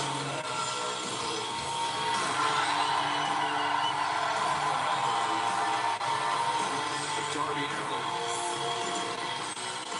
He's fighting John Moxley for so much more than revenge for the injuries he suffered in the dying days of 2024 at the hands of Moxley and the Death Riders. He is fighting Could you imagine about for what John Moxley Could you imagine did to AEW as AEW World Champion in Moxley's fourth reign. He is fighting for how John Moxley ended the career of Bryan Danielson. He is fighting for every injustice Jon Moxley has done in the last year. Has been great. Having said to Moxley, if you want to burn AEW to the ground, don't be surprised when I pull you into the fire.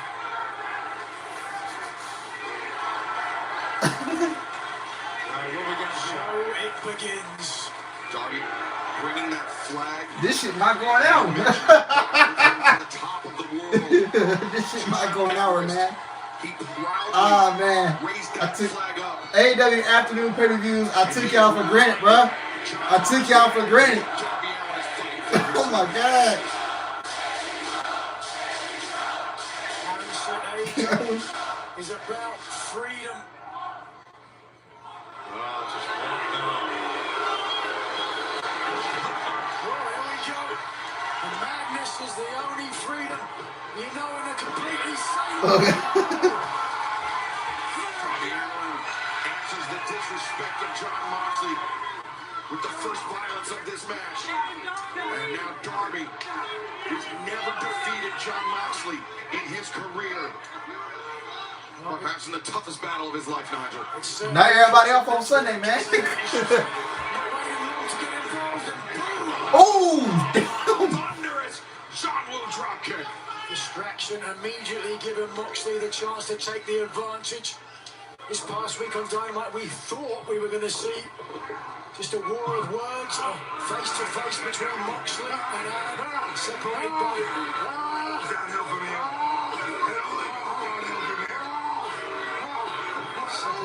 oh, he can. brick wall. Both men vowed they would not say I quit. Darby better check his teeth, Nigel. Now the chain around the hand, the right hand of Jon Moxley after the middle rope was kicked into the teeth of Darby Allin. The rope, as we always mention, Nigel, a misnomer. It is actually a high-tension steel cable. Very little tape around that cable. Jon Moxley attacking the face, the jaw of Darby Allin. If Jon Moxley breaks the jaw of Darby Allin, how is Darby going to even say I quit? It's a great point. He could mumble it, and I think the official might take that. But now, Darby, it's yes. started early. Blood understandably leaking from the mouth of Darby Allin. Might be time to send Grandma to bed. I mentioned this was not going to be for the fate of hell. Vitriolic history between these two. Darby Allin, who took the lead on a number of occasions on this. That Faraday Moxley here. That's the thing. Despite everything that Jon Moxley has done at his core, he believes he's doing it for the right reasons. Right? Yes. It's a great point. It was Moxley that said, nobody has more love. Nobody has more love for Darby Allin than I do. Oh, his ear is bloodied. I tried to help him. It's not my fault. So I tried to help him, so it's my fault. And this is not going to help him. All right, Darby. Darby going his ear Bro, he. very easily, Tony. And you have, of all people, Yeah, I ain't no telling what it's going to say. his ear could have been sheared off by that rope. Oh, absolutely. Somebody getting put in the body bags. You know, nigga might. Oh. Where does it take much to break a match? Yeah, nigga might die in St. Louis, man. I ain't gonna lie. Anyone in AEW. Shit, they gonna be wanting to die. Instead of rather than say, I quit. Punishment that we've seen in professional wrestling is Darby Allin. Yes. Now the going back.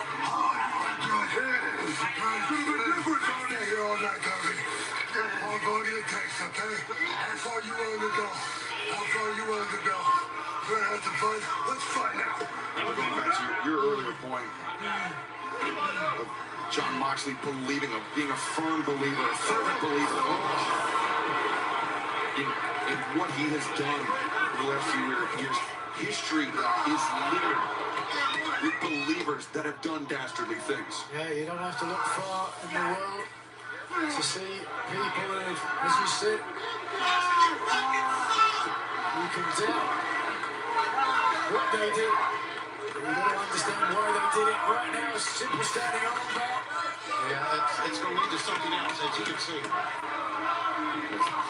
Moxley ordering Marina Shafir. What's he got? There is a palpable discontent in the arena now. An eerie anticipation. Marina. What is this? Oh no. Fuck in. Oh no. Oh, whoa, what the, bro, hell no.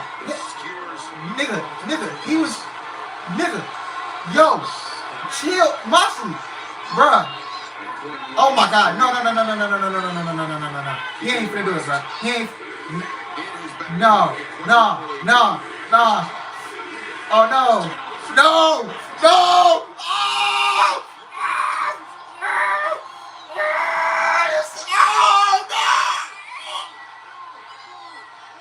Oh my God! Yo! Chill! Moxley! Chill!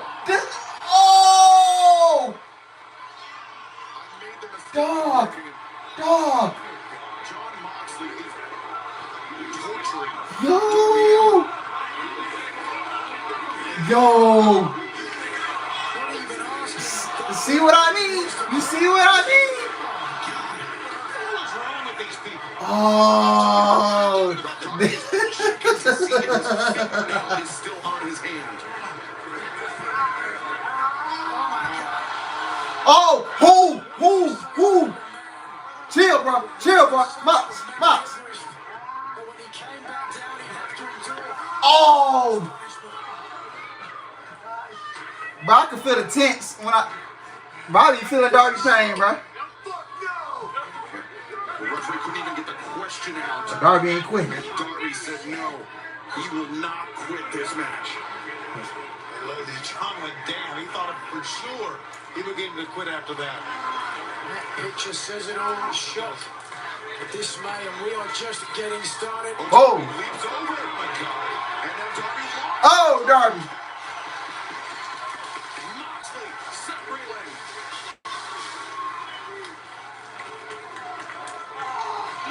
Oh my! Oh! Between two men.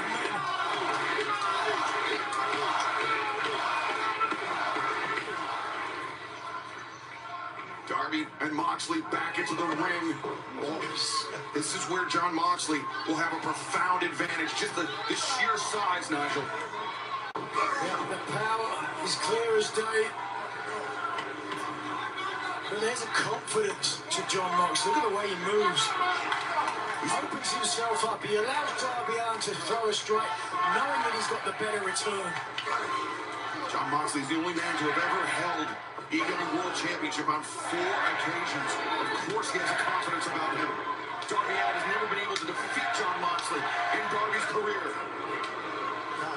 Moxley just ate those blows and came right back. Darby, combination, headbutt to the midsection. Moxley doubled over. Moxley went through into the back of his neck. And Ruggy's bell, you can see right there. Look where Darby's going. Darby, the flag. He said he was going to do this, remember? Brought to the top of the world. Now wrapped around the throat of John Moxley. Moxley was going to smash him in the face again. Oh! Yo!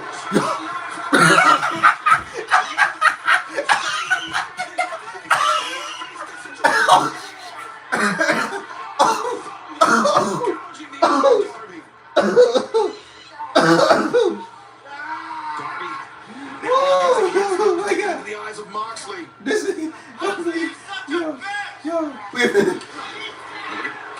Darby, the open-handed pulse. Woo, this nigga Moxley into was the body. the way his facial expression was. Oh, here we go. Moxley wide open. Whoa, hold on tight.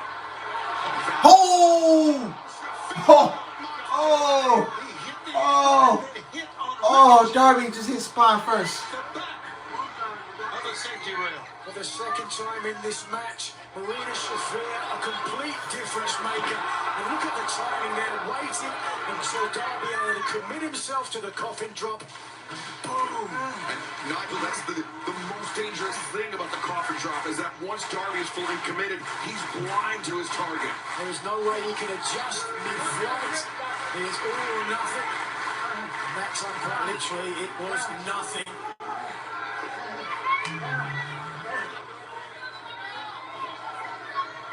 Moxley has got to push forward here. He was communicating something to Marina that time. I'm not so sure what it was. Obviously. The mind wanders, boggles perhaps. And what each man is going to have to do to make the other say, I quit. I can't imagine. And remember, there is no pinfall, no submission, no countout, no disqualification in this match. Quite literally, only one way for it to end. Now it comes off. Oh, he's shaking his head like Moxley doesn't want to do this. But he has to do it. Jeez. This is visceral. This is inhumane.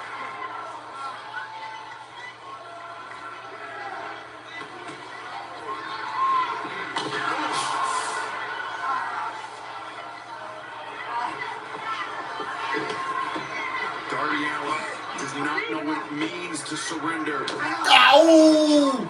What? Very well. They give him no choice. You got a belt? Sounds like a crack of a Stan Hansen whip. Oh, whip, man. This is something that your mama used to. Ooh, Lord. But it wouldn't be across the back. It'd be a rear end that you get. Asking the official to Woo. ask Darby Allin. And Darby just shoved referee Bryce Remsburg away. Yeah. Moxley, the stalling pile driver.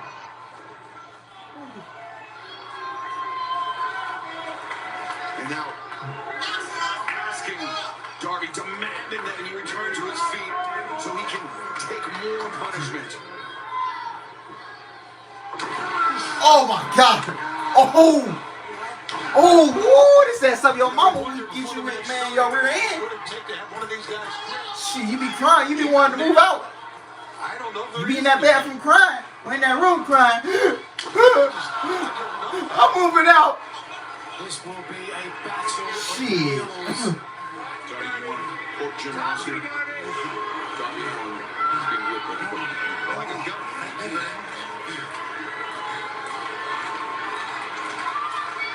Oh, he's beckoning. Moxley in. Hearts back to ECW, perhaps. Ooh. John Moxley is going to say, all right, you want it? Oh. Oh, my God. Ah. Oh. Being unleashed on Darby Allin. Right now, I think Moxley's angry. He is angry. He's fighting back. Knows how to Moxley, though, even though the desperation, he had the great submission defense, Nigel. He broke the hands, the grips of Darby Allin from the submission. Good Lord. I've never seen anything like Darby Allin in my life. Darby clawing for the backpack. He's got something, and John doesn't realize it's coming.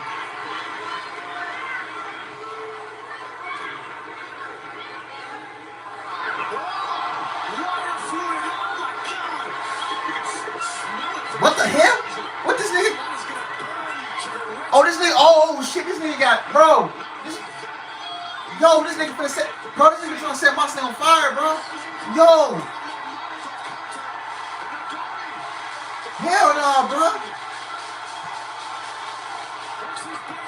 Bruh. Nigga. No, what the. Yo.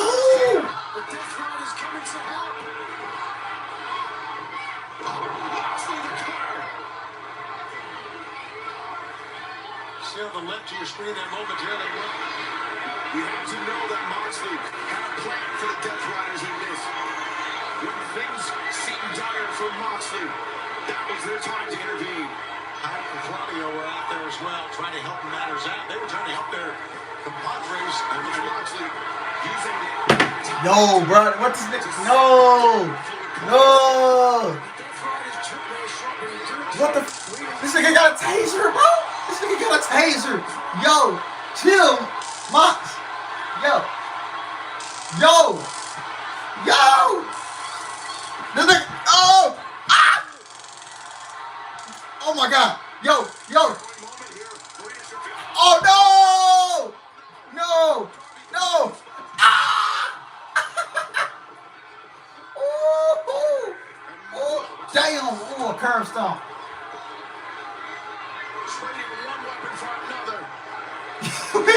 These niggas putting out tasers, man.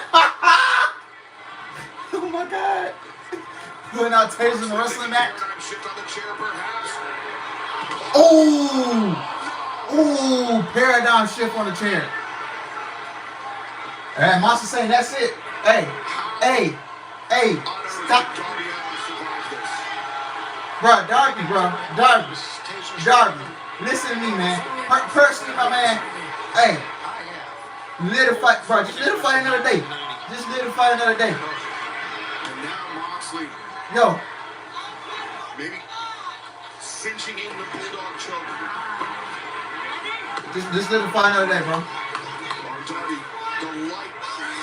Bro, you got your ass beat in the jail cell. Bro, you're getting packed up tonight. It's just, I don't know, man. Oh, he's saying fuck you. He's saying he throwing him up.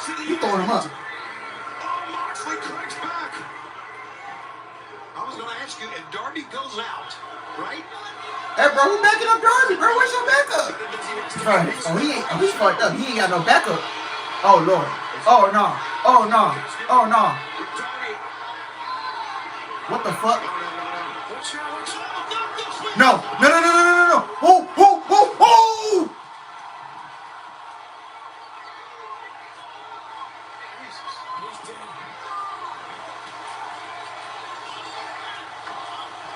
Oh.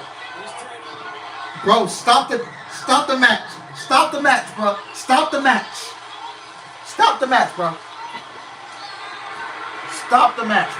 Just bro, look the way he's being dragged. Stop the match.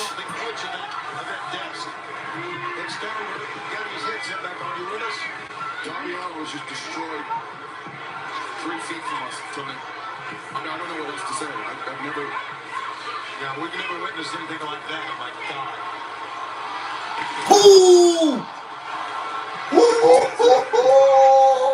Through the tables. Yo. Darby Allin has to be finished. Dude. These guys, two maniacs. They crazy. To the same question.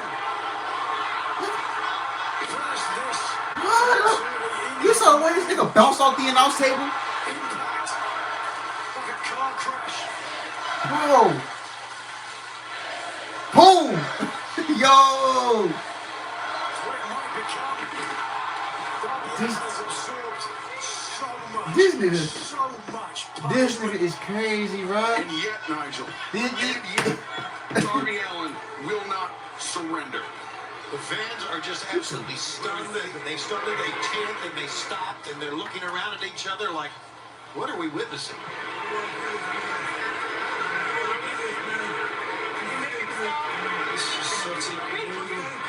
Shut the fuck. You don't know what you're talking about. He's out of his mind. We don't care about him. They don't care about him. I care about him. He's out of his goddamn mind.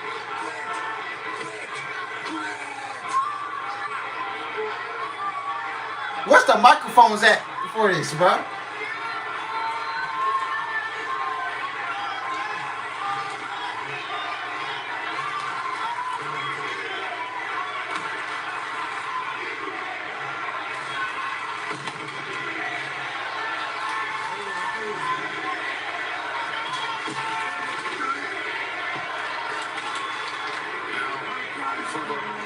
Broadcast position, Marina Shafir and Glover Castiglione.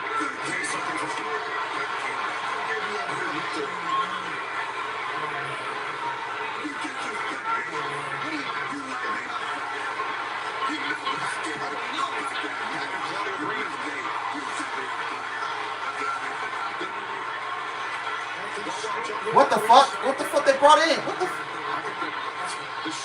realization has just set in. What the heck? On the ringside area. They finna drown. Are they finna drown this nigga or?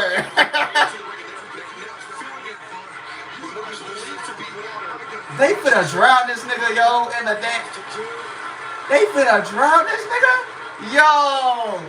They finna drown him, yo. They tryna drown him.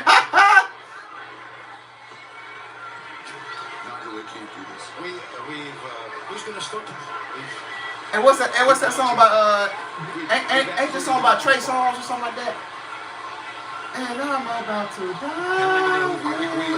At this point, I'm almost wishing, Johnny, that Where they got? They finna drown this nigga. This nigga is. Hey, they said this shit is for the sickos, man. Hey.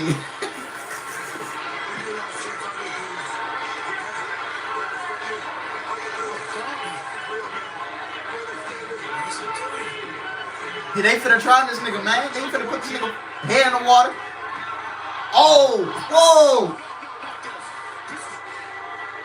Yo, they.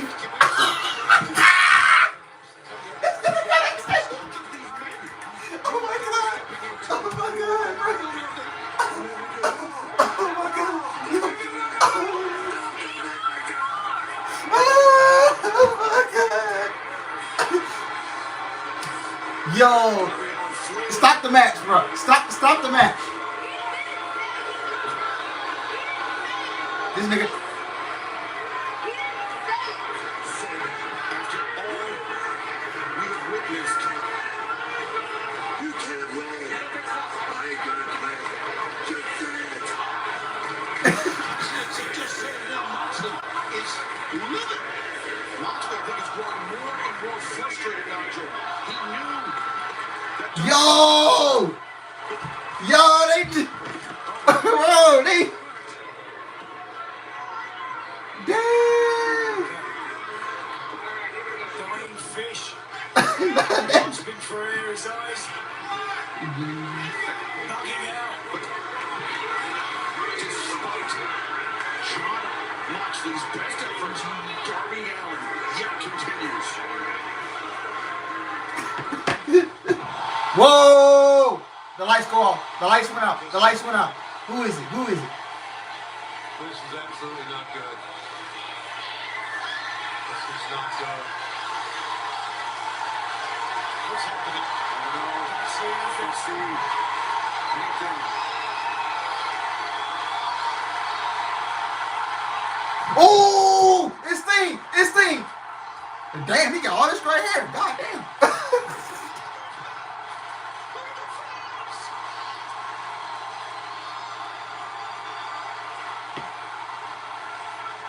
Yo.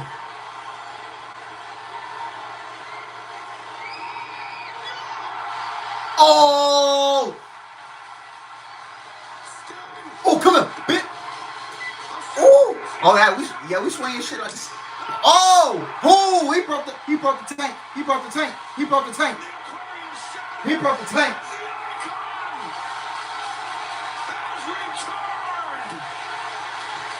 Swinging that big rubber Tony.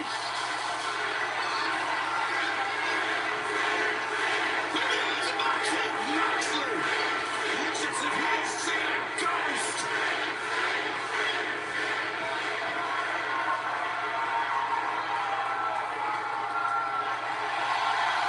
Oh.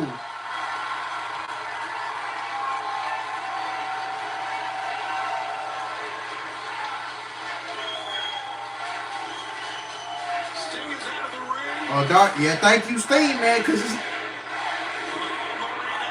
Uh-oh.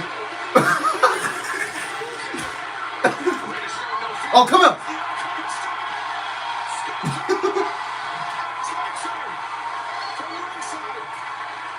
A difference maker can't make a difference now.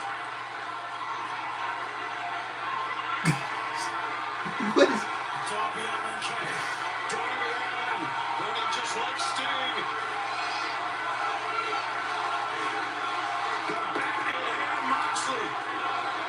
Let's not forget there's glass in the ring, guys. Moxley offering his head, his body, Sam Darby. Give it to me right down the middle. Oh!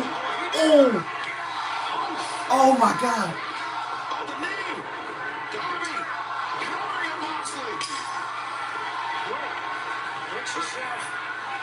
Glass flying. Oh! The flag wrapper on Moxley. Scorpion death drop. Darby's going for it. Coffin drop.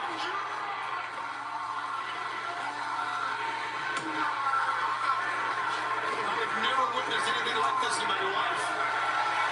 And Darby is not done yet. It's going to be the Scorpion Deathlock again. Scorpion deathlock. The Scorpion Deathlock Moxley letting a pile of broken glass.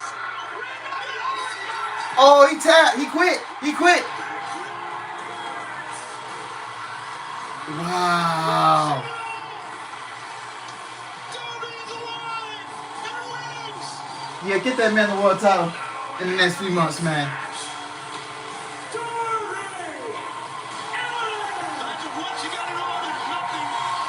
Oh my God. Never in my life have I been so happy to hear two words. I agree. A sentiment shared by many around the world, I'm sure. Darby Allin forces Jon Moxley to say, I quit.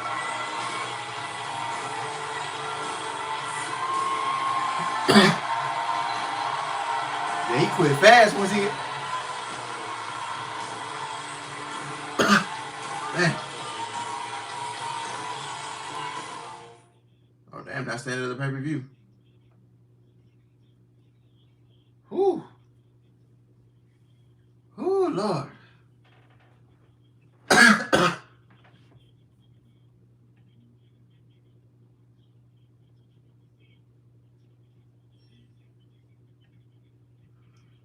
Whew. Dang, we was live for 4 hours and hold up. We were live for 4 hours and 33 minutes, bro. Oh Lord, man. Oh, I had fun with y'all.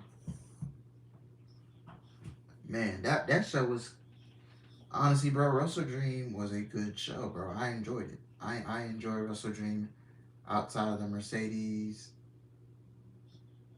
I ain't even gonna lie, man. I'm done ranting about that. Oh my goodness, I had to crash out about that. Lord, help me. Lord, help me, Jesus. It ain't worth getting mad over, bro. Now you just look at it, bro. You know. Man, WrestleDream was a good show, man. And like I said, bro, I wish I was there. Yeah, that was a 4.5 hour show, man. Whew, 30 minutes shy of being midnight in Central Time. It's already 12:30 in the East Coast. 12:30 East Coast, 9:30 on the West. So, yeah, I need to be a West Coast kid. So that way you give me some more time to be up a little. Yeah, 4.5 hours, bro. So yeah, man, 4.5 hours. Like I said, I wish I was supposed to be at this show tonight, but you know things. I got in my own head and I backed out of it, and so yeah, you know, I need some rest, man. I have not been sleeping much. Yeah, if you see like my eye twitching during the stream, it's because I've been lacking sleep. So yeah, I have not slept as much these last couple. I would say like this last week or so. I ain't even gonna lie. But I do get some. But I'm gonna be away for 6 days from my shoot job, starting Wednesday. The main event was the only thing worth watching. Good thing I was able to watch the Heyman and Joe match and the main event between Darby and Mox. Yeah, both great matches, man. So yeah, that was fucking insane. It really was. And I should have bought a WrestleDream poster just to add one of these, another one of these to this wall right here in this collection. You're gonna see these posters all over the wall, man. I gotta get the Backlash and the Bad Blood one. So yeah, I mean the Backlash and the Evolution one. So I still gotta get that. I'm gonna get it hopefully before the year ends. I'll go and get it. So yeah.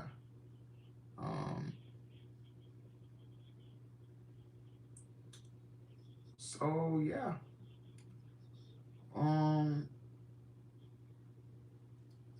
Overall, this show was fun. Outside of the Mercedes and Mina stuff, I felt like I feel like that open challenge wasn't really like, was kind of disappointing. And don't get me wrong, I love Mina, but like we all thought it was gonna be someone else, like, cause she said a champion, and they were gonna put her title and then the other person's title. I think you should have done. I don't know. I think you should have done Siri from Stardom or Athena. I don't know. But yeah. Yeah. It wasn't gonna be anybody else. Yeah. I don't know. And she's gonna defeat Statlander at Full Gear. That's we all know that's gonna happen. And Full Gear is about a month out, so in about 5 weeks from now, we'll be in Full Gear, and then we'll end the year with World's End in Chicago.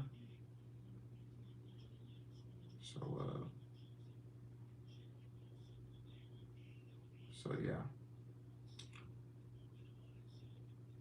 yeah, Tony and Mina are gonna be the inaugural women's tag team champions.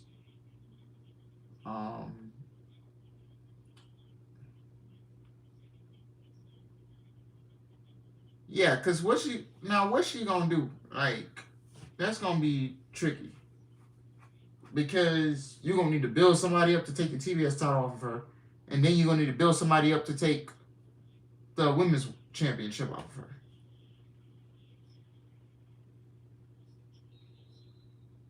So that's gonna be very curious. Looks like Samoa Joe and Heyman still gonna be going at it. I hope this Death Riders and Darby stuff is over now.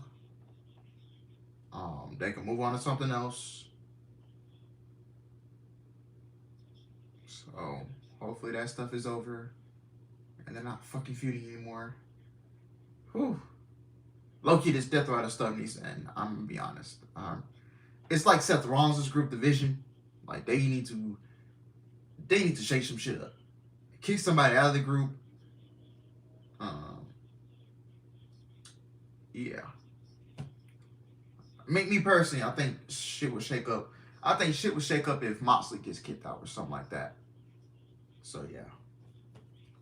Like if Moxley gets kicked out of the Death Riders, or it could be Moxley and Marina getting kicked out. It could be, yeah. I think the only time you see the downfall of the Death Riders is when Moxley gets kicked out. Because now you think about it, bro, Moxley tapped out not once. He tapped out all in to Heyman. Then he loses again to Heyman on the Dynamite. And then he loses to Darby. He quit against Darby. So they gonna look at that and be like, yo, bro, this nigga a bitch, bro. Like, we gotta get him the fuck out of here. So they could be, we'll see what happens. Maybe they start teasing, kicking Moxley out of the Death Riders. I don't know who's gonna lead the group. But we'll have to see. So yeah.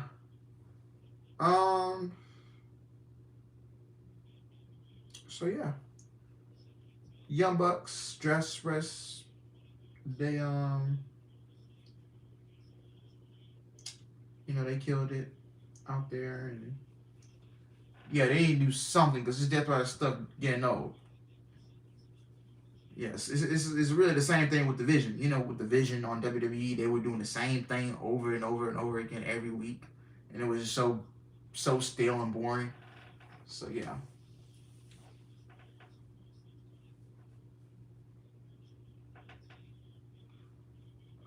So yeah. Yeah. They really need to do something else with the Death Riders. Darby, I don't care what y'all say, bro. Put him in position to go after the World Championship. I know, or put him in contention for the world title. I think he's ready for it. I really think he is. Yeah, the ops turned heel on Heyman. Yeah, at least Charlotte is starting to put over. So yeah, I'm enjoying what Charlotte and Alexa Bliss is doing on television. I'm enjoying that. I can't lie. Like, I went to Evolution, bro, and like, if you watch the vlog, right, or if you watch the show on Peacock or whatever you watch it on, bro, fans were literally like, they popped crazy for Charlotte. Like, they were cheering for Charlotte. They were rooting for her at that Evolution show in Atlanta, bro. Like, you see what happens when you step away from the title picture, you step down, and, you know, just...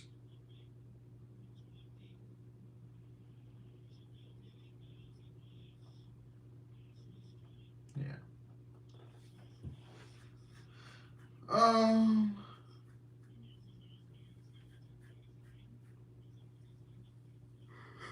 Yeah. Yeah, put Darby in the main event scene. He's ready for it. If he's the one to go out and beat Heyman for the championship, and then MJF goes and beats Darby for it, I wouldn't mind that. I low-key wouldn't. You know, AEW has a lot of great guys that can step up. I know with all the injuries and stuff like that, you know, Ospreay's out, Swerve is out. Omega, you know, he's not really... you know, he's not... His booking is... I know y'all calling Kenny Omega washed up, but his booking is what... His booking. I think they need to get... If he can, because I know he can't work as much singles matches. I know the whole diverticulitis thing really fucked him up for real. But if he can, try and at least get him back in the main event scene. So you would get... So that's Darby, MJF, Kenny.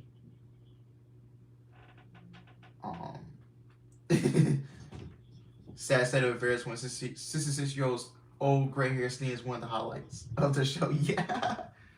That was a good highlight, man. We all missed him, man. It's crazy. Everybody's just retiring and stuff like that. So, yeah.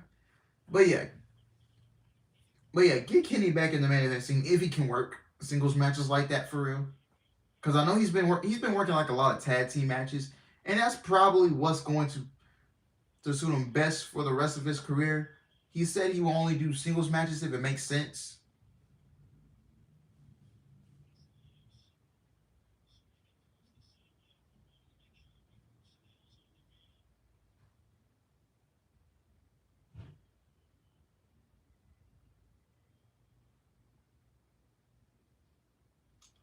But yeah, Kenny, bro, he said, like, if you want to work singles matches, have him work singles matches that make sense, like the big ones. Like, just don't waste one of the matches on a guy like Wheeler Yuta or some shit like that. You know what I'm saying? But yeah, get Kenny back in the main event scene, bro. For real. I feel like he basically got the Roman Reigns schedule, bro. If you think about it. And it's okay, because, you know, Kenny, you know, has to control his health and all that stuff. And, you know, all that stuff he was doing years ago in New Japan and AEW, it took up to him. That stuff caught up to him. And when you've been doing that style for so long, it's going to catch up to you, you know, as you get older. All those bumps you took and the shots to the head and all that stuff, that catches up to you. You know, Kenny Omega once said, you know, he was battling vertigo, and you know, he was really banged up when he was the AEW World Champion. I'm like, bro, you was still putting on bangers with vertigo? Cause I hope y'all know, bro. I hope y'all know what vertigo is, bro. Vertigo, bro, you get this nasty spinning inside your head, bro, and you feel like everything around you is spinning, bro. Vertigo is something you don't want to play with, bro. Dead serious. Vertigo is like vertigo. I feel like is a death sentence. So you do not want to have vertigo. I'm telling you.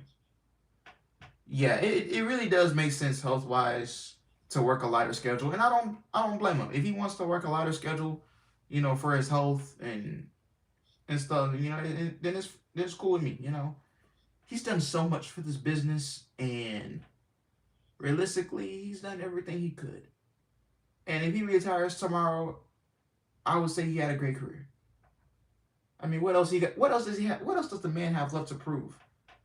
You feel what I'm saying? The man can retire tomorrow, and he'll go down as one. The man is already one of the greatest. The man can retire tomorrow if he wants. So you better appreciate Kenny Omega, because he ain't gonna be here for a little in his business, you know, wrestling wise, for a little bit longer. You know what I'm saying? So yeah.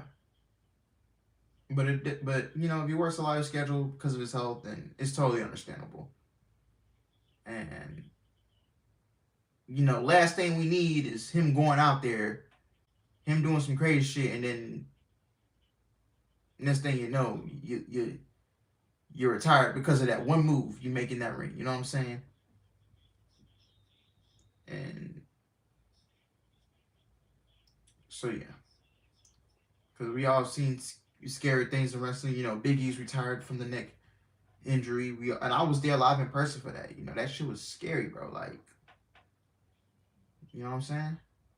And I don't want something that happened to Kenny, and you know, he lands awkwardly wrong. Cause you know, look at his boy Kota Ibushi. Kota Ibushi, he took a nasty fall, and he said he won't be wrestling for 2 years, bro.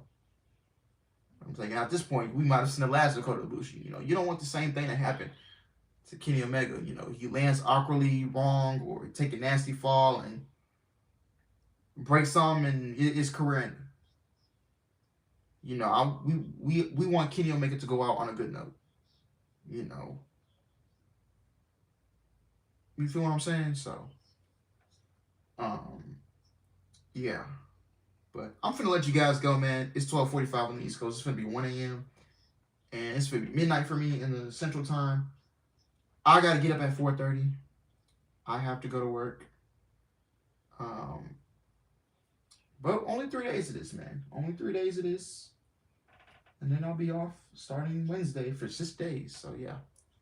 Monday, I'll be back here to give you guys a Monday Night Raw stream. I think Monday Night Raw starts at 7 p.m. Central. Does it start at 7 p.m.? Let me check. Hold on, let me check. Make sure Raw starts at 7 p.m. and not 6 p.m. Because I know sometimes, WWE is looking to start Monday Night Raw at 6 o'clock sometimes. And okay, 7 p.m. my time, 8 Eastern. Okay.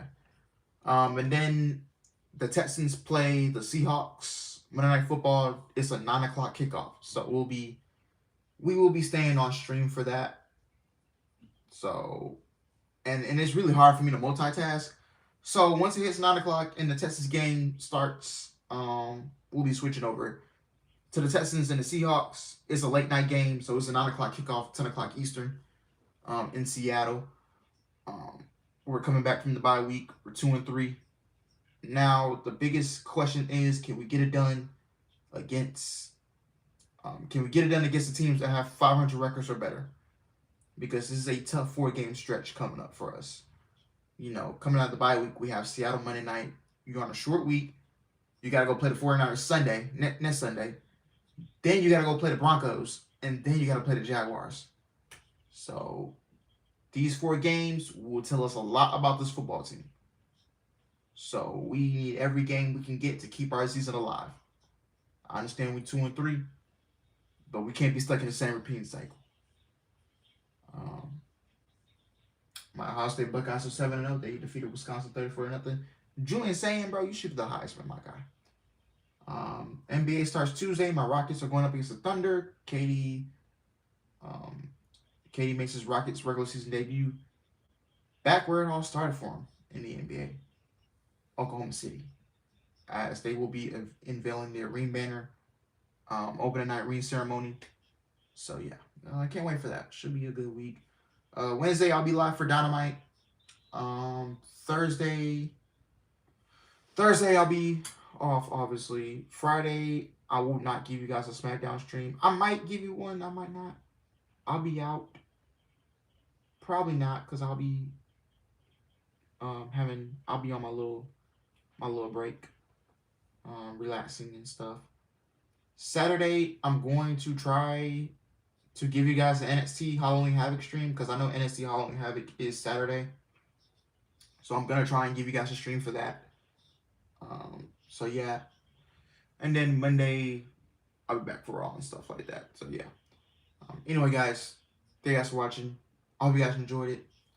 Please like, comment, subscribe, and I will see you guys on Monday for Monday Night Raw and Monday Night Football when the Houston Texans take on the Seattle Seahawks. Love you guys. Take care. And have a great rest of your weekend. Peace.